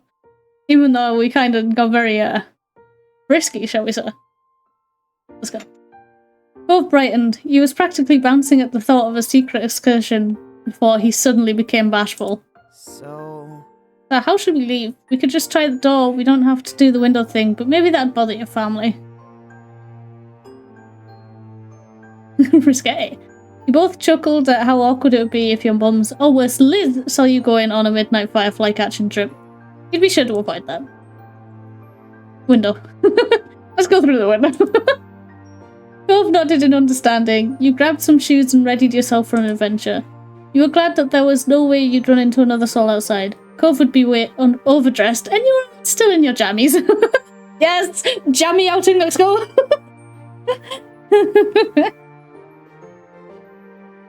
You let Cove go first. He stepped back on the ledge as you carefully followed. He shuffled along and soon you reached the garage. You planned to use the fence from there to reach the ground. Cove jumped to the garage, then the fence, and lowered himself down. It was easy for him. But you fell, broke your arm, and now you have a cast just like he did. You leaned against the fence and projected hushed words up to where you were waiting. are you okay? Do you want help? Yes. Yes, please, help. Please, I will break something. You got to the edge and let Cove spot your descent. He grabbed you about halfway down and brought you to rest firmly on the ground. Hell yeah. Ah, fireflies, they're back. Cove gave you an encouraging smile, but neither of you risked speaking yet. Briskly snuck behind the house and up to the old white poppy hill. And Cove was right, the entire hill was lit up, insects twinkling here and there with their pale yellow light. Cove let out a contented sigh, finally able to relax in full. You strode further up the hill to better enjoy the view. You walked along as well, letting yourself be surrounded by the twinkling display. And without warning, Cove plopped onto his back. He paid no mind to smacking his formal attire in the grass. He gave up trying. He was just like, you know what? He put an arm under his head and stretched the rest of his limbs out. He was clearly getting quite comfortable in the dirt there. I almost said desert. Sat down, lit. Yeah, You sat down first and then fell back. You could see the stars when you looked up in the night sky. Oh, enjoyed space. Oh, we could snuggle. Snuggle. Let's go. Snuggle. He was warm in contrast to the chilly ground. Both cuddled closer in turn, tucking his arms up near your shoulders. Wonder if Dad will be mad about the grass stains. Nah.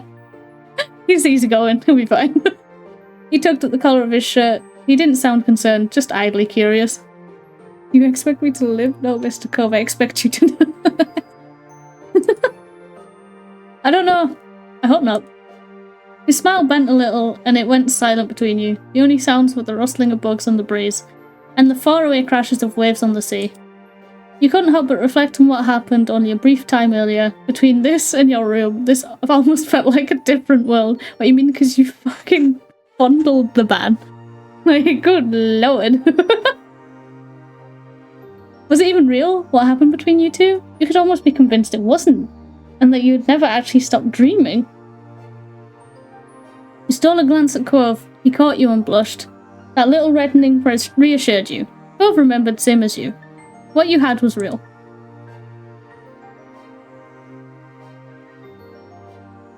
We challenged him to a rolling race? No, we will be hurt.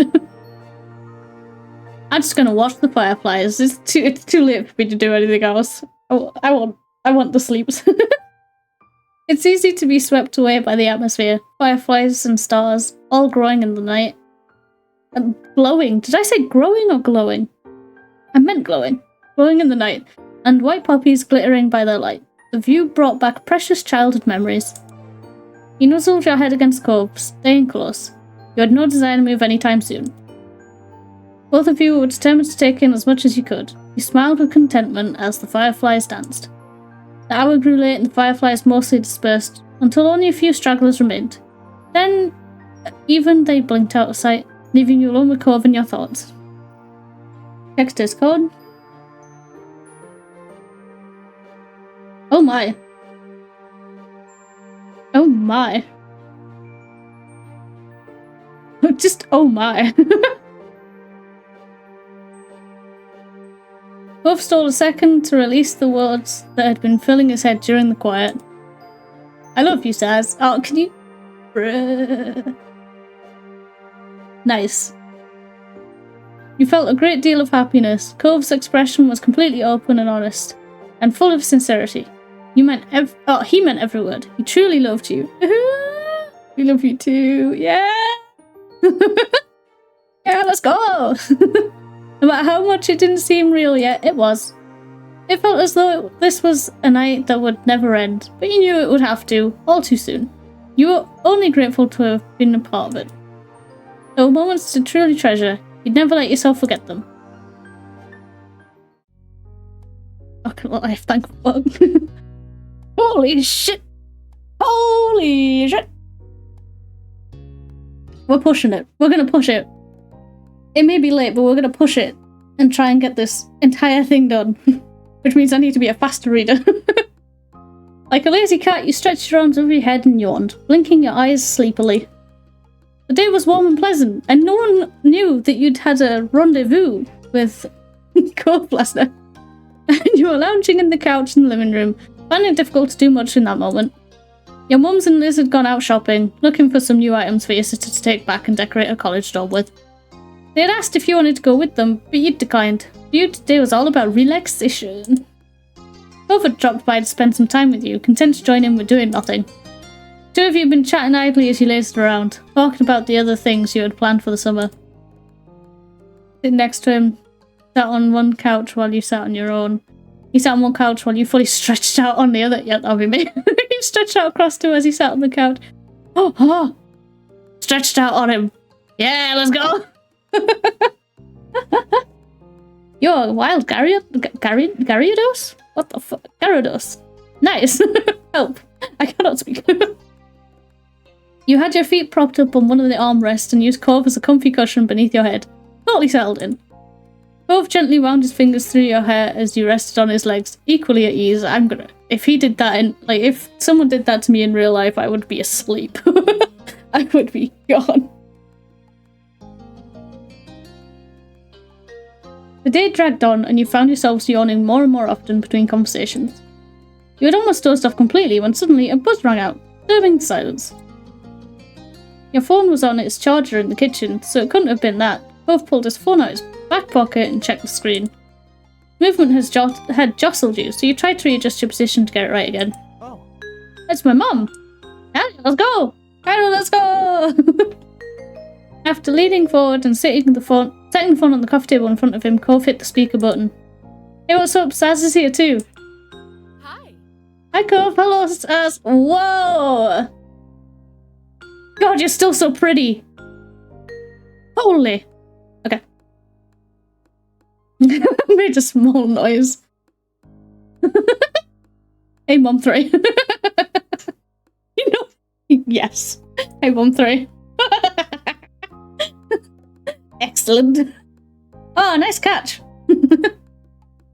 You knew your forwardness was making Cove regret putting it on speaker, but you were alright with that.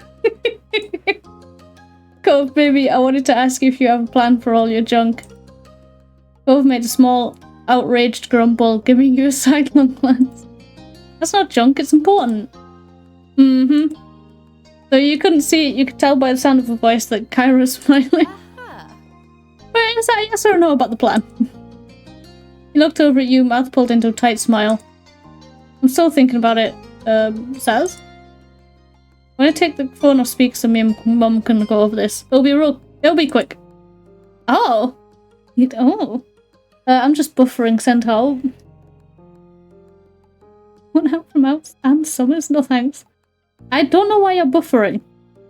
It's definitely not my internet, because everything saying mine is fine. So I don't know why you're buffering. Cove carefully moved you off him and took the phone from the table before pushing himself to his feet. Aww. Bye, Mum 3.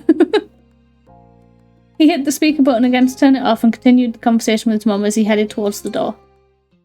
The lock clicked behind him as he exited the house, and you sank back into the cushions, idly trying to decide what to do next. Yo, he just straight up left! After electing to grab your own phone from its charger, you resumed your position on the couch, tapping away at the screen. Your mind drifted away from thoughts of Cove and his phone call with all the many ways your device could distract you. It was an effective way to kill the time, and you had managed to do various little things when the door opened again and Cove returned. We just left the door open. We just leave it open now. He gave you a smile as he approached, so you figured the conversation couldn't have gone too bad. You watched as Cove strolled over to where you were still sitting. He crossed his arms against the top corner of the couch, resting on them while bending forward to lightly kiss the top of your head. Yeah, let's go! Hey. I'm back! Yo, what's up? Put a hand over his, stretched up to hold his face, tilted your head and gave him a small kiss. I'm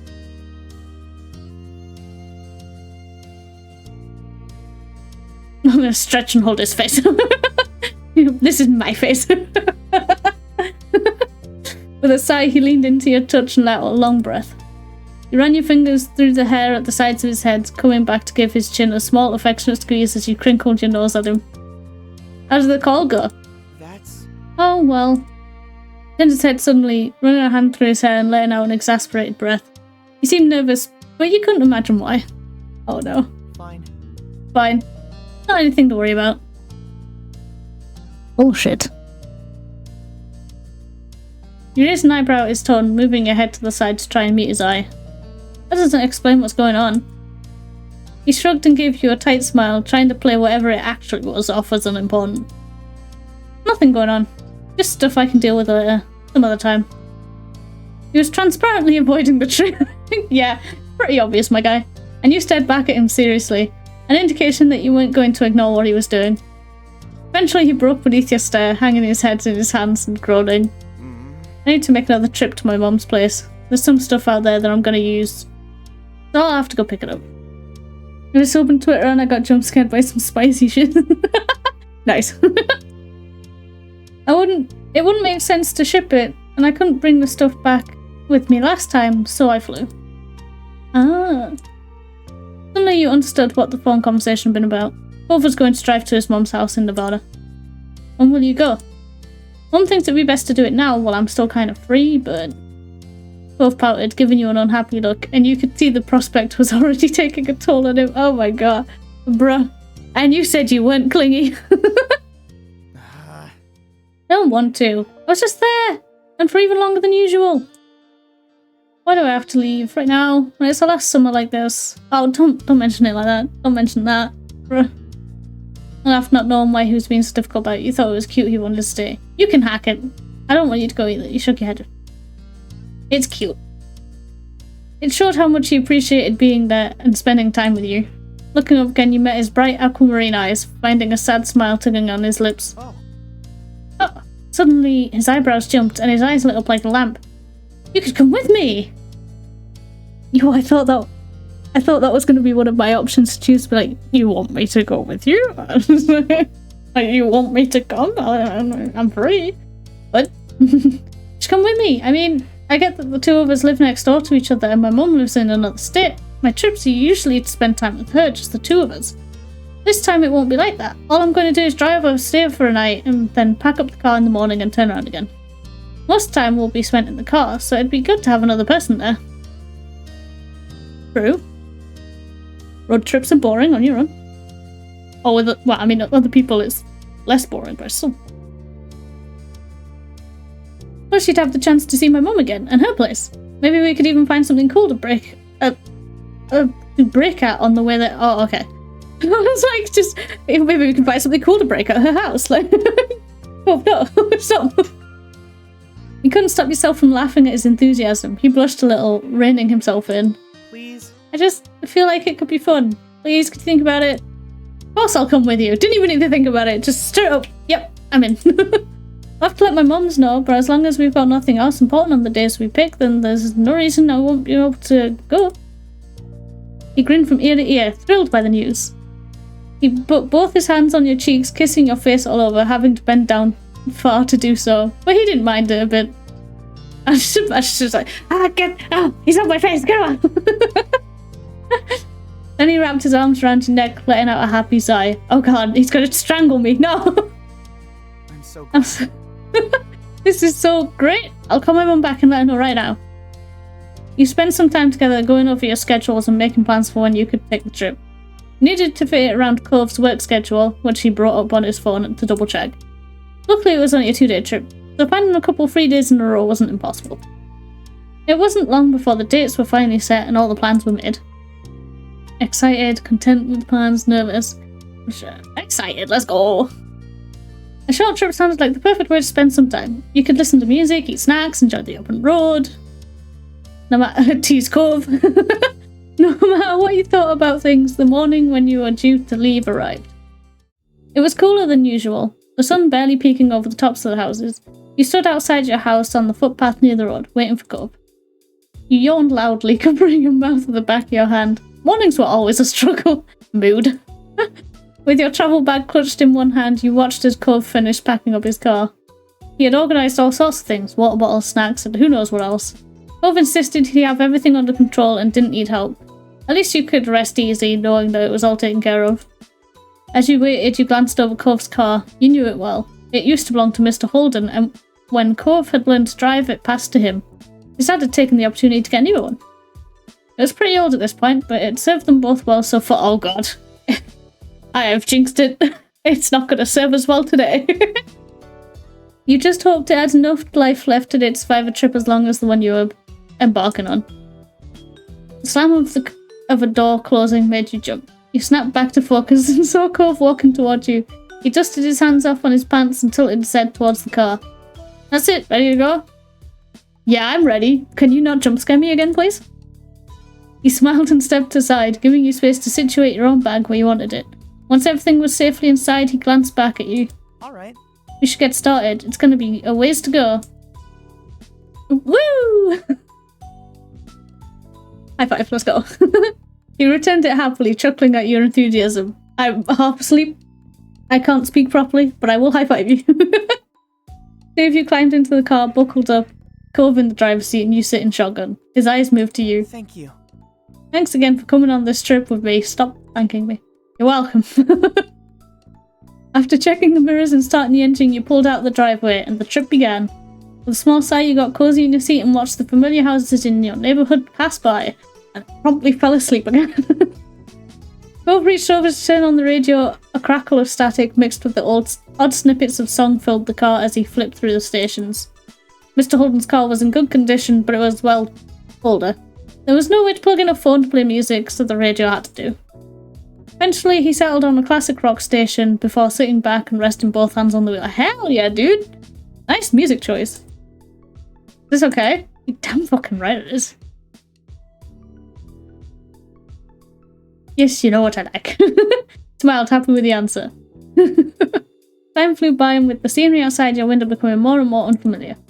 Neither of you spoke for a good long while, but the quiet was comfortable. You had become all too used to each other's company over the years. Eventually, Cove broke the silence, clearing his throat softly before he spoke. It's been too long since you and I have spent time with my mum. I know she still comes to the neighbourhood sometimes, but it's not even once a year. I'm always going to hers. I'm happy the two of us are doing this. Yeah, me too. Your elbow resting on the windowsill, you gazed out at a world that was slowly coming to life as the morning rolled on by. The sun climbed higher in the sky, forcing you to adjust the visor overhead to keep it out of your eyes. Hey, do you mind reaching back for me? Cove gave you a sidelong glance as he drove, indicating with a nod of his head to a tiny smile. I want some chips, the salt and vinegar ones. Don't know how you can eat this group. Salt and vinegar. I like salt and vinegar. Didn't have a comment on his selection. No, wait, I don't like salt and vinegar. No, I don't know how you can eat that. He huffed impatiently, keeping his eyes on the road. I like them and want to eat them. You shouldn't have a problem with letting me since you don't even like it. I mean, fair enough. Stretching out the seatbelt, you give yourself space. You twisted in your spot and reached into the bag holding the snacks. It took a bit of effort to sort through the collection of goodies stuffed inside, but eventually the bag of chips crinkled beneath your fingers as you pulled them out and sat back in your seat. Here, thanks. Do you mind opening it? His eyes lit up at the prospect of the snacks, and you shook your head in amusement, popping up the bag. Want me to feed them to you? His eyes widened, the hint of a blush creeping over his cheeks, but he steadfastly continued to face the road. No, that's okay. Are you sure? Can you just put a few into my hand? I mean, I could, but this is funnier. Yeah, sure. Thanks. Cove held out one outstretched hand. You did your best to have the chips fall into his palm, but some did end up on the floor. After that, you rolled the top of the bag and stored the chips safely in the back again. When you turned to the front, it was to find Cove crushing the fistful of chips into his mouth, crunching loud. Jesus, barbarian. He wiped his hand on his pants absentmindedly before gripping the wheel and spilling crumbs all over the place. Jesus. Oh god, no. You better tell me this car has a mini Hoover. I swear to god. Like a little kid, you laughed at that. How can you eat that much at once? I'm impressed, you're durian. I'm just gonna laugh. You couldn't stop the amused sound that escaped you, and when Cove raised a questioning brow, you simply shook your head. The hours drifted by much the same way as that, with the two of you snacking and chatting as the day stretched on. It was fairly calm and quiet, travelling along the open road, and you found little in the way of interruptions.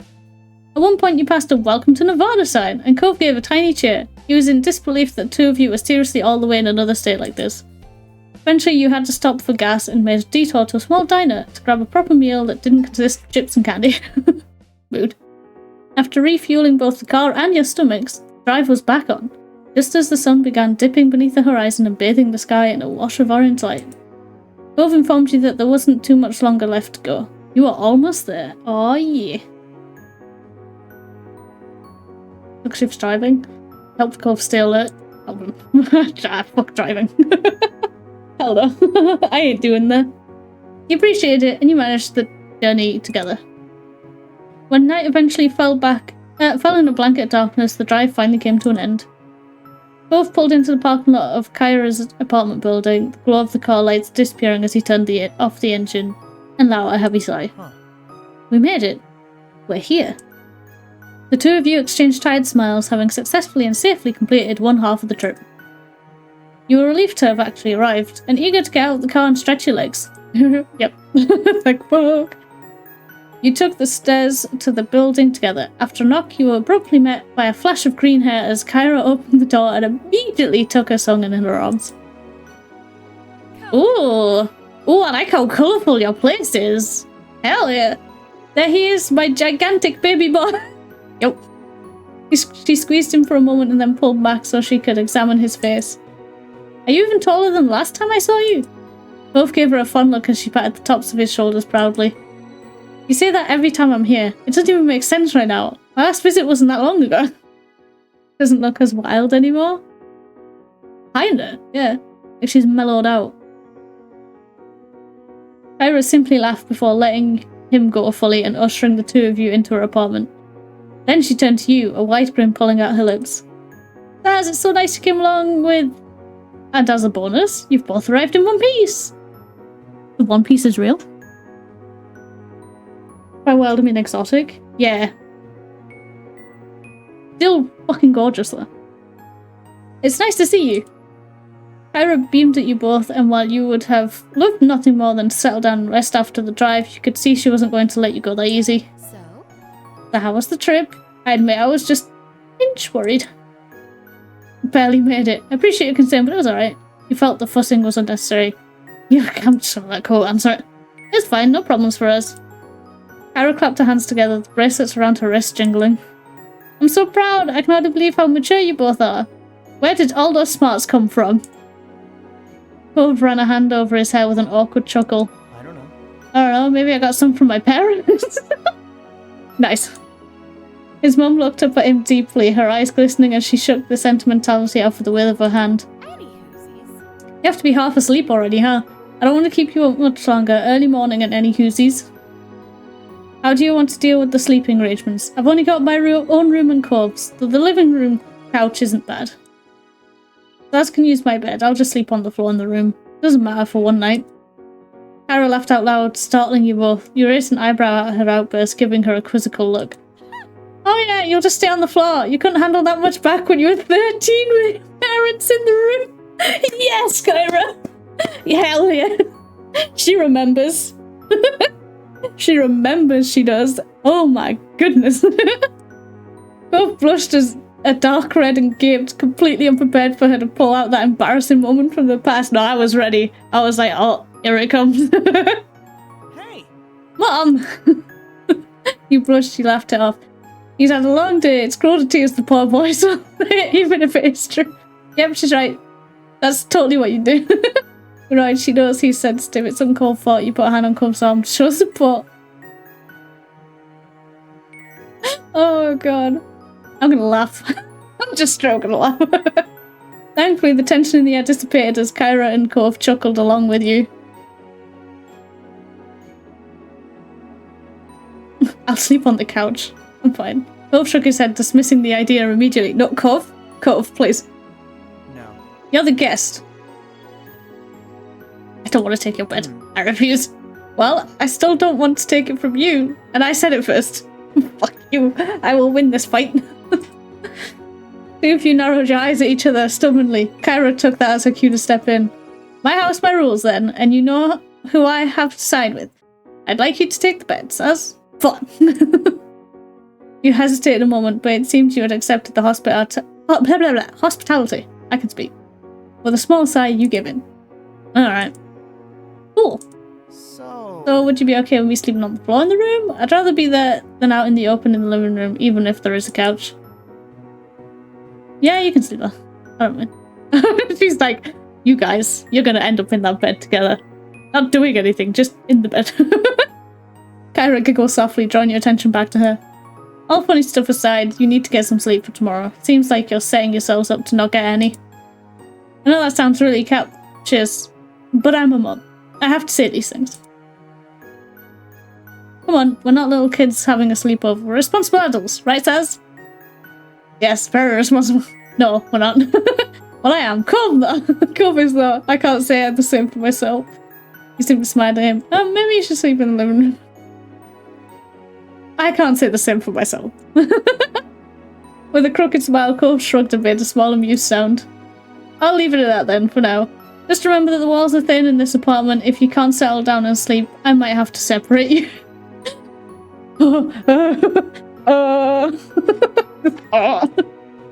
We'll be good. Marvelous. Perfect.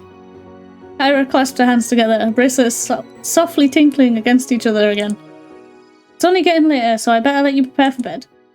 She nodded towards the hallway and gave you a small smile. I'll play hostess for a sec and show you where the bathroom is first, Saz, and where you'll be staying the night. Thank you. Hell yeah, let's go. You hoisted your travel bag back over your shoulder and followed behind Kyra down the hallway. Both shuffled along behind you, disappearing into the bedroom while his mum had you go to the restroom. The apartment was small, but nicely decorated in soft, cool colours, with plenty of artwork hanging on the walls to give it character. It is such a nice apartment, like look at this. I would love to live here. Unironically. It was stylish and exactly what you would have expected from someone like Kyra. Oh my goodness. This is a pretty room. After being shown the bathroom and wishing Kyra a good night, you headed to the room and found Cove already there. He had changed into his sleepwear for the night, and set aside his glasses already. Looking around, you found the bedroom to look much the same as the rest of the apartment, but with small ocean elements you were sure Cove must have enjoyed when he stayed here. All in all, the room was pretty clean, and though it almost looked more like a hotel guest room than a bedroom. Cove only spent a few weeks out of the year there, so it made sense that it wasn't especially lived in. So? What is your sleepwear, my guy? Holy shit. What is it? Are you a peacock now? What is this? Oh, he's gonna flash at me with his peacock feathers.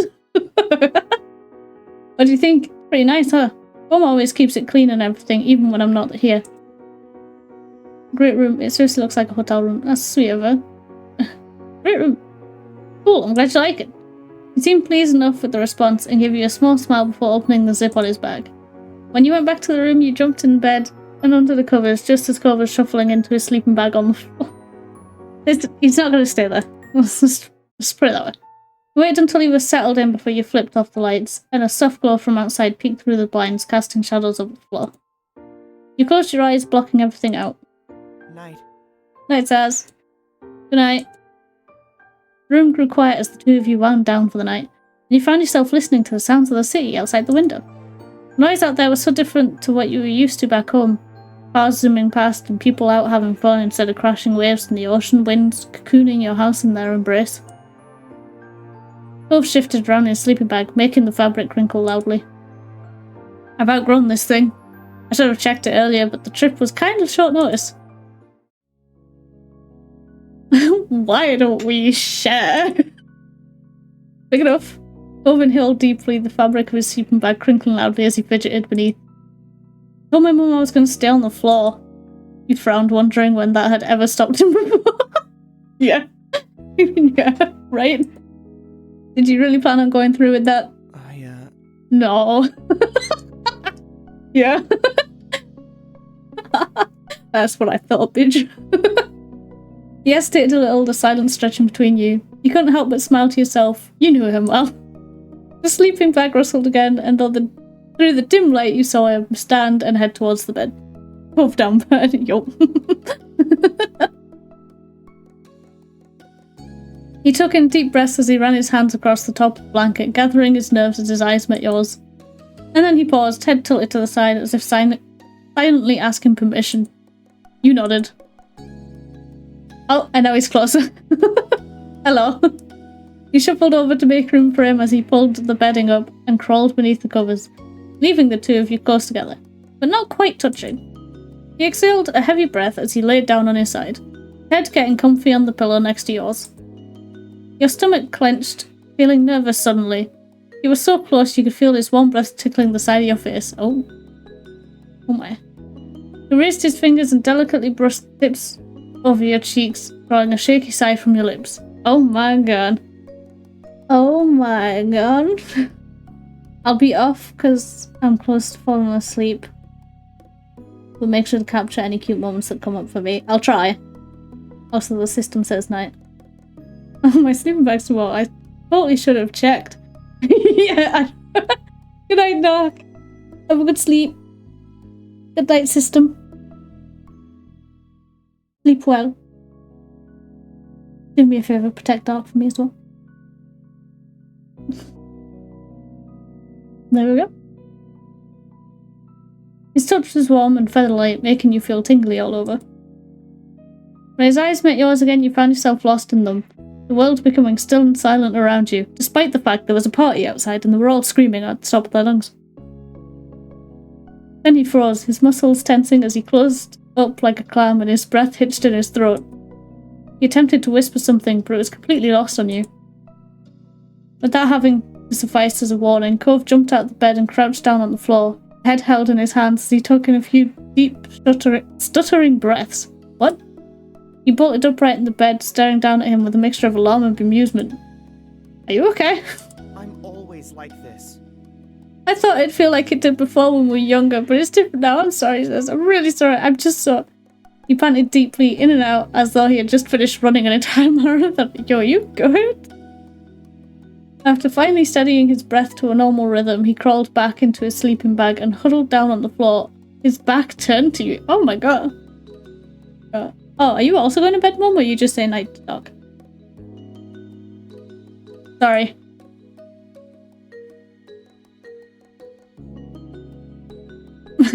I'm amused. That's funny. I'm amused. That was cool for you. Usually needed at least one trial run before you could take that kind of step forward. You can always try again another night. You don't need to apologise. Thank you for trying. I'm not surprised that this happened again. Didn't say anything. Yeah, we can always try again another night. He made a small noise acknowledging that he had heard you but said no more. With the event over, you laid back down in the bed alone for this night. The next day dawned, bringing with it sounds of birds chirping happily outside the window. You opened your eyes slowly, letting them adjust to the light as you tried to recall where you were, and remembering the unfamiliar sight of Cove's second bedroom. Cove had nudged me away, yeah. 100%. Rise and shine! I cannot rise and shine, I am a sleepy boy. Cove shook your shoulder and you groaned dramatically and buried your head beneath your pillow.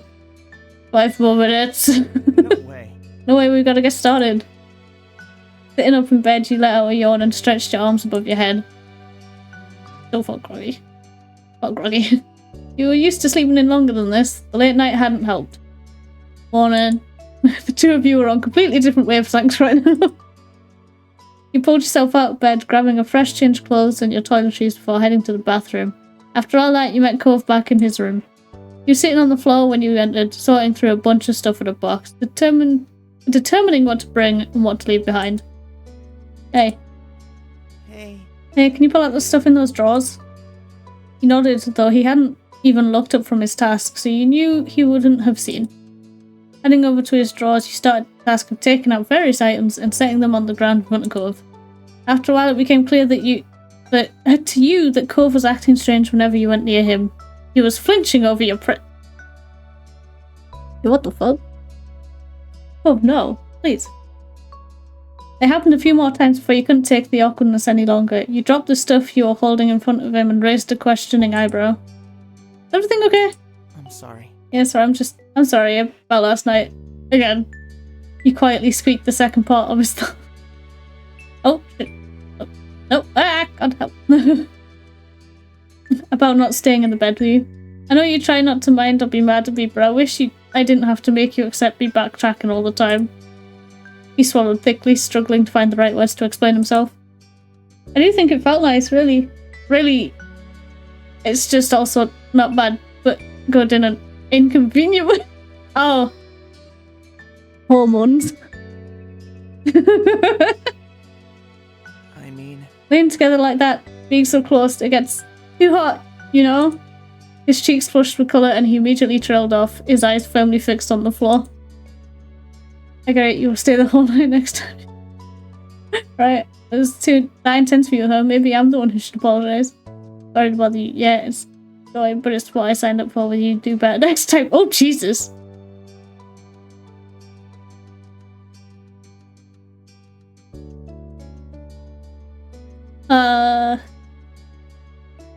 I'd probably apologize. Let's be honest. You let out a fractured chuckle. It's okay. You didn't. Please don't say you're sorry for that. You were perfect, and if you're gonna feel bad too, then how about we both let ourselves feel alright about it instead? I read that wrong. Like, mentally, that went in inappropriately. I'd like that. Cool, let's go back to packing.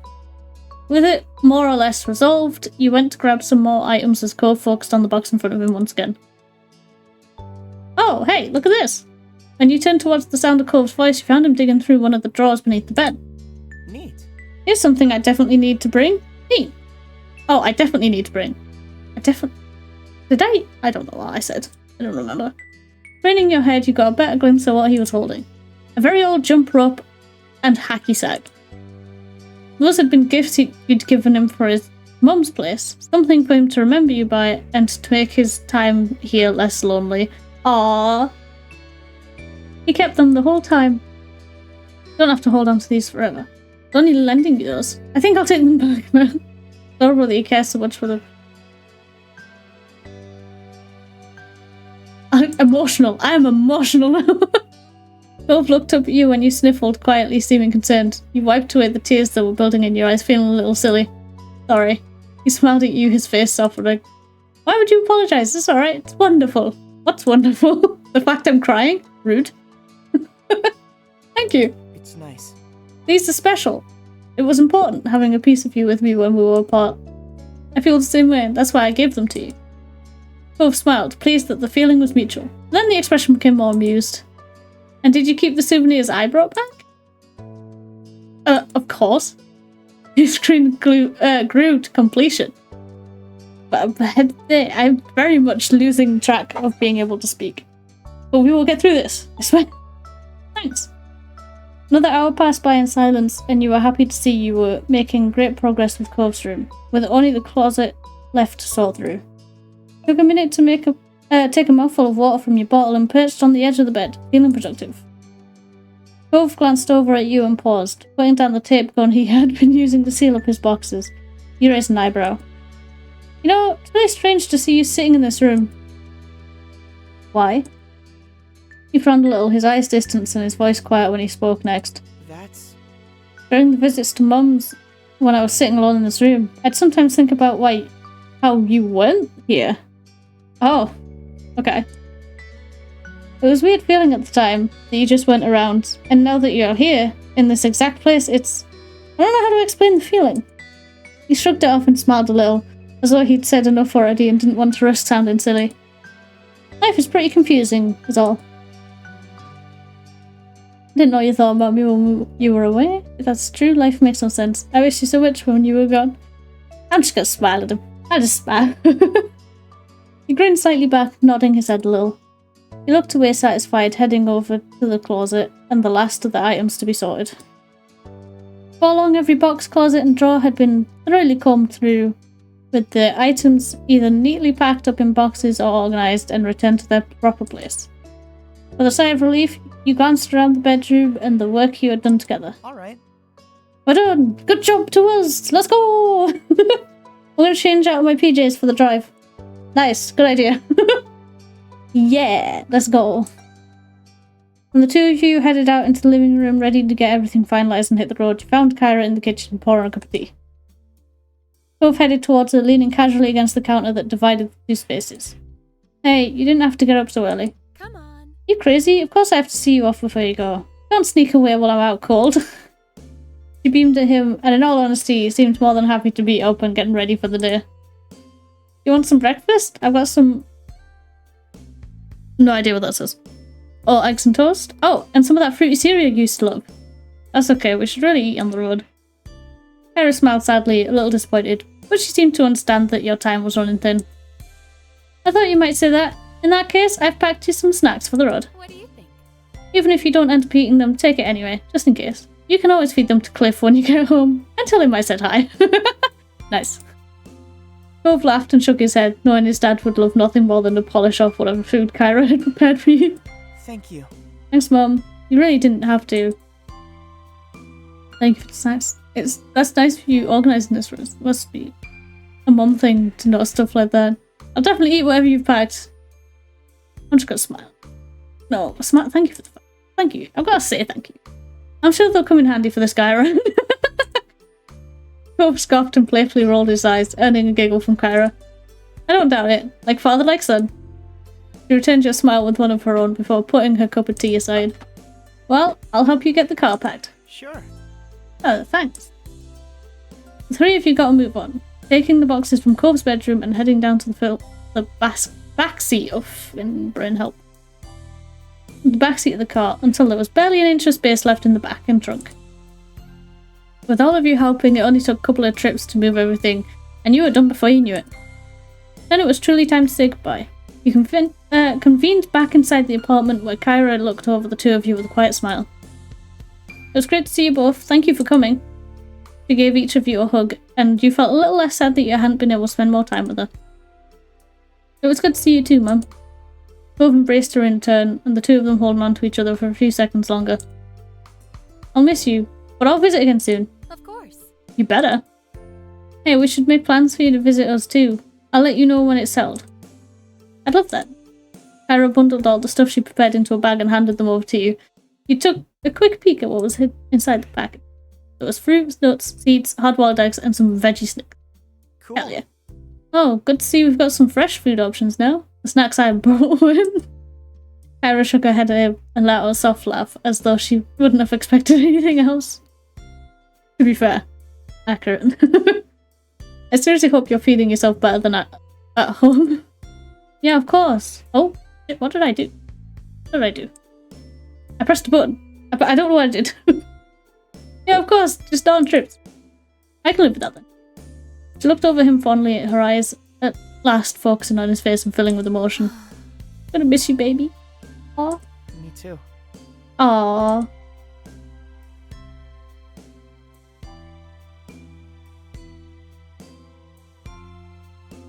Thank you for letting us come. No problem at all. You're welcome anytime.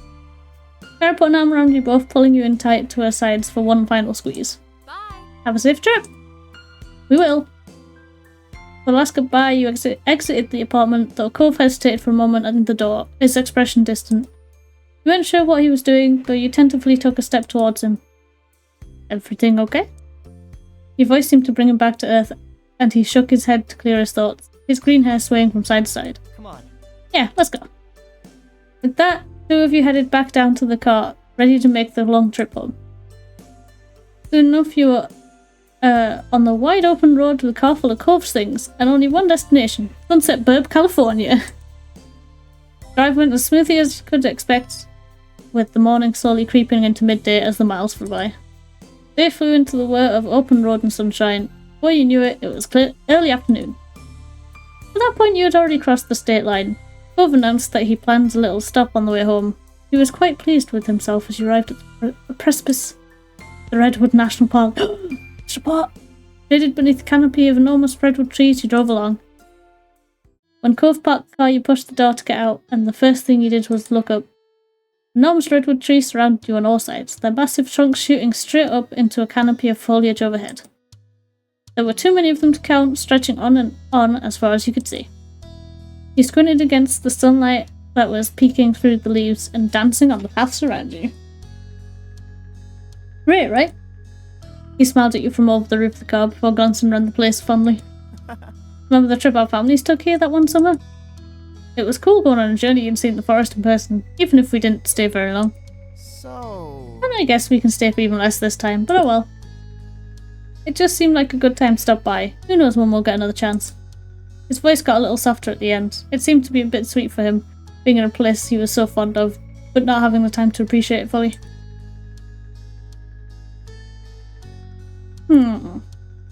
Ooh, please be stopped. It was a beautiful place to stretch your legs and take in some fresh air. There'll be more chances in the future, let's go. Cove smiled, shoving his hands in his pockets and tipping his head. I'm gonna hold you to that. Two of you walked around for a while, completely dwarfed by the sheer scale of the redwoods. Kinda put your view of yourself and everything in strange perspective. You took in a lungful of clean forest air, listening to the sounds of birdsong, and the cool breeze rustling through the underbrush, taking advantage of the space to move around freely. However you felt about being there, it was a totally different scene than sitting in that old car for hours and hours.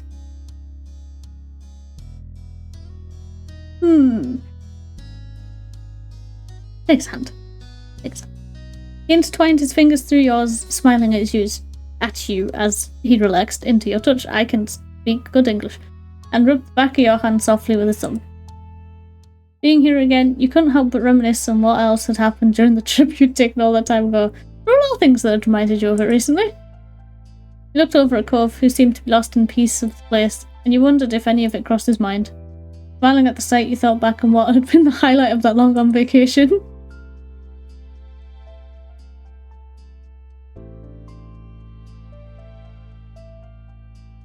Oh, the bird stealing his lunch? Cove, you don't remember this, but an alternate version of you died here when you cracked your skull because of the roof of the RV. Yeah. Oh god. I'm going with the bird thing. As much as I love that one, we're gonna go with the bird thing. Cove instantly started laughing at the memory of the bird taking off with Mr. Holden's sandwich. After all these years, it was still once-in-a-lifetime sight. Poor Dad, he can never catch a break. You continued chatting about the trip a little while longer, about the things you had seen and done, and even eaten. A lot of the memories Cove had of the trip were similar to your own, but you were also surprised to hear a few of the things from his point of view. So much had happened that there was no shortage of things to talk about. The place certainly had a nostalgic quality to it. Your spirits were high as you ambled past information boards and picnic areas. But before long you decided it was time to bring this short trip to an end and head back to the car to get on the road again. Cove sighed when you finally reached the vehicle, jangling the keys in his hand before unlocking the doors. Well... Wish you didn't have to go, but we're going to be responsible and not stay longer than we should. How grown up of you!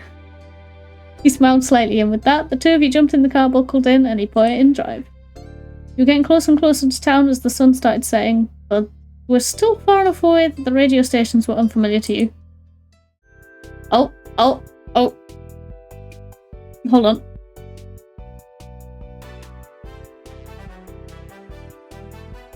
There we go. Anyway. Cove twisted the dial this way and that before stumbling into the channel with a song he deemed to like. It was a reggae from the Fates in Sea of Static, strange radio jockeys, and grating tunes. His face immediately brightened at the sound of it, and he drummed his fingers along the bottom of the steering wheel happily. Sitting back in his seat, he bopped his head and shimmied his shoulders in time to the tune, all while mouthing along to the words. Damn right he did.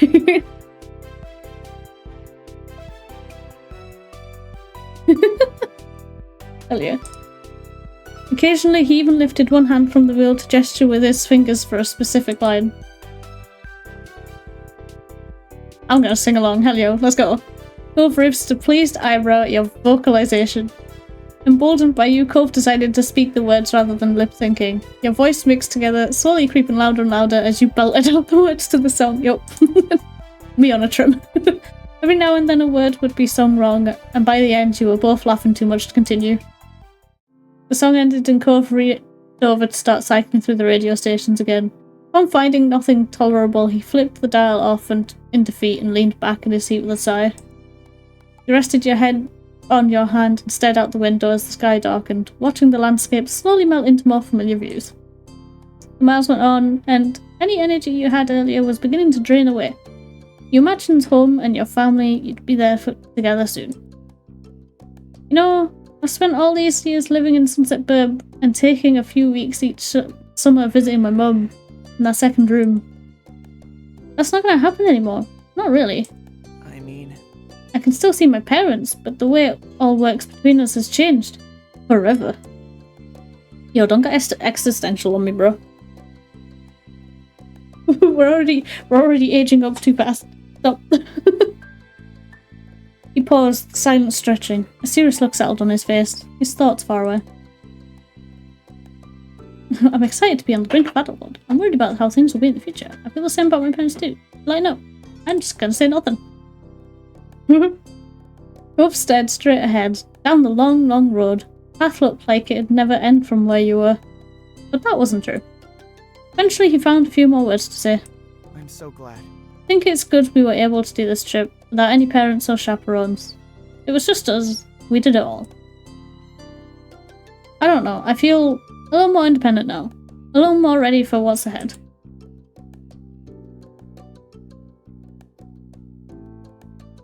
I'm not sure I'll ever be ready. Haha. Hey Remy, how you doing? Have you been lurking this entire time? Have you just popped in? Thought of leaving home, my mum's. It's scary. Cove sighed solemnly. The topic seemed to wear on Cove, and he made an attempt to find something else to speak on. Fair enough. Doing good? Nice. So, I'm kind of sad about getting back. I'm gonna miss having you right there tonight. He cleared his throat quietly. Yo, what the fuck? Cove said nothing more. You smiled to yourself a little at hearing him say something like that out loud. I'm gonna miss it too. And with this feelings confirmed as mutual, the two of you fell into a comfortable silence. Was it? Seems kind of awkward now. Out in a while ago because I was supposed to go to sleep, but saw you on stream. You know you can stream. Stream? Not what I meant. No, you can sleep, right? You don't have to pop in. I appreciate it. Obviously, I appreciate it. But you don't have to. And I mean, you can stream if you want. I can't stop you. I'll support whatever you choose. The sky outside grew dark, ever darker as the hours passed by. Stars blinking on like tiny fireflies painted onto a canvas of blue. The scenery continued transitioning between open roads, industrial areas, and beach towns, becoming increasingly recognisable as time went on. You felt somewhat disconnected from the world around you as you watched it through your window, your tired mind growing hazy. It was a strange, reflective feeling, but peaceful nonetheless. Soon enough the world would return to you, and you'd find your feet firmly on the ground. It couldn't be helped. Nah, a bit too shy for that. Rather watch you enjoying games. Fair enough. Fair enough. I'm glad you're enjoying it. The adventure would end, life could continue, but your memories would linger on. Jesus, okay. Good lord. And then summer ended. Wait. Let me save. Yes, and then summer ended. Ah, oh, so close. So close. Moths bounced against your window, attracted by the light of your room. Siren call in the slowly darkening sky. Just as the day was coming to an end, so too would summer. Liz would be moving back to the dorms before long. Luckily, Lee had been able to come stay for a short trip before her own new journey began. She'd officially been accepted to her first choice college a few weeks ago. This was her last chance to see you all in person for... You flicked through plans for the next few months, realising that you didn't even know when you'd next have the opportunity for everyone to be in the same place again. It was hard to think that you'd likely be seeing even less of your cousin going forward, but you were delighted that she was pursuing her dreams. While you were still with each other, your family was going to have dinner together. As ever, the Holdens were tagging along too. We went to a Chinese restaurant. Destination was that tropical place. I'm pretty sure we did tropical last time, so we'll go Chinese this time. It was somewhere your family had always enjoyed going, ever since you and Liz were tiny. That long-standing connection made it a fitting location for final meal out before Liz and Lee set off. Technically, you were getting ready to go out, though your mind was only half on the task. It was a pleasantly warm evening, the kind that epitomized? Yes, vacation feeling, and you were in no mood to spoil it by rushing around. While idly gazing at your room, you spotted a small cluster of unopened envelopes. That must have been left for you by the parent. By a parent, not the parent. By the parent earlier.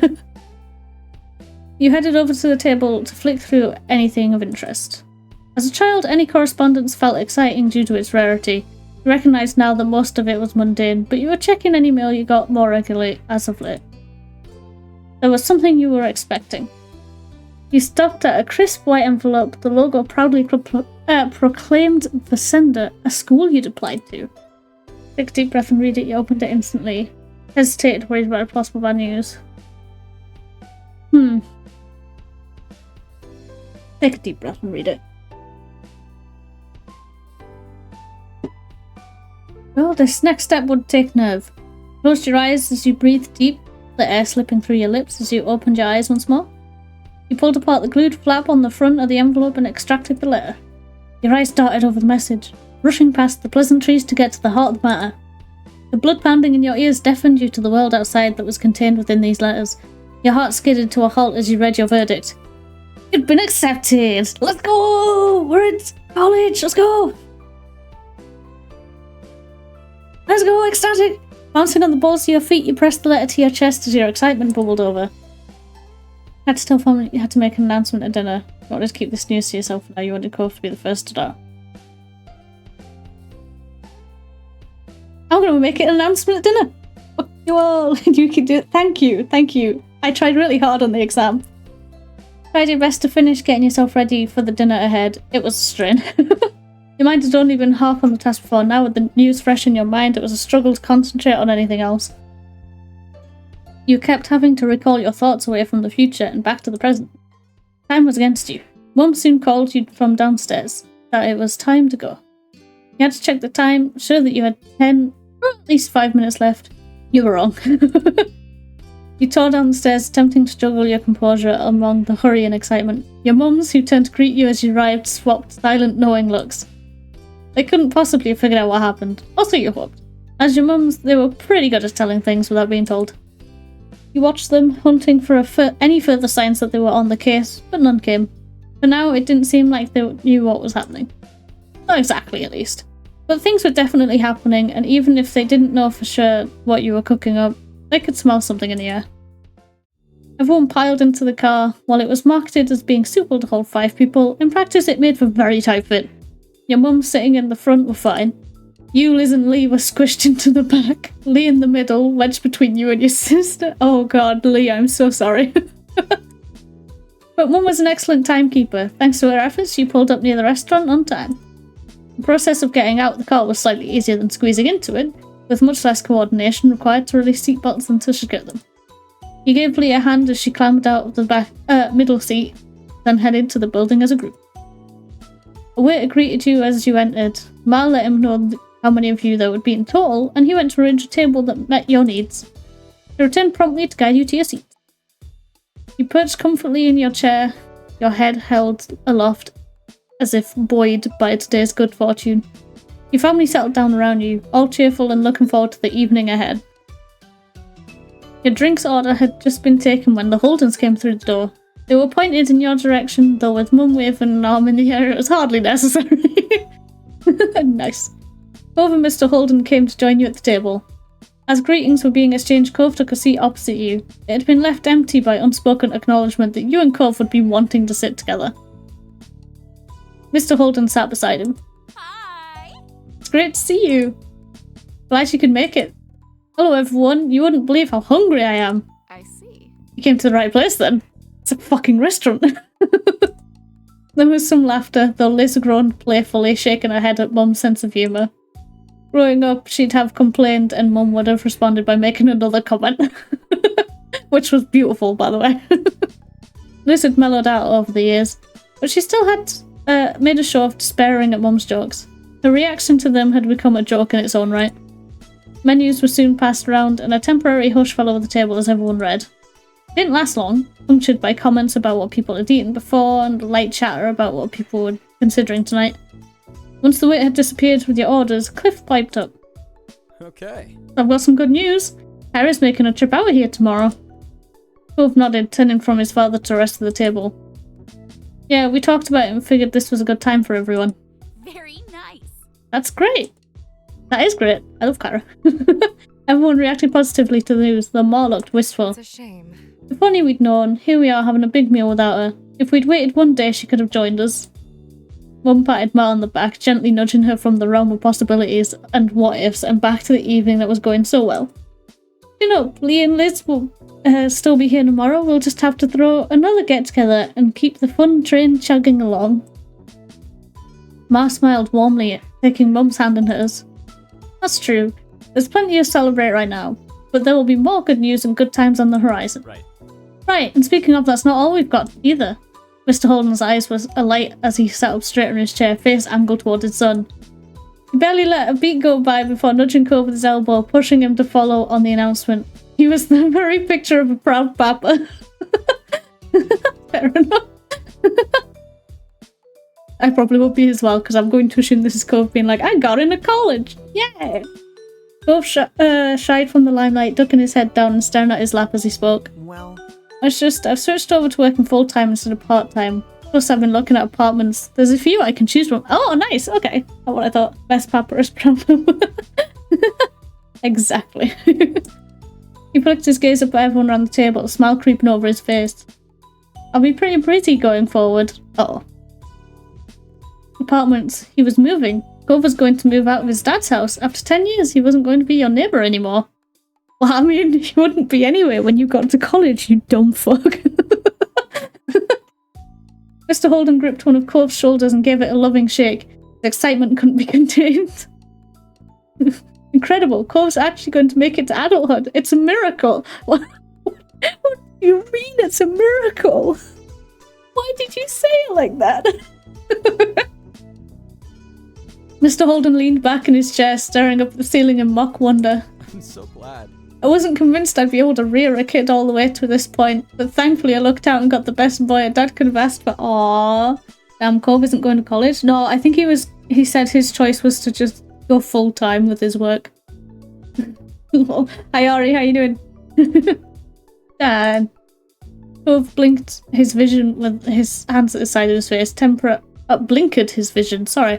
Temporarily blocking his father from sight. Ross thought he was a walking catastrophe. I mean, considering that when we met him he had a cast on because he broke his arm, I could believe it. Despite his genuine bashfulness, which left him unable to meet anyone's eyes after all the attention thrust his way, he was happy. Thanks. I was really lucky too. You're a good dad. Aww. Character development. Aw, come here. Yeah, give him a nuggie. Mr. Holden threw an arm around Cove's neck, pulling him in as close a hug as the seating allowed. He rubbed his cheek on top of his son's head while Cove chuckled, accepting the affection with good humour. Your mouth was parched, your tongue sandpaper against the roof of your mouth. Though it took a sip of your drink to relieve the relief was short-lived. There's something I'd like to mention too, if that's okay. Yes, let's go. College. That all. Of course. Yeah. Lay it on us. I got my acceptance letter today. I'll be going to college soon. You're fantastic. Oh, thanks, Mum. I love you. You're so nice. Nice, Says. Good job. That's wonderful, sweetie. Hell yeah. Remy, look, my mums are hot. Ma roped you into a hug, her arms quicker than any lasso. Oh shit. Good lord. She'd be a killer in the West. You were thankful you were sat next to her. If not, you didn't doubt that she would have dived over the table to reach you with her excitement. Fair enough. Hey, let me in on the hug. Your mums pincered you in a hug, leaning from their chairs to squeeze you in tandem. Liz beamed at you from across the table. Good job, Saz. Lee didn't hide her excitement, clapping her hands in open delight. Seriously? That's amazing! You're gonna be amazing! Thank you! I mean, they're as West as it gets. Shh! Don't ruin my joke! Mr. Holden gave you a thumbs up. Thanks, man. Good. Impressive. You're a good kid. The world's your oyster. Thanks. Cove grinned at you from across the table. Seriously? That's amazing. Incredible. You did it. Congratulations, Sass. Thank you. Thanks. No, seriously, this is really big and you deserve it so much. He looked around at the faces of the company here. You'd been on this journey with everyone here for years. You've seen them falter and grow, and they had watched you go through the same. Now you were striking out on your own path. Cove was leaving his family home, Liz was heading back to college, while Lee was starting at hers. You were all heading in different directions, to different destinations, some near and some far, but it wouldn't be long until you were all going your own way. I'm proud of everyone. I am proud. You held your head aloft as you looked forward, literally and metaphorically. It was amazing how far you'd all come. You were sure that you would face each day that came head on, knowing that you had people who cared about you backing you up, even if it was from a distance. You couldn't wait to see what happened next. Both brought some attention to himself with the clearing of his throat and a small interjection. I'm gonna stretch my legs while we're waiting for the food and everything. Sure. No thing, bud. With a tiny smile he nodded at his dad, but the lightness in his expression faded when he moved it to face you. Wanna come? Oh no. Oh, he's gonna cry again, isn't he? He was attempting to be subtle, but there was very obvious something on his mind, something he wanted to talk to you about alone. You watched him with concern as you rose from your seat. Yeah, I'll go. Take care. With those parting words, the two of you walked about the place. He was trying to get as far away from everyone else as possible without actually exiting the building. You waited for him to talk. You were sure he would. Cove started pulling on the hem of his shirt. He turned his head back to face you, but it was an awkward movement. Well, I wanted to talk to you one-on-one about all this. You know, my work, moving. I mean, it was coming before, but now it's pretty much here. Yeah, it's exciting. And before he's all like, I was hoping we'd move in together. I mean, he said he was moving. No reason he can't move in. We can move in near the college I'm going to. And yeah. No reason we can't still move in together. Cove stopped picking at his shirt and he seemed to respond well to that response. He was relieved you weren't upset about it. His sad puppy look. I know, Remy, you need to watch like the whole series. He is so precious. Anyyywayyyy, I could even use an ultra. Oh, rip. I'm glad you think so. But then he looked down and his brows furrowed. You saw his hand shift away from his clothes to instead rub his arm. Are you looking forward to it? I am. I mean... Well, I'm trying to be. He looked his head further and you saw his face start to redden. But it's scary. What if I mess everything up for me? For us? You don't need to worry. You're going to do great things. You can never ruin what we have. So you're saying you're going to dress up as the future for Halloween? Big rip for you for that. Oh my god, I love that, but I don't want to. This is the serious moment. I cannot say that.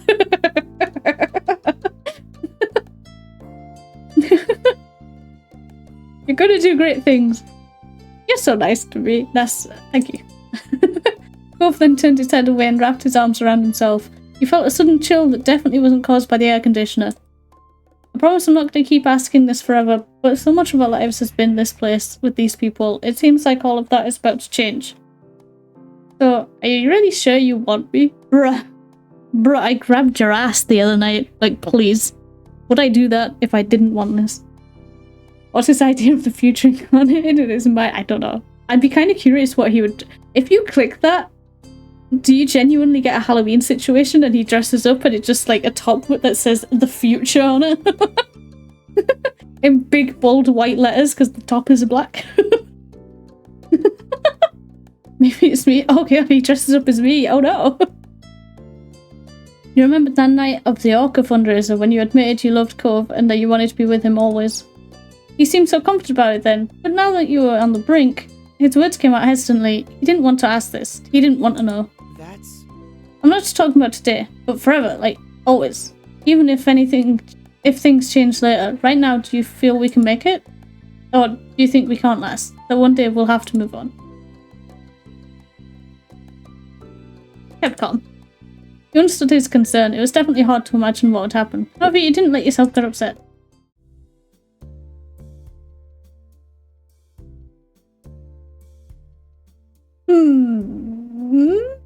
Yeah? No, yeah. What? What's up? He looked at Cove, who seemed utterly touched. You had a feeling that he couldn't imagine not wanting you. Cove laughed with a delicate smile on his face. Okay, you win. I wanted to prepare myself for the horrifying unknown, but you're kind of giving me no choice but to be optimistic here. Good. Optimism. His eyes sparkled with mischief. Strong armor. That's right. Oh no, I can't believe you're being forced to have hope about life. I'm happy to hear that. You're welcome. Oh no. His lips twitched up at your sarcasm. Oh no. Right? I know, how am I gonna get past this? He gave a small smile and then stopped joking around. Thanks for listening to me, Saz. It helped. You felt pleased that his anxiety had eased after talking it out. You want to go back to the table now? Yeah. Oh yeah, I forgot what we were doing here. That'd probably be good. Bruh. Our entire family just sat there waiting for us to come back. Meanwhile, Cove leaves because he's like, why am I here again? See ya. With matching smiles, you both reclaimed your seats at the table. Both of you felt lighter and it showed. You seem happy. What was that? Liz, shut up. Just... Yeah, it looked like you were having quite the conversation over there. It's neighbour stuff, sorry. I mean... Oh no, because Liz doesn't live there anymore, so she's not technically a neighbour. Nice.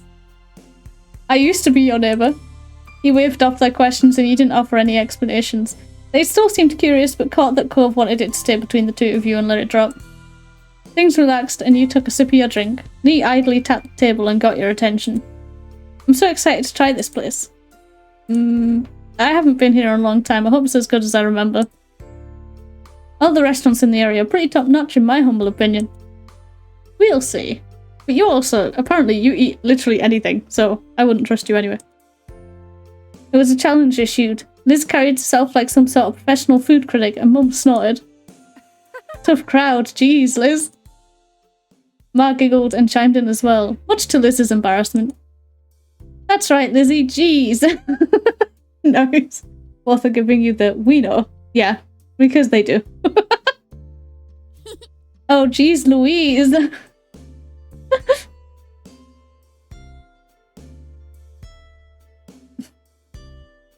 I'm just gonna shake my head. Lamar. Why was your family like this? Jeez. Everyone burst out laughing besides Liz, of course. She smirked. No one could ever accuse your family of being no fun. Night fell soon after everyone finished their meals, and before you knew it, you were standing in the parking lot, saying your goodbyes and packing up the cars to go home. After the last of the chores were done, your family spent some time together. The rest of the night felt like it was going by in a blink of an eye, and somehow the time came to retire to your room to sleep. And then Cove knocked on your window, and you found yourself on top of the hill again. Just sat there, talking, because Cove cannot stop. Cove does not sleep. Cove is quite literally the opposite of the Danganronpa protagonist. You pulled your covers up under your chin and settled down for the night, getting warm and cozy, and then there was a tapping on your window. As your head sank into your pillow and you closed your eyes, your mind drifted back to everything that had happened today. You could see it all now, behind your eyelids, as though you were experiencing it all over again.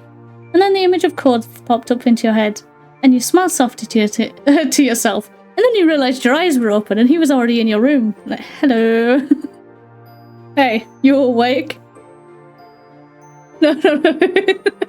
It's just like, you opened your eyes and there he was. So, you're finally awake.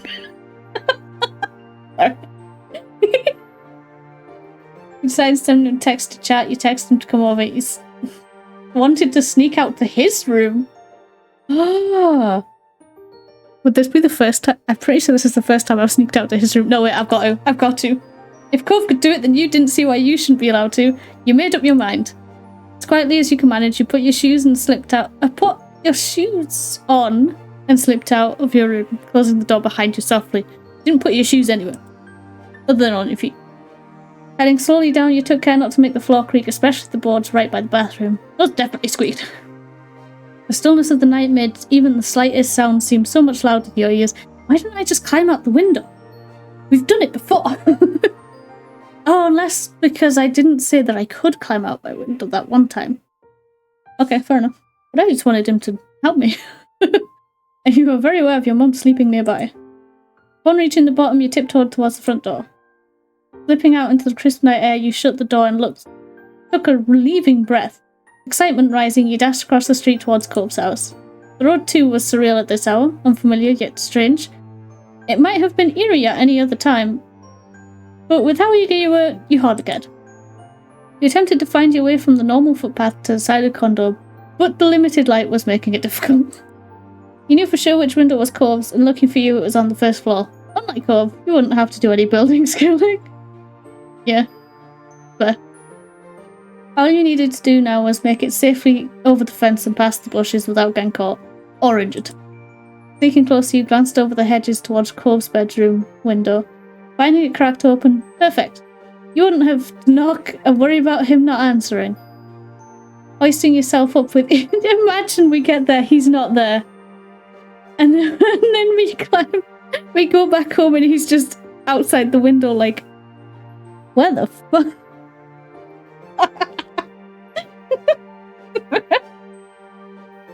Oh god. Hoisting yourself up with ease, you cleared the fence and avoided the shrubs, then darted over to the window.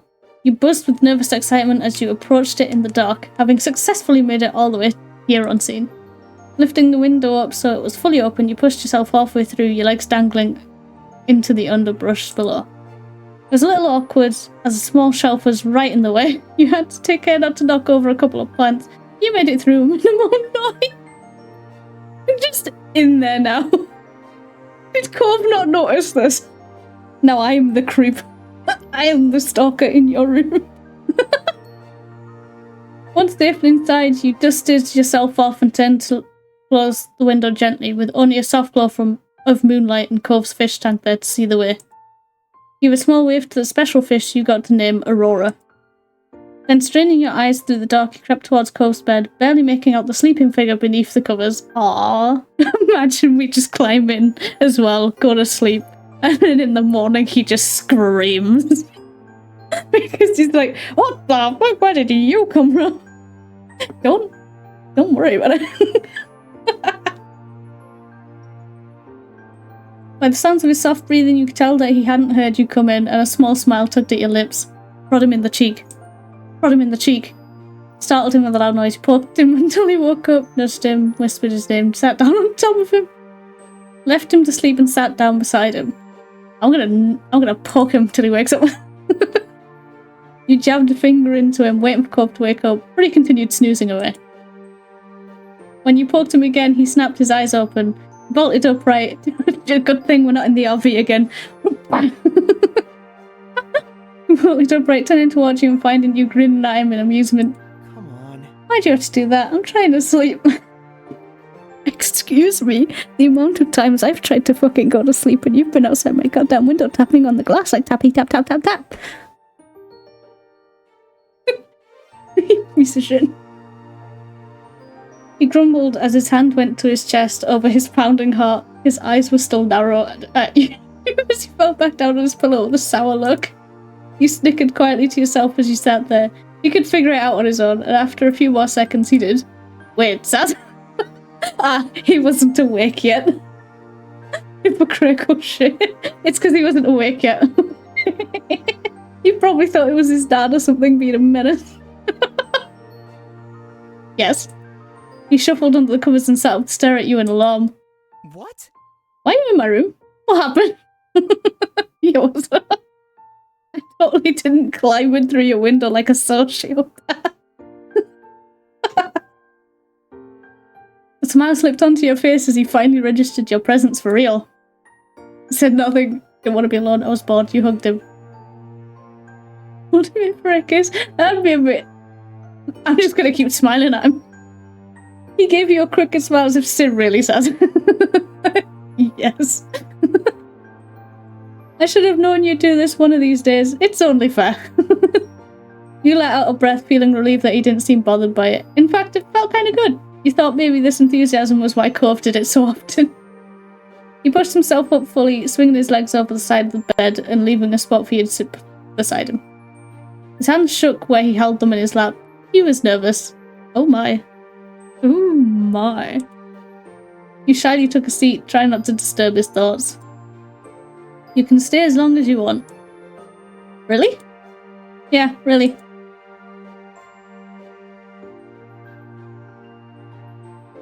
How long do you want me to stay? Well, to be honest, there aren't a lot of situations where leaving you is ever what I want. Aww, you softy. I guess only when I annoy you and you need space. He chuckled softly, doubting that would happen anytime soon. Okay, I won't go anywhere. His face lit up as he settled in even more. I've secretly slept over in your room before. It's fair you get to do it too. Excuse me, fucking what? Excuse me? You've done what now? You've done fucking what now?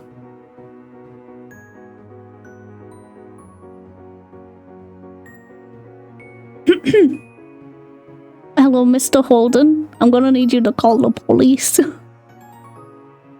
I left my phone at home, Mr. Holden. I'm gonna need you to phone the police. You snickered, feeling pleased with your decision to do this. Wait, are we not going to address the fact that he slept in my room before? Well, I've not been, like, I've been out. I mean, like, what, hello? What? Excuse me? Well, it looks like you might be getting the floor yet again. Okay, but there's no way I'm letting you take the floor this time. Okay, then. Here we go again. Yup. You rolled your eyes and let out a soft laugh, which Cove returned as he rubbed the back of his neck. I guess we're just not addressing it. No, seriously, you can have the bed. I want to share. Can you try to stay? I'll take the floor, I insist. I wouldn't mind if you took the bed. Appreciate you taking the floor. I want to share. Share. His eyebrows dipped. He was growing visibly nervous. It was to be expected. Yup. You're fine. Apparently. But after what happened last time, you'd be waiting for another chance. You hoped he felt the same, and it seemed he did. Yeah, this time we can share. You'll really stay? You won't leave to be on the floor? Wakes up in the next morning. He's just on the floor, just completely passed out, spread eagle. It's like, what happened? Why are you on the floor? The fuck? Oh, you pushed me out. Oh, fair enough. You slept in your room during the last stream without your family knowing. He's probably talking about that. Oh.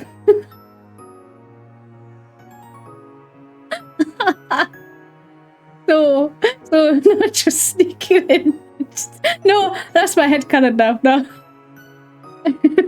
He's so clingy that sometimes he'll just get out of his bed, climb all the way up to our room, and when the window is open, he'll just climb in and go to sleep on the floor.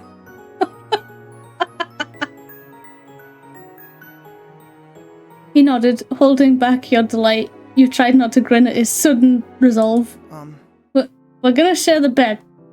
Okay, we already agreed on this. You could hear the tremble in Cove's voice as he held his hands to. Sorry, we're gonna share the bed. There you go. Held his hands together to keep them from shaking. He let out a breath and shook his hands in front of him, mentally preparing himself. It's gonna be all right. His mouth set into a grim line, and he balled his hands in fists to his sides, determined.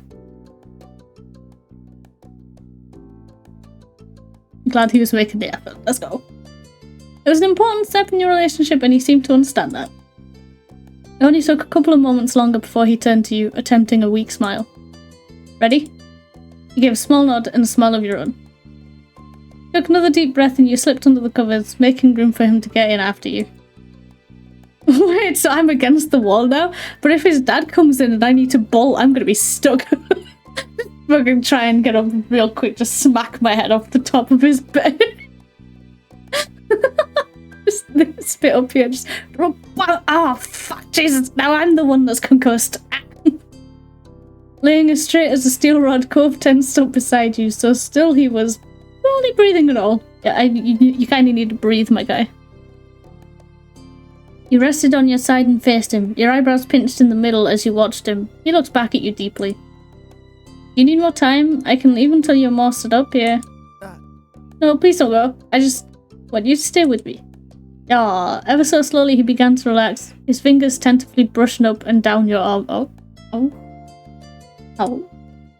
His eyes shut, lashes fanning out over the tops of his cheeks, and you still half expected him to run away like the last time.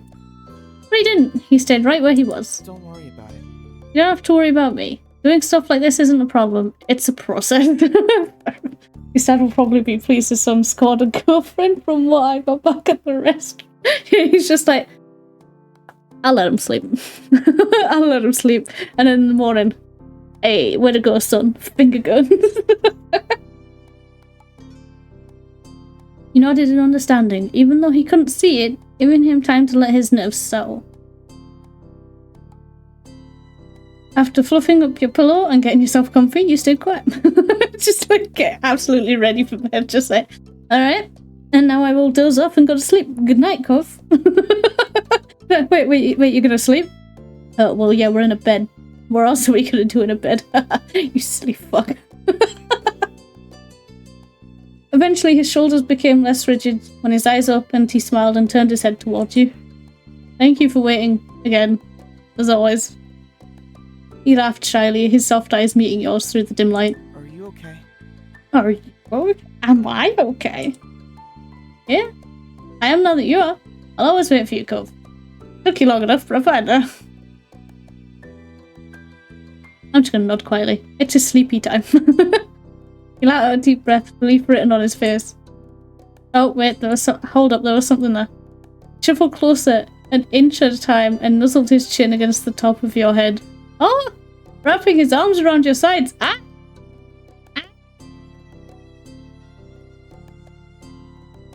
Hell yeah, wrap our arms around him. Let's go. Your fingers gently brushed up and down his back as you held him close. Oh.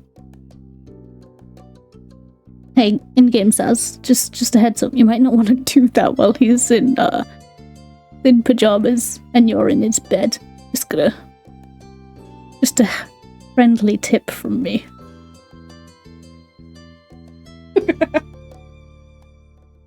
The room grew quiet around you. The only sounds to be heard were the faraway crash of the ocean waves and your breath mingling in the small space between you. Bullshit, we'd also hear the filter in the tank. That shit is loud. Cove's heart was pounding, the thump of it rumbling through you as he spoke again softly. That's... You know, I'm not scared of you, right? It's just so many other things that scare me. Like, oh, hello? Hello? I'm afraid of what-if hypotheticals that aren't actually real, but I think about anyway, and of nebulous concepts of what things mean that I can barely explain even to myself. Can you fucking stop with the big words? It is, like, really late. I don't know how late it is in-game, but it's really late. You need to stop. Get on my own feelings and how much I feel them. What you mean? Because if you were any clingier, you'd probably be classed as a yanderer? And I'm afraid because tomorrow things will be different between us, but I'll be alone again. He held onto you tighter, his breath stuttering ever so slightly. It's normal right now to see you during the day and part ways at night. Except for special occasions. A little laugh escaped him before his tone became serious once more. It's easier to stay where I am than it is to make myself move. To not take a risk, and to not know what I might be missing, but... He hesitated, and you reached up to brush a few strands of hair from his face gently, his eyes slowly fixing on yours. When did doing the easy thing get so hard? When it comes to you, I don't know how to stay still. I want to keep taking steps forward. Oh my. I swear this will go on for another hour. Shh! No! We'll go to sleep soon. He said no more 3 AM streams. It's not 3 AM for me yet! Honestly, when I see your face, or even imagine it, I want to start sprinting. But when I try, I hit a wall. Have you tried not running at the wall? It's just, like, I physically can't do it on one side of my mind. There's something blocking me. No, on the other side, I absolutely can't stop myself from doing it. It never ends well. It's just spinning in circles.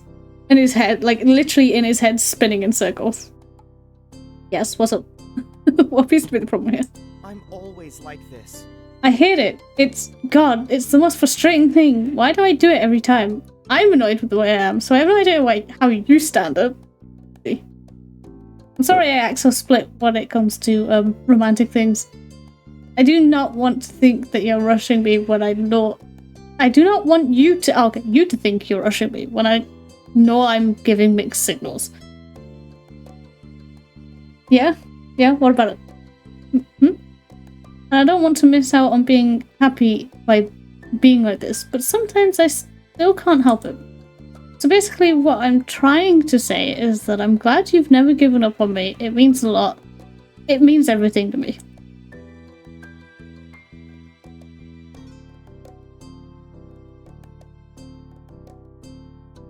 Aw, it's you and I accept. Next time you play this, you need to start earlier. You don't think I try? You don't think I try? I was eating. 10 minutes before stream, I literally just finished eating. I try. His eyes glassed over as he squeezed you close to him and smiled, his heart rate finally relaxing to a normal rhythm. Get out. I'm crying. Good night. Dad says. Night. Leaned forward and kissed you tenderly, his hand gently moving to cradle the back of your head. Maybe don't do that when we're in a bed together. Like, press this close. Maybe don't do that. I love you. Okay. Okay.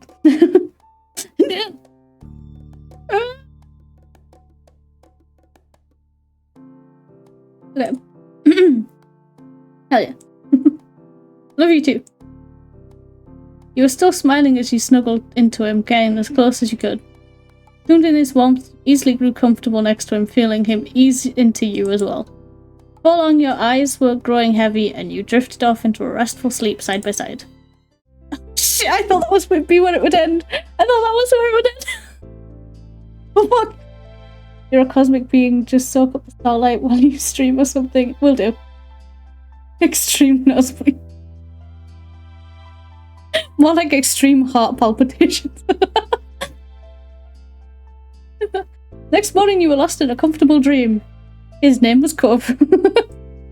Until a loud noise startled you awake and your eyes flew open, wildly searching for the source of the sound. Oh!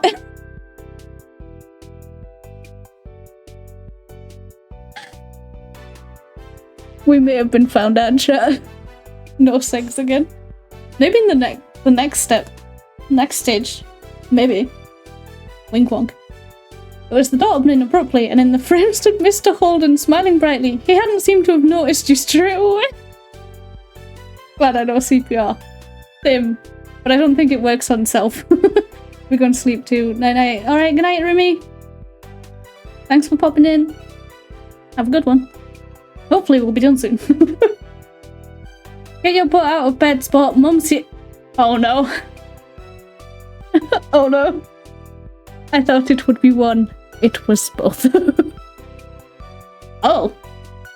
All of a sudden the two of you made eye contact and he froze where he stood, the smile slowly slipping from his face. Hey, what's up? Howdy, Pon. Mr. Holden pulls out a shotgun. Don't move, Cove. There's an intruder in your bed. If it helps Mr. Holden, he's been in mine many more times. This is my first time in his, but...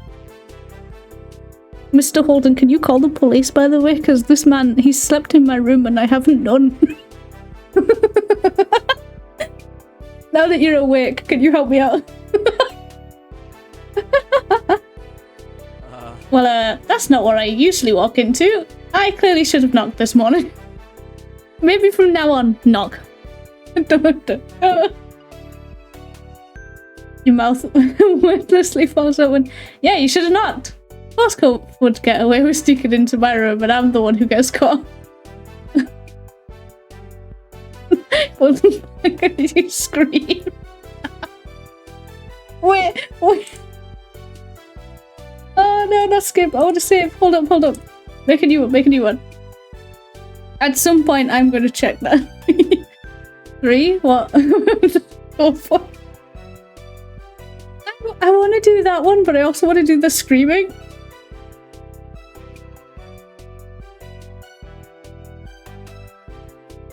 I'll go with this one first. Should I pretend I didn't hear that? Yes, please. You can't be a dumb bud to just walk into a young adult's room in the morning without knocking through. Scream? I'll do scream. Cove blinked his eyes tiredly and bumbled something incoherent before turning towards the door. Please scream.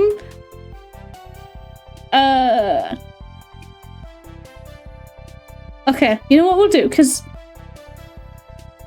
I want to settle with the one where I just offhandedly say, why am I the one that gets caught? So what we'll do is we'll go with scream and then I'll go back and do the other one. Loudly. Cove immediately bolted upright, looking around in concern over your shout. Taz? You clamped your mouth shut tight as Cove looked at you and then followed your eye line to find his dad watching the two of you in a lot. Cove scrambled on the bed in an attempt to get to his feet, pushing the covers back up above you, forgetting there was an overhanging ceiling above him.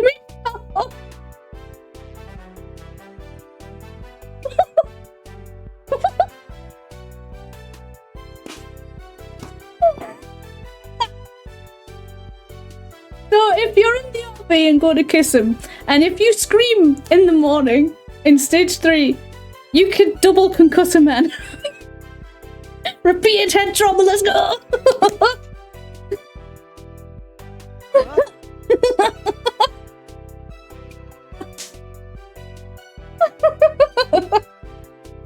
Oh my fucking god, that's amazing! Alright, can we...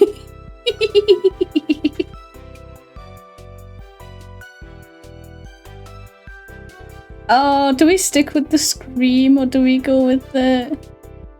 I don't want him to fucking crack his head open again. We're changing it back, we're changing it back. Both you and Mr. Holden stared at him for a few moments, neither knowing what to say or do. He's just like, fuck out, I'm asleep. Cove, who continued looking at his dad dorsally, was obviously having a hard time trying to process the situation. Then his eyes widened. Yep, and it clicks. The light bulb, it pinged. What? Cove scrambled on the bed. Oh no, wait. Wait. It doesn't matter which one you choose. Okay, no, fuck it. No, fuck it, we're screaming.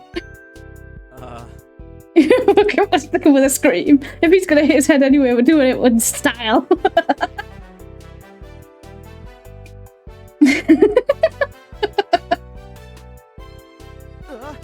Ow. He flopped back down on his pillow, pressing a hand to his head and groaning loudly.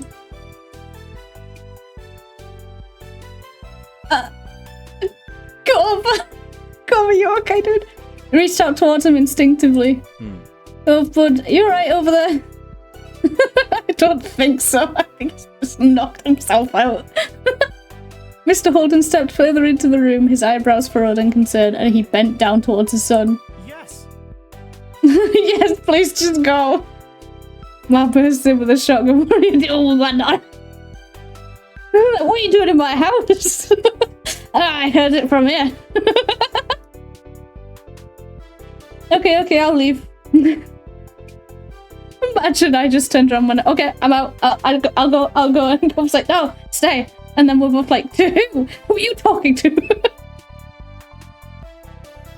Cliff held his hands in front of him in a calming gesture, even though Cove couldn't see it. He turned to make his exit, but stopped abruptly in the doorway, obviously deciding he had something more to say.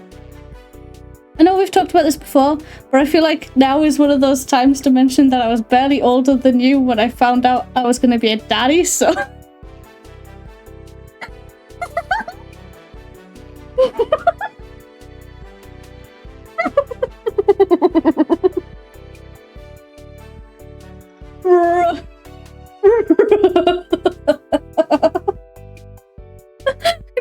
Cove's gonna be like, leave now. Just if there's anything you need to say or ask about, just, you know, or if you need help buying supplies. We're not getting kids yet. Oh. What have you said yet? Oh, what have you said yet?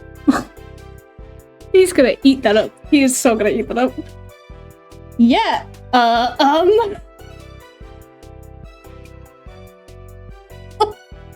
Oh, please, I know you've just bashed your head in, but have some sense. Go back.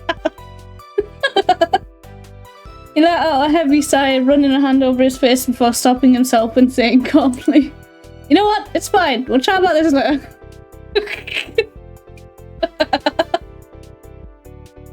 Kyra's waiting.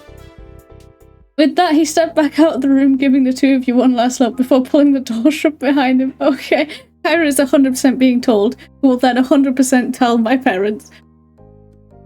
Oh no. Cove rubbed at his face before dropping his head onto his hands and mumbling between his fingers. Oh my god. This reminds me of when we shared our first kiss. Except he's got a concussion now and a horrible trauma. And everyone's like, well, that was fun. You couldn't face me. Yeah, I'm just gonna cover my face as well. So like, oh, that was immensely embarrassing. Rip. With a heavy sigh, Cove forced himself to sit up again. He frowned hard, staring over at the closed door. Sorry. I guess we can't just hide in here now. He gave you a sidelong glance, and despite his displeasure at the situation, a small smile quirked his lips. It's nice. Too bad, it's been really nice. Why are you talking like we're about to be murdered? What? Yeah, it was nice. See you in the afterlife, I guess. Found yourself smiling along with him. So when you thought of having to go out there and face both Cove's dad and his mum, you weren't thrilled. Fair enough. Two of you took a few minutes to get up properly and get yourselves as ready as possible. Cove put his glasses back on before heading out to see Kyra. Hey. Kyra was waiting patiently in the living room. She was in high spirits with her eyes set on the hallway. Her amused smile only widened when you and Cove froze. Yep. He told her immediately and she was like, oh yeah. It didn't take long for the realization to sink in that the scene must have been loud enough for her to hear even from there. Oh, true, actually, I did scream. Cove tried to look unimpressed, eyes narrowing over Kyra's smug delight, though his face was already turned red as Mum hadn't even said anything. I've just realised, if I screamed, why didn't she run to check? She would have heard me scream, why didn't she check? Oh no, she has grandkids and she'd run. Oh no. He squared his shoulders, lifted his head and strode forward. Oh yeah. Fucking own it, Cove. Let's go. Hey. Hi, Mum. Hi, baby. And hello to you too, says. Morning. Good morning, ma'am. Her tone cracked in her greeting and then she just gave in and laughed, unable to keep any of it in. Cove frowned at that and his eyebrows furrowed. Sorry for the interruption. I didn't know you already had guests. His frown wobbled as he became even more embarrassed by this moment. He couldn't muster up any words to defend himself. Well, it's not like anyone's surprised by this. I'm sorry. Hi. You don't have to laugh. You just say, hi. Just, hi. How you doing? If Kyra wasn't looking at you, she probably wouldn't have known you said anything. You were that quiet. For a moment, you considered giving a small wave, but your nerves were getting the better of you. Cove was still unable to say anything, other than his teeth biting into the inside of his cheek. He stood there frozen. Kyra studied you both for a moment. It's alright. Okay, my not-so-little mister is spreading his wings. I can't complain about that. Oh. You stared that. He literally has wings on his pajamas. He already spreading wings. She lightly tapped the tip of his nose. That got a tiny smile out of Cove. Despite being much taller than Kyra at this point, he still seemed like a little kid in front of her. You released the air you were holding in your lungs, and then Kyra's gaze locked onto you. Immediately, the air was back in your lungs and you were struggling to keep it there. You know, we were just about to go over to see Pam and Noelle. Are you two coming? I mean, I kind of have to get dressed, but you know. Sure. Smiling softly, you nodded in agreement. Cove and Kyra both chuckled at your delicate response. He stretched his arms for a moment and yawned, trying to physically shake off what happened. Sounds good. Does it? It does now. Nah, my guy ain't spreading nothing till he gets rid of those PJs. Sheesh. Yeah, they are kind of shocking. Great. Great, let's do it. Mr. Holden, where are you? He is a ghost now. It was then that you noticed Mr. Holden standing on the other side of the room. You figured he must have been trying to create some space for everyone during that last conversation. You could tell he felt a bit awkward, but he tried smiling reassuringly as he scratched the back of his neck. His attention went to Cove. Could we not just Be like, hey, keep this a secret between us. I'll just climb through my window. It'll all be fine.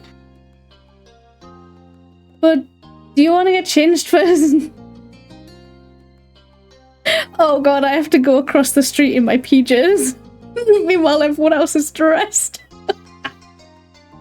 Cove looked down at his pajamas for a moment. He shook his head. No, we don't have to wait for that.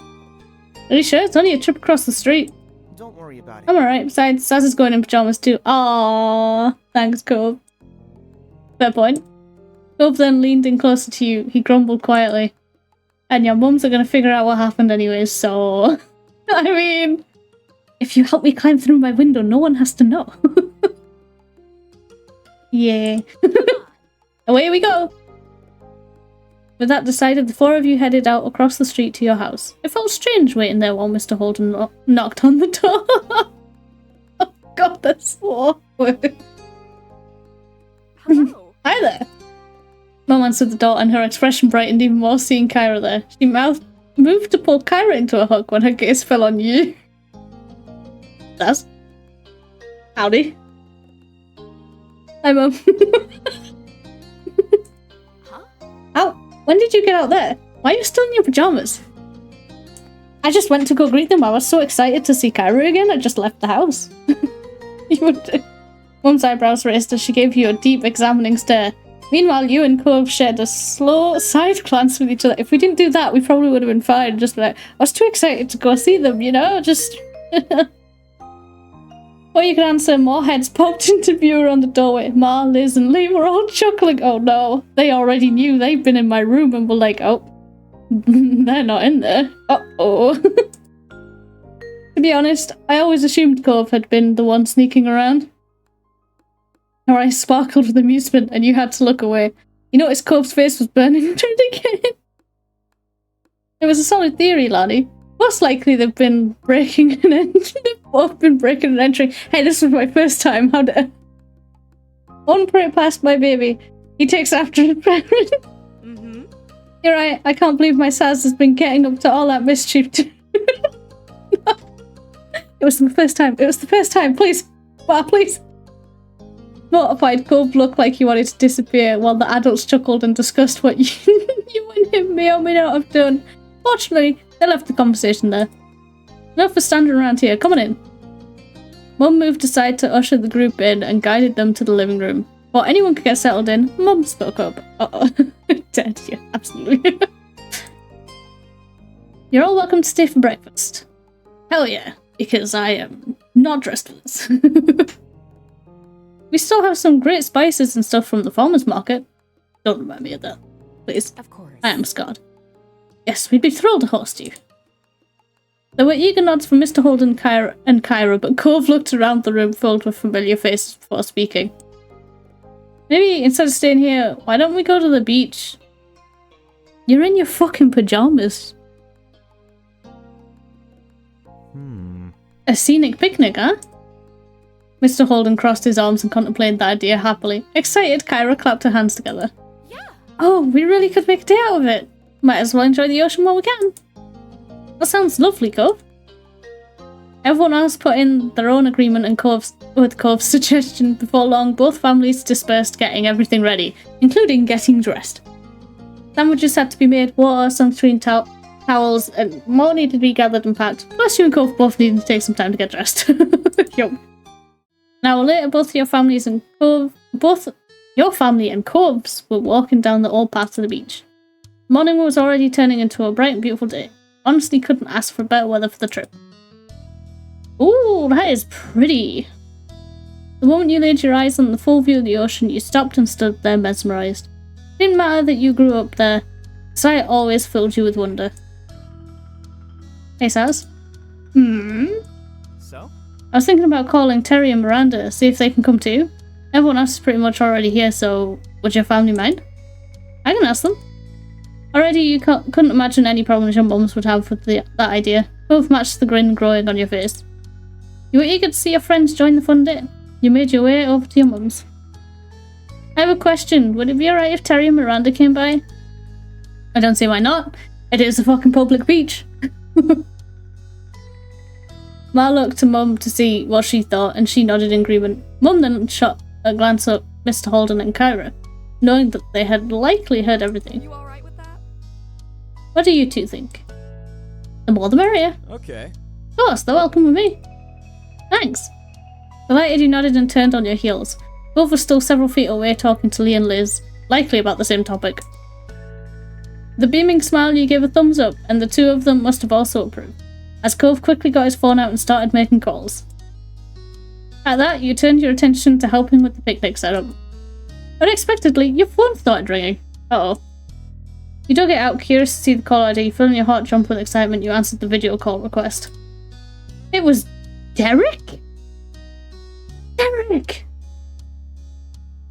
Hi. Oh, Derek! The glow up! The glow up! Let's go!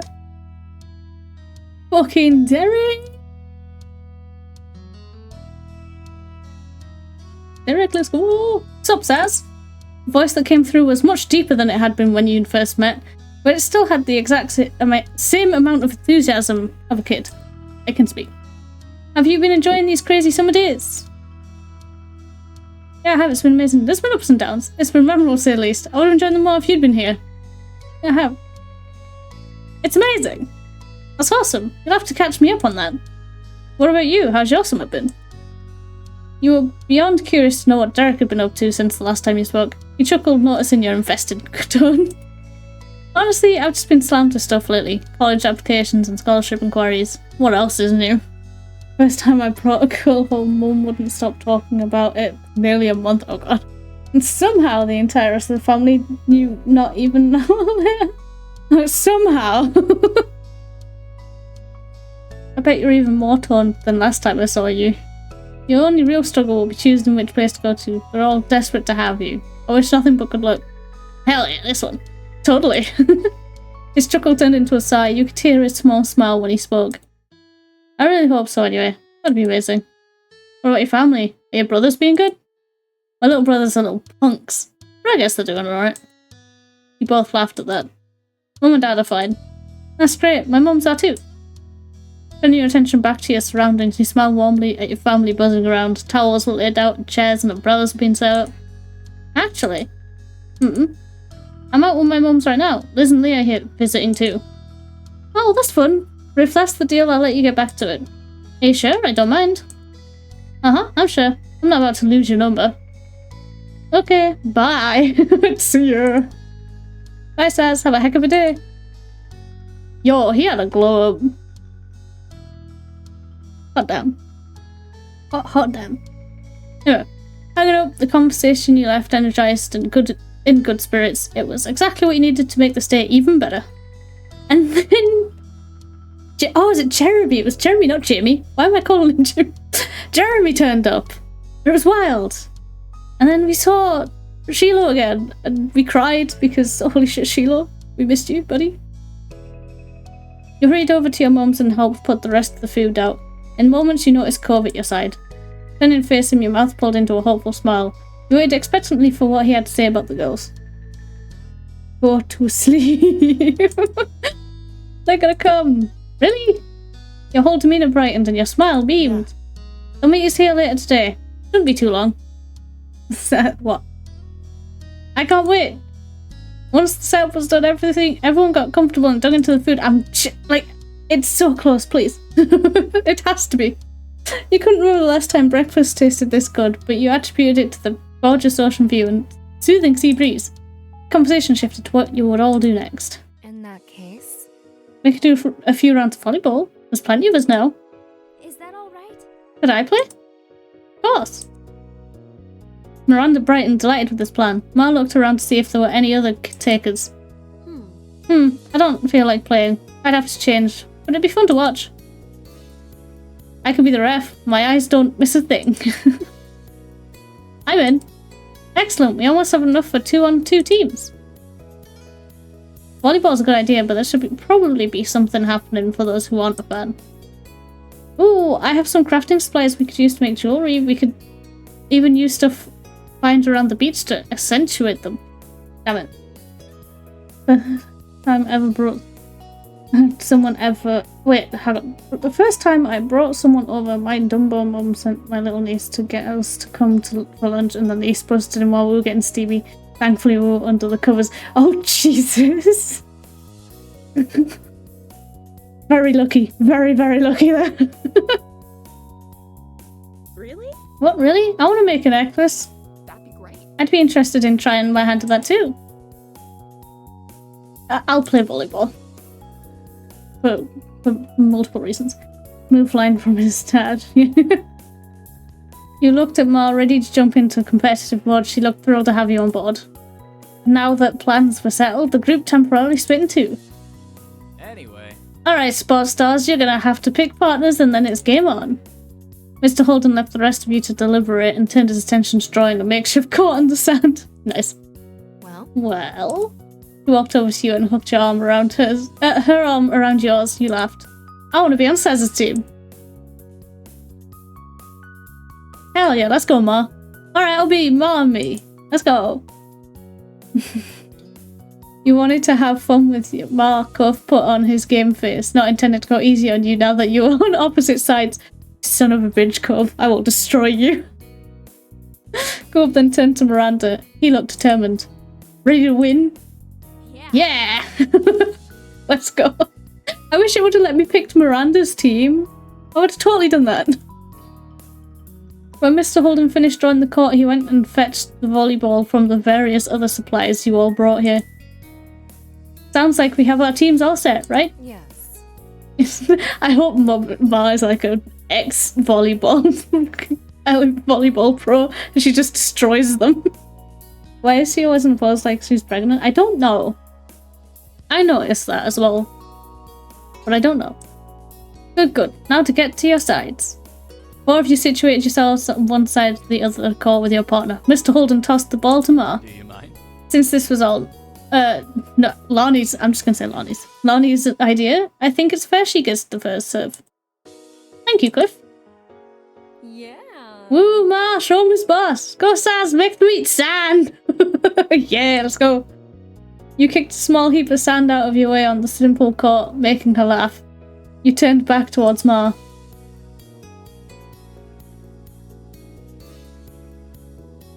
You're going down. Yeah, you're going down. For emphasis, you even pointed at the others. Miranda teasingly stuck her tongue out at you. You're going down, bitch. With that, Ma got into position and delivered a practice first serve. The game began. In the battle over the volleyball, both teams scored points. There wasn't a set amount to reach to end things, so it went back and forth for as long as everyone wanted to play. And the game went on for quite a while as everyone got into it, especially with the cheers and added commentary. Liz and Mr. Holden had made the whole game better with their humour and wit. Nice. It's subtle messaging. She's wondering if Saz's character is or will be. Oh no. From a distance, the jewellery making group would also cheer when they heard shouts coming off the court. On top of that, they would hold up each newly made piece in the air and the players would take a breather to applaud the creation. Hell yeah! Let's applaud! Let's go! It wasn't until all of you were exhausted from running, spiking, and diving that a truce was called. You enjoyed every moment of it. The afternoon continued to drift by, but the fun was still going strong. Occasionally, someone would head back to the houses to use their bathroom, rest away from the sun a while, or to retrieve something that they needed, but they always came back. The beach was never empty, and there was always a new conversation to take part in or another game to join. At one point, Mr. Holden even broke out his pack of cards. He roped the whole group into a few rounds of good old Go Fish. There was only one thing that could bring this beach day to an end, and that was for the day itself to end. But anyone realised it, the sun began to set over the sea. As that happened, you were taking a break, sitting on a towel with your legs stretched out past it, and your feet buried in the warm sand. Please be close. You were twisting the volleyball in your hands. Shortly, you looked up to see your mums approaching. They stopped in front of you and you smiled. Hey there, kiddo. How are you? How are you doing? Good.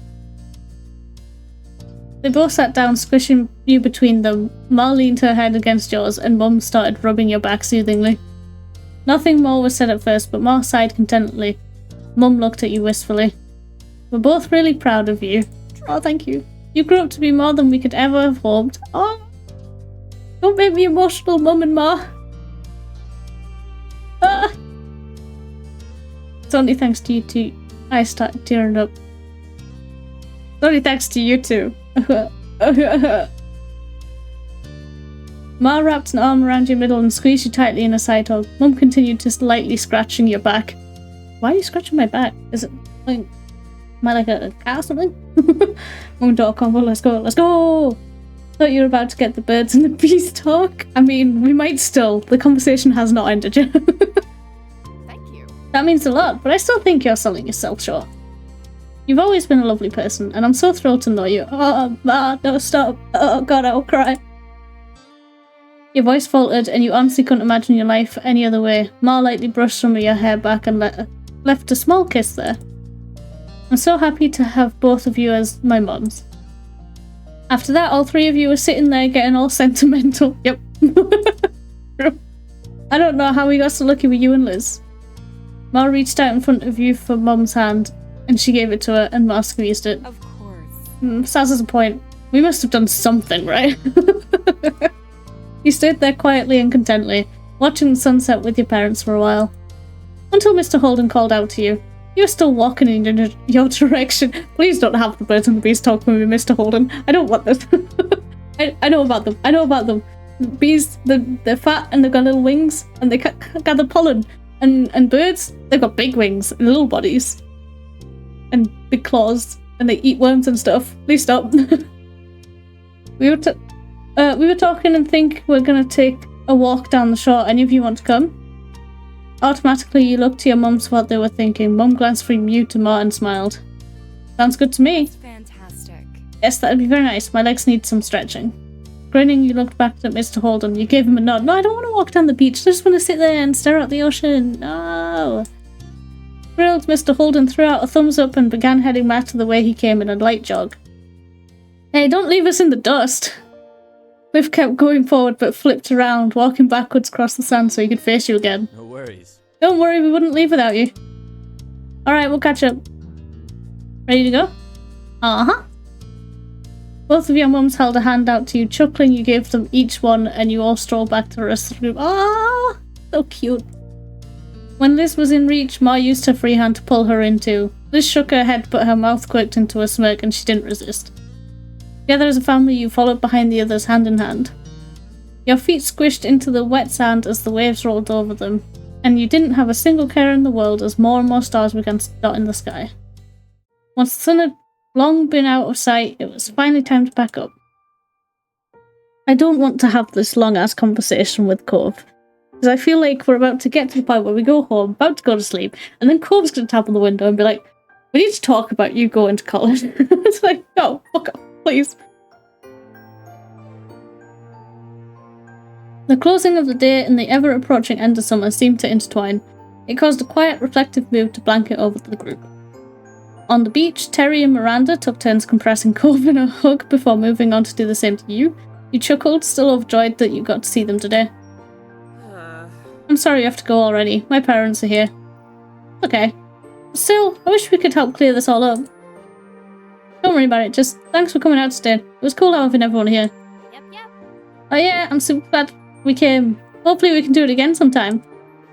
Nodding, you turned your attention to Terry. She wore a large grin on her face and held her hand out for a low five. You obliged. Hell yeah. Oh god, stop being in the window seat. I don't know. I hope not. See you later. Take care of yourselves, buddies. After that, they walked away, waving to you and Cove as they went down the shore. Cove waves quietly back with a small smile on his face. You're finally awake. We have to. Have a safe trip. We will. Bye. Taking you by surprise, Terry jumped and twisted around. She kept up with Miranda by walking backwards. She kept the mood of your farewell light by shooting finger guns at you and Cove. Nice. Miranda bumped her with her hip. It left everyone with a laugh just before they disappeared down the bend. Daz? Come on. Hey Cove, could you come here? Both your parents were motioning for you. Two of you went to them. Tons of things ended up at the beach over the course of the day, so there was still so much to pack up, and the parents needed help. With a nod, you got to it, stuffing various things into bags and bundling up in the towels. Okay. Once things were ready to go, everyone filled their arms with as much as they could carry. Absolutely no one wanted this to be back well kind of task. But the walk back home ended up being mostly quiet. Each person seemed to be feeling the effects of the day. A cool breeze carried you across the sand and onto the road. There was a sigh of relief from what felt like the group as a whole when they arrived back at the neighbourhood. Well, hello everyone. You glanced to the side and spotted a very recognisable face walking down the road. Oh god, Baxter, fuck off, we're trying to go to bed. Oh, hi Baxter. How are you? Do you need help with that?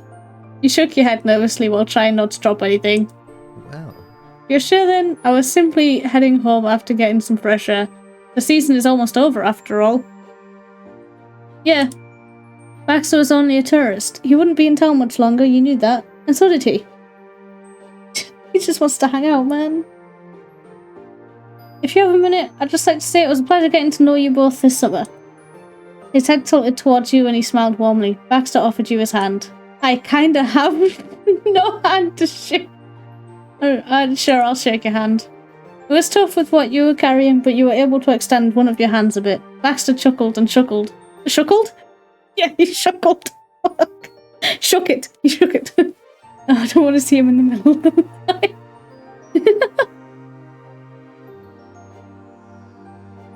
Good luck on your next semester at school, didn't say anything. We're good friends, fuck it. Why not? I wholeheartedly agree, Saz. I enjoyed this vacation immensely thanks to you. Baxter turned to shake Cove's hand this time. He was a little incredulous for a moment, but Cove eventually shifted to what he was carrying and took Baxter's hand. It wasn't long, but it was a solid handshake. Baxter was clearly pleased. Hell yeah. Chuckled and shuckled, I got. Chuckled and shuckled, oh yeah. The new catchphrase. I wish we had more time together, but it still was a nice ride while it lasted. I'd happily do it all over again. Bye, Baxter. Yeah, bye. Baxter nodded and walked a few steps towards his condo, then stopped and waved. goodbye. Okay, bye. God, why is his voice so smooth? Baxter sauntered away completely and disappeared inside the condo to return his own things. His time with you and your family and friends ending. He paused for a moment, staring at where he went. For afterwards, he looked back over the rest of the group. Lee and Liz were just going inside your house. Couldn't spot Kyra or Mr. Holden anywhere, but the door to their house was wide open. Mum approached you with an amused look on her face.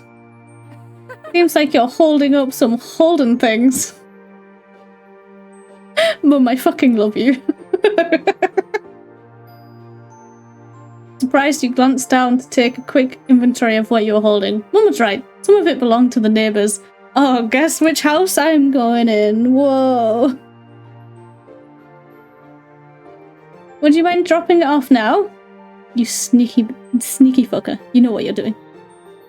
Fatigue was starting to sink in, and you looked again at everything you were carrying. You nodded. I can do it. Thank you. Cove took a few steps forwards towards his house and stopped waiting for you. Good night. Good night, Cove. I'll see you inside, Saz. Night. You caught up to Cove and together you went over to his house. Walking in the front door, you saw Kyra and Mr. Holden busily unpacking already.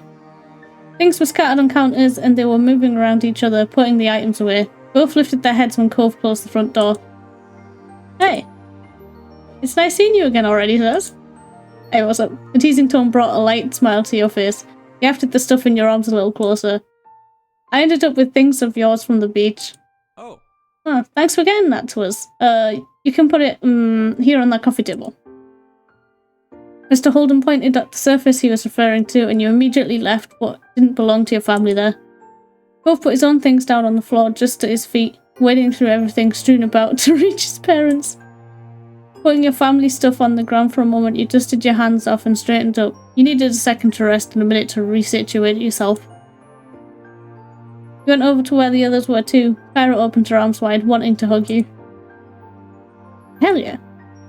You shyly averted your eyes for a moment. Kyra smiled understandingly, then you stepped forward and let her pull you into a hug. She hugged you tightly so you could feel every bit of how much she was happy to know you. You felt cared about. Oh, she's so precious. Thank you so much for hanging out with me today. It was a blast. I thought so too. Kyra eventually released you, but patted the tops of your shoulders as a final gesture. Thank you. Every time I've gotten to come by, it's been an absolute joy. Things really couldn't have worked out better. Mr. Holden took a step closer to you. Kyra moved aside to let him say goodbye too. He grinned. Why are they saying goodbye like it's final? I'll be back at some point, jeez. Thanks for always being such a friendly neighbour. And not just right now, but for as long as I've known you. I didn't always make it easy, but you and your family are good people. I really, truly appreciate it. Thanks very much. Thanks again, Saz. So much. Please don't say it. Please don't say it. Don't say it. Don't say it. This is not the time for you to say that. At that, Mr. Holden reached over and gave you a soft pat on the top of your head. You're good people too. Oh, I can hug him. Hug him. Hell yeah. Hell yes. Next morning, Saz woke up dead. Honestly, I'm slightly worried I'm going to wake up tomorrow with no voice and be unable to stream. But either of you could process it, you had him locked in a hug. His body automatically went rigid, and you felt a pang of embarrassment. But before you could let go, he relaxed and began to lightly pat your back before shifting into a full hug. Thank you. I noticed... Hold on. You also noticed the force of... Hell yeah.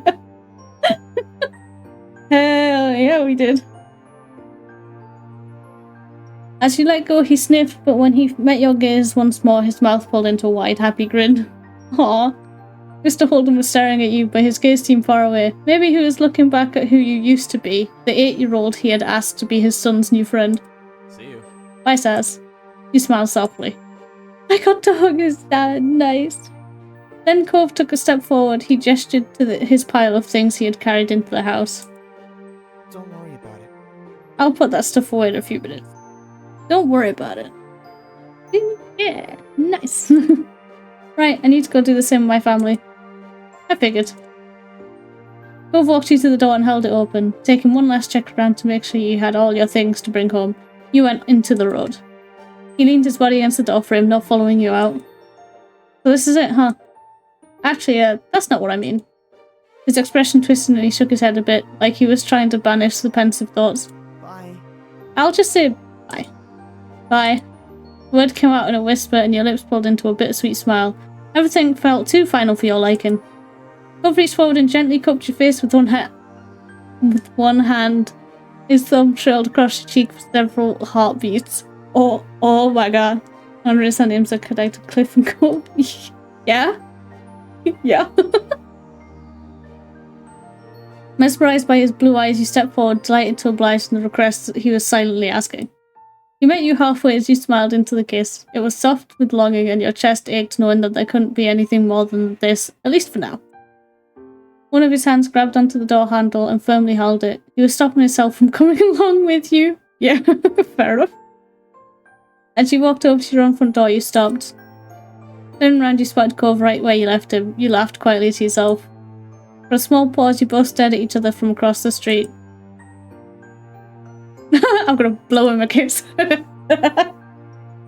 Cove reached out like he was catching it off the side, and then curled his fist to his chest, holding the kiss close. Your lips curled into a beaming smile. Things couldn't be dragged out any longer. After one more shared smile, you opened the door and went inside, shutting it behind you. Oh god, I was really hoping that would just be it. Can we steal Cove's mum asking for a friend?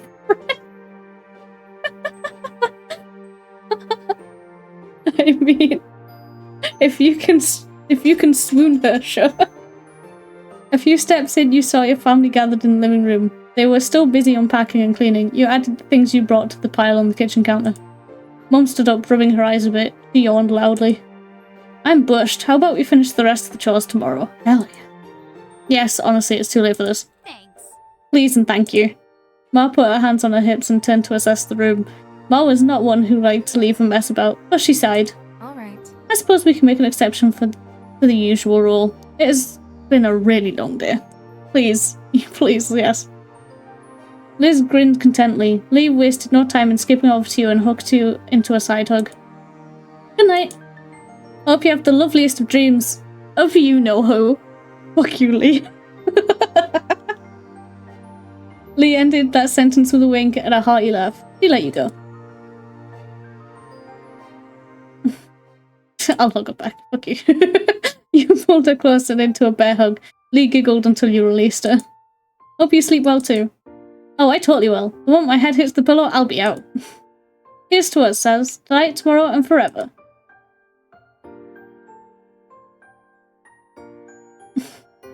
I'm just gonna spit. Yeah, here's to us. Lee stretched her arms high over her head. She yawned loudly and looked at you with tired eyes. I think that's my cue to head to bed. Bye. I think so too. Have some fun sharing the room with Liz. She laughed at that and Lee shuffled off towards the guest bedroom. Before you had a chance to do anything else, you feel the top of your head being tapped. You spun around to see Liz smirking. Nighty-night, I'm heading to bed too. It's been a long day and I have a lot to prepare for tomorrow. Exhaling, you automatically started fixing the back of your hair. When Liz didn't immediately walk away, you smiled softly at her. Everything okay? Her gaze moved away and you knew she had more to say. You waited patiently for Liz to compose her thoughts. Went to bed, but do you realise what time it is for you, Saz? Yes! Yes, I do. As soon as this chapter ends, which it should fucking do any goddamn minute now, I'll be going to bed too. So yes, I know. Waiting patiently for Liz to compose her thoughts. But good night, Seb. Sleep well. Even the game is telling you, go to sleep. Yes.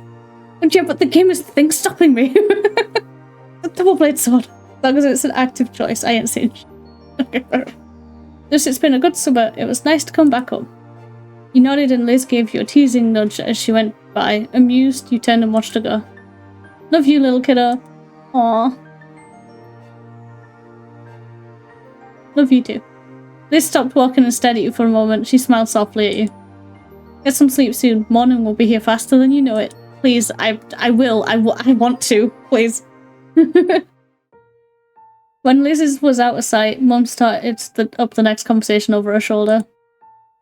Aren't you heading up to bed too? I want to finish cleaning. What? You sure? I can wait. Glancing around the room a moment, the disarray made you feel a bit twitchy. You had a feeling that you'd sleep sounder if you took your time cleaning before bed. Yeah. Mark came over too, smiling understandingly. She pulled you into a big hug. Yeah, big hug. Alright, you do what you need to. Love you. When you were done hugging Mum pulled you into another hug, their actions basically handing you off to the other. Had you laughing jovially. I was gonna go, got distracted. What did you get distracted by, huh? Huh? I love you. I love you so much. You're the best parent. Aww. Ma's eyes sparkled for you from your compliment. Mum pulled you into another hug. Good night, kiddo. Sleep tight. Good night, sweetie. Night. After that, your mum headed off towards their bedroom down the hall. You were about to turn the other direction when you heard Mum's voice. And don't let the bedbugs bite. You heard Ma chuckling as you watched them go with a smile. It was a while later when you were finished putting everything away. You didn't rush the process at all. Your sleeping hours may have been cut into, but you felt so much better getting this done. You sighed contentedly, gazing at the organised living room and kitchen. Before you could take a well-earned break on the couch, something out the window caught your eye.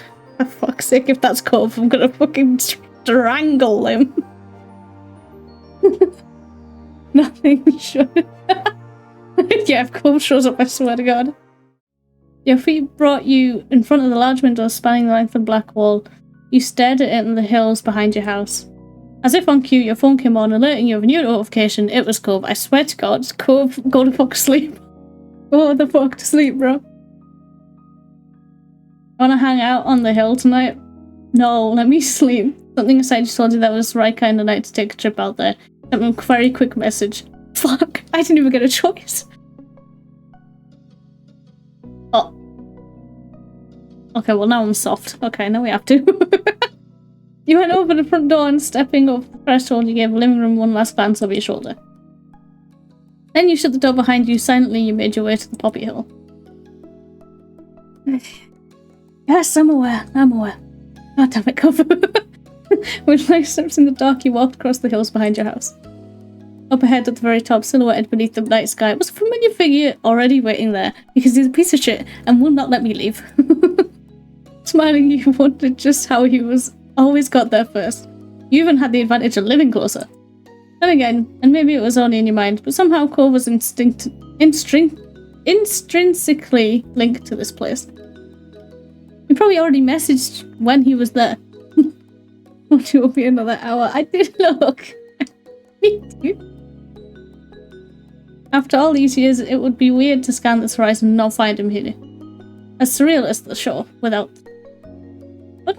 Oh. Weird. The distance between you was growing shorter by the second. Hearing the grass and earth crunch under your feet, Cove turned. A grin spread over his face as he saw you.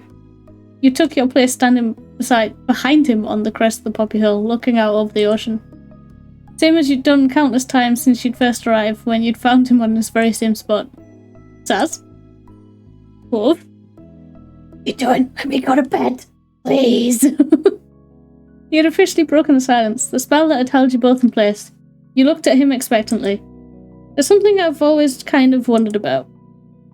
Okay. He cocked his head, giving you a sidelong glance. What did you think when we met? I was just a kid you'd never seen before, bawling his eyes out on the hill next to your house. I thought you were a fucking bitch.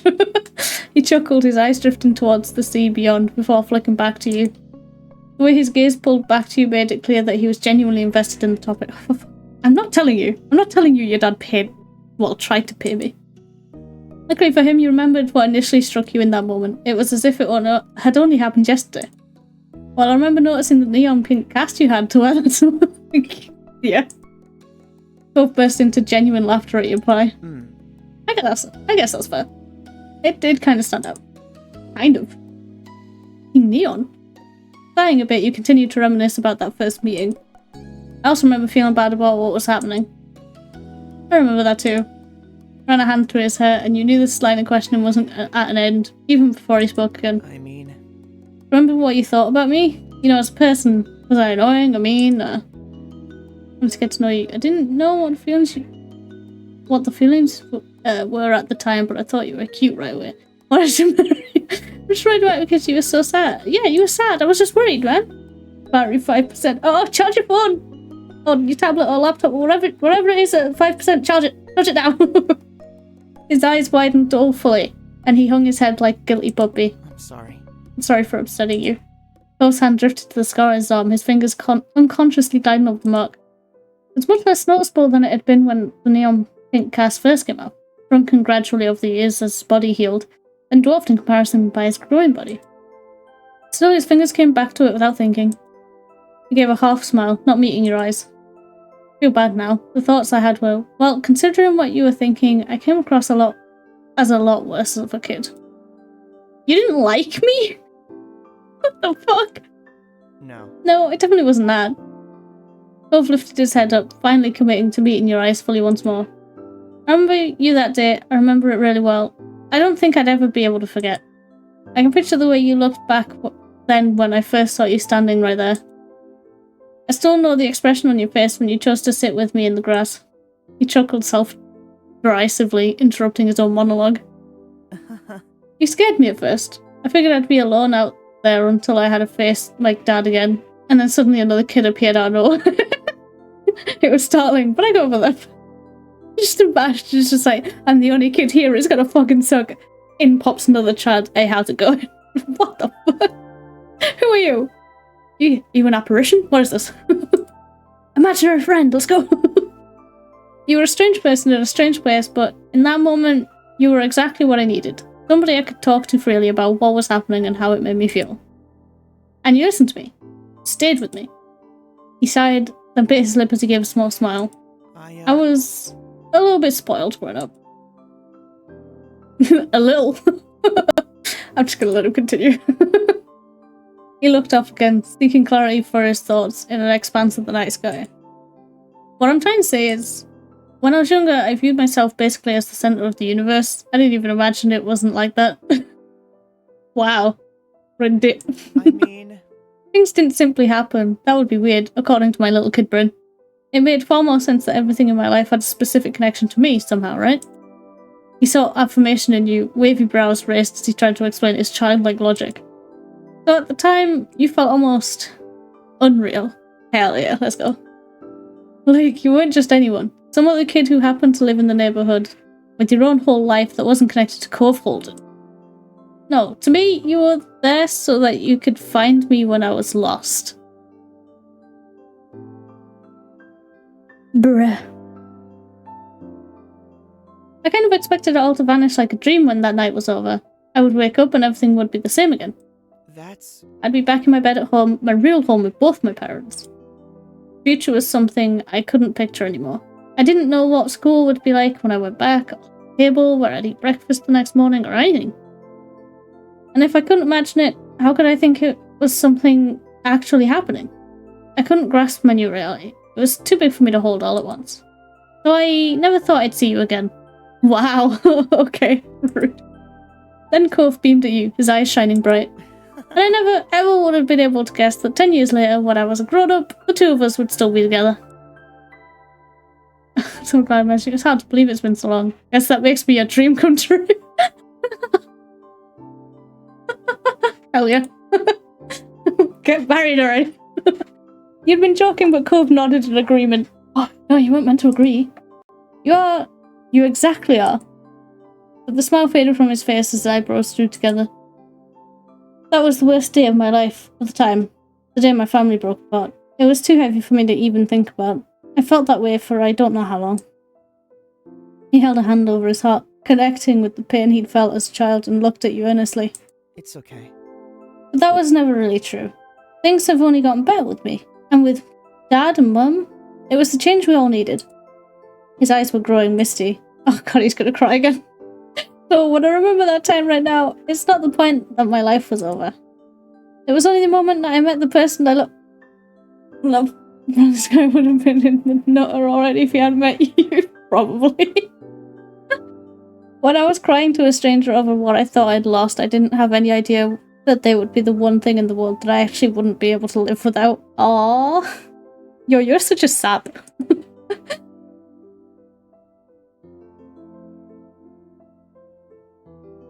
Couldn't reply. Love you. I couldn't reply. That is whoa.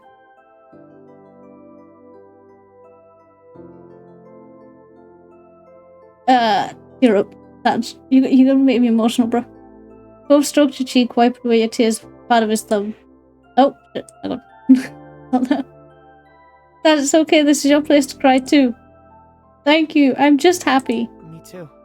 So am I. Aw, bless. Cove sighed contentedly. His voice was as delicate as the petals on the poppies which crowned this hill. Hey, Saz. I'm so grateful you always took care of me. Didn't even know what to say back to that. His heartfelt appreciation left you inside, speechless. He tilted his head up, thoughts lost in sparse clouds above. I wonder how late it is. I guess it doesn't really matter. My dad is fine with me being out whenever. Just use your phone to check time. You could still text your dad about what you're doing. I'm gonna text my mums. My mums might care. But I don't feel like telling them. I wanted to make sure you messaged your mum about what was going on. You quietly nodded. Yeah, I'm gonna text my mum. You might appreciate it. I guess. Probably. You were pleased to see Cove slip his phone out of his pocket and type away in it. You also brought your phone out long enough to shoot off text. They wouldn't see it anytime soon, but they'd be in the loop once they were up. Are you going to lay in the grass now? Wow, how did you know? I just thought you might want to. Also, you do it all the fucking time. With a chuckle, Cove plopped down on the ground and laid back. Oh god, please let me go to bed. It's too short we're spending time there. He sat on his chest. I'm gonna sit on his chest. Okay, fuck you for keeping me up that long. You decided you'd rather not sit on the grass and that there was a better seat available. I sat squarely on Cove's chest. Fuck you for keeping me awake. He instinctively tried to spring up but didn't get far with you on top of him. His head flopped to the grass again. A huff escaped him. Why are you doing this? Because you won't let me sleep. You simply smiled down at him. What the? Wait, what? Oh! Shit, we've been out that long? Oh god. Both of you fully settled in to relax on the hill. It felt like just the beginning of one of your nightly outings, but then you realised the sun was peeking over the horizon. Cove spoke up with a disbelieving tone. Huh. It really was lit. Fucking shocking. Wait, so I was cleaning the house till like 4 AM? What? Your neighbour wasn't a stranger to being awake at dawn. However, Not like this. He was normally an early sleeper, early riser. Yeah? You don't say. Now mate, this is hills probably full of crickets and mosquitoes. Couldn't get me to spend the night out there. This unexpected sunrise particularly awed him. Two of you watched on silently as the sun began to light the world. Both of them propped himself up on the backs of his arm and looked at you with a soft expression on his face. You want to go back home? I can carry you, if you're too tired. Fuck yes, let's go. Shook your head. Ah, fuck it. You couldn't resist a yawn, but you were serious. It couldn't be time to go already. Both chuckled affectionately. Okay, but it's been a long day. We've done a lot of things, like, really a lot. It has to end sometime. No, you're right. Since when were you okay with things ending? Does it really have to? I know. Yeah, too bad I am on that one, huh? But we can stay if you want to. Both smiled brightly at you, as warm as the new rays of the sun that were trickling your skin. In that moment, you couldn't have appreciated him being there more. No, just give him a kiss. Give him a kiss and let's be off. Let's be off. You moved your face forward and gave Cove a small kiss. He tilted his head against yours. You're my favourite neighbour.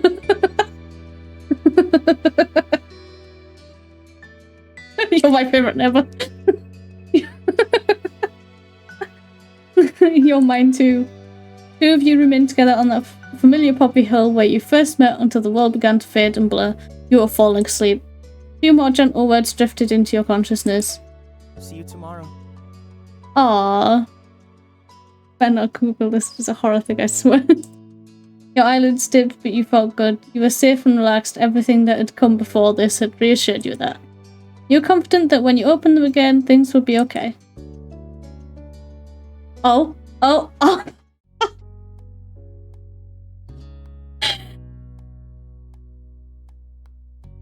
No way. You opened your eyes. Instead of the walls of your room, you were surrounded by open sky. You're still on the fucking grass. It was not the soft pillows and sheets underneath you, but the bed of earth and grass that you had taken last night. Day welcomed you with shining sun, a refreshing breeze, and the chirping song of birds. You cupped your face with your hands as you sat up, feeling the imprint of blades of grass leaving lines on your cheeks. Does? You could have just taken me home, bro. Hearing your name, you lowered your hands and looked around. There he was, your most influential neighbour, Cove. Oh, there it is. There he is. Hey bud, how you doing? Let me fucking sleep, please. I'm dying inside. Good lord.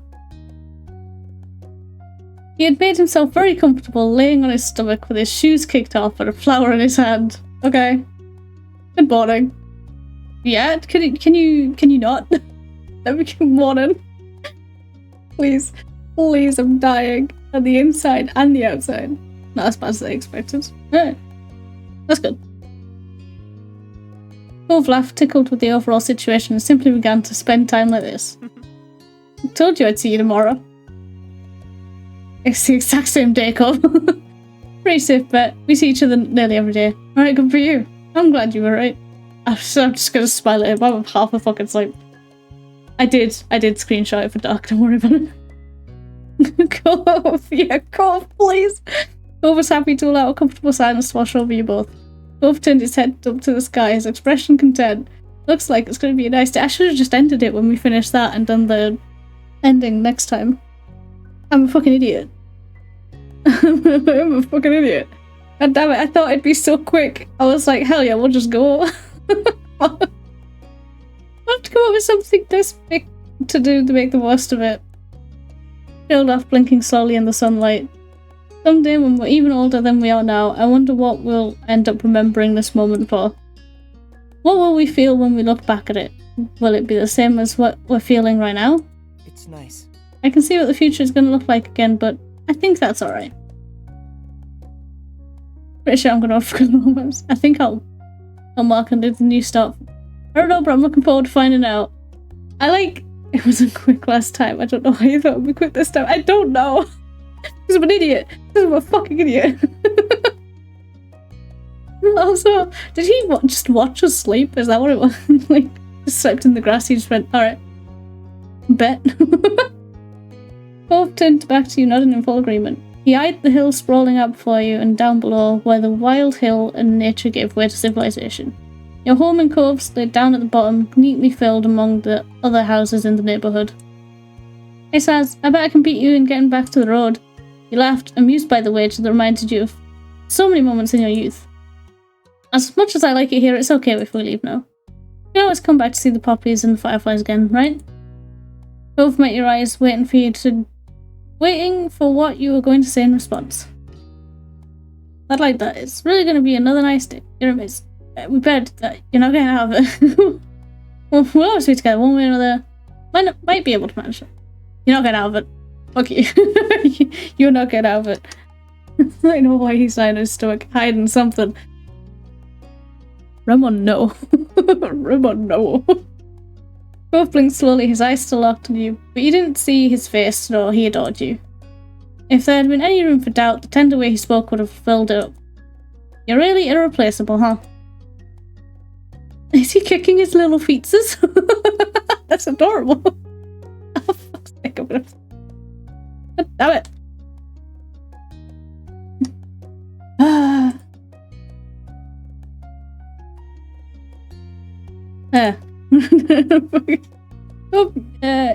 Cove beamed at you, his expression so unlike the one he'd worn when you first found him there, swaddled in sadness and uncertainty. Not pure hole.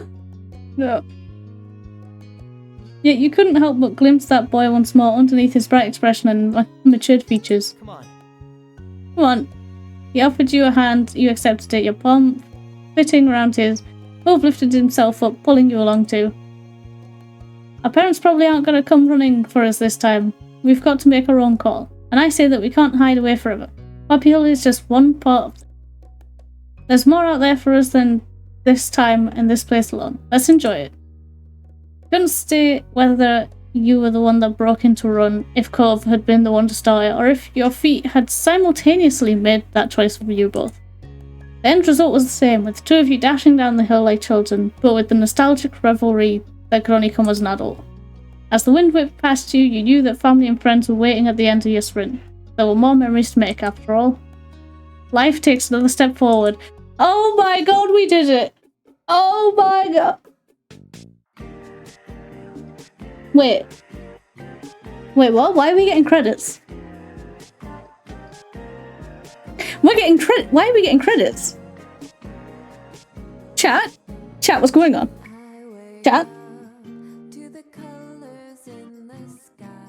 what are we? Chat, what's going on? Did we finish? Oh, the rest is DLC?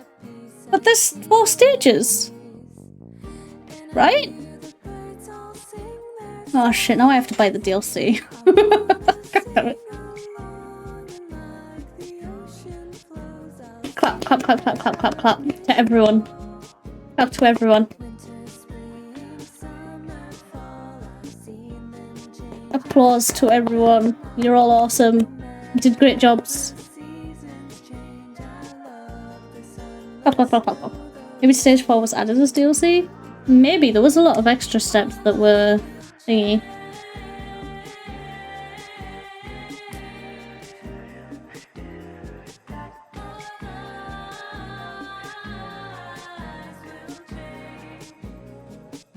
Still applauding. You guys can't hear it though because of the noise filter, but I'm still applauding. What a cute and fun game. Oh, we're 100% gonna end up playing this again, aren't we? Fuck's sake. Damn it. Oh, okay. This is fine.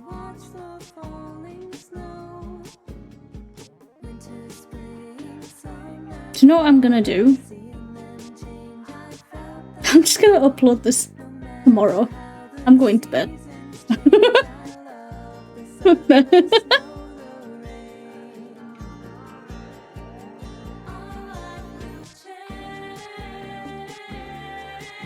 I can't believe we finished it. Right, I'm gonna go pass out. Catch you all later. Alright, bye. Bye, Ari. Have a good night.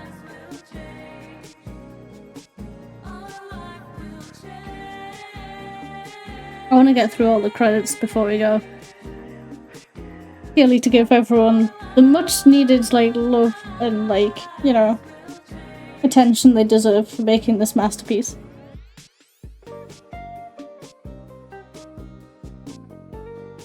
A tiny tempo over there passing out.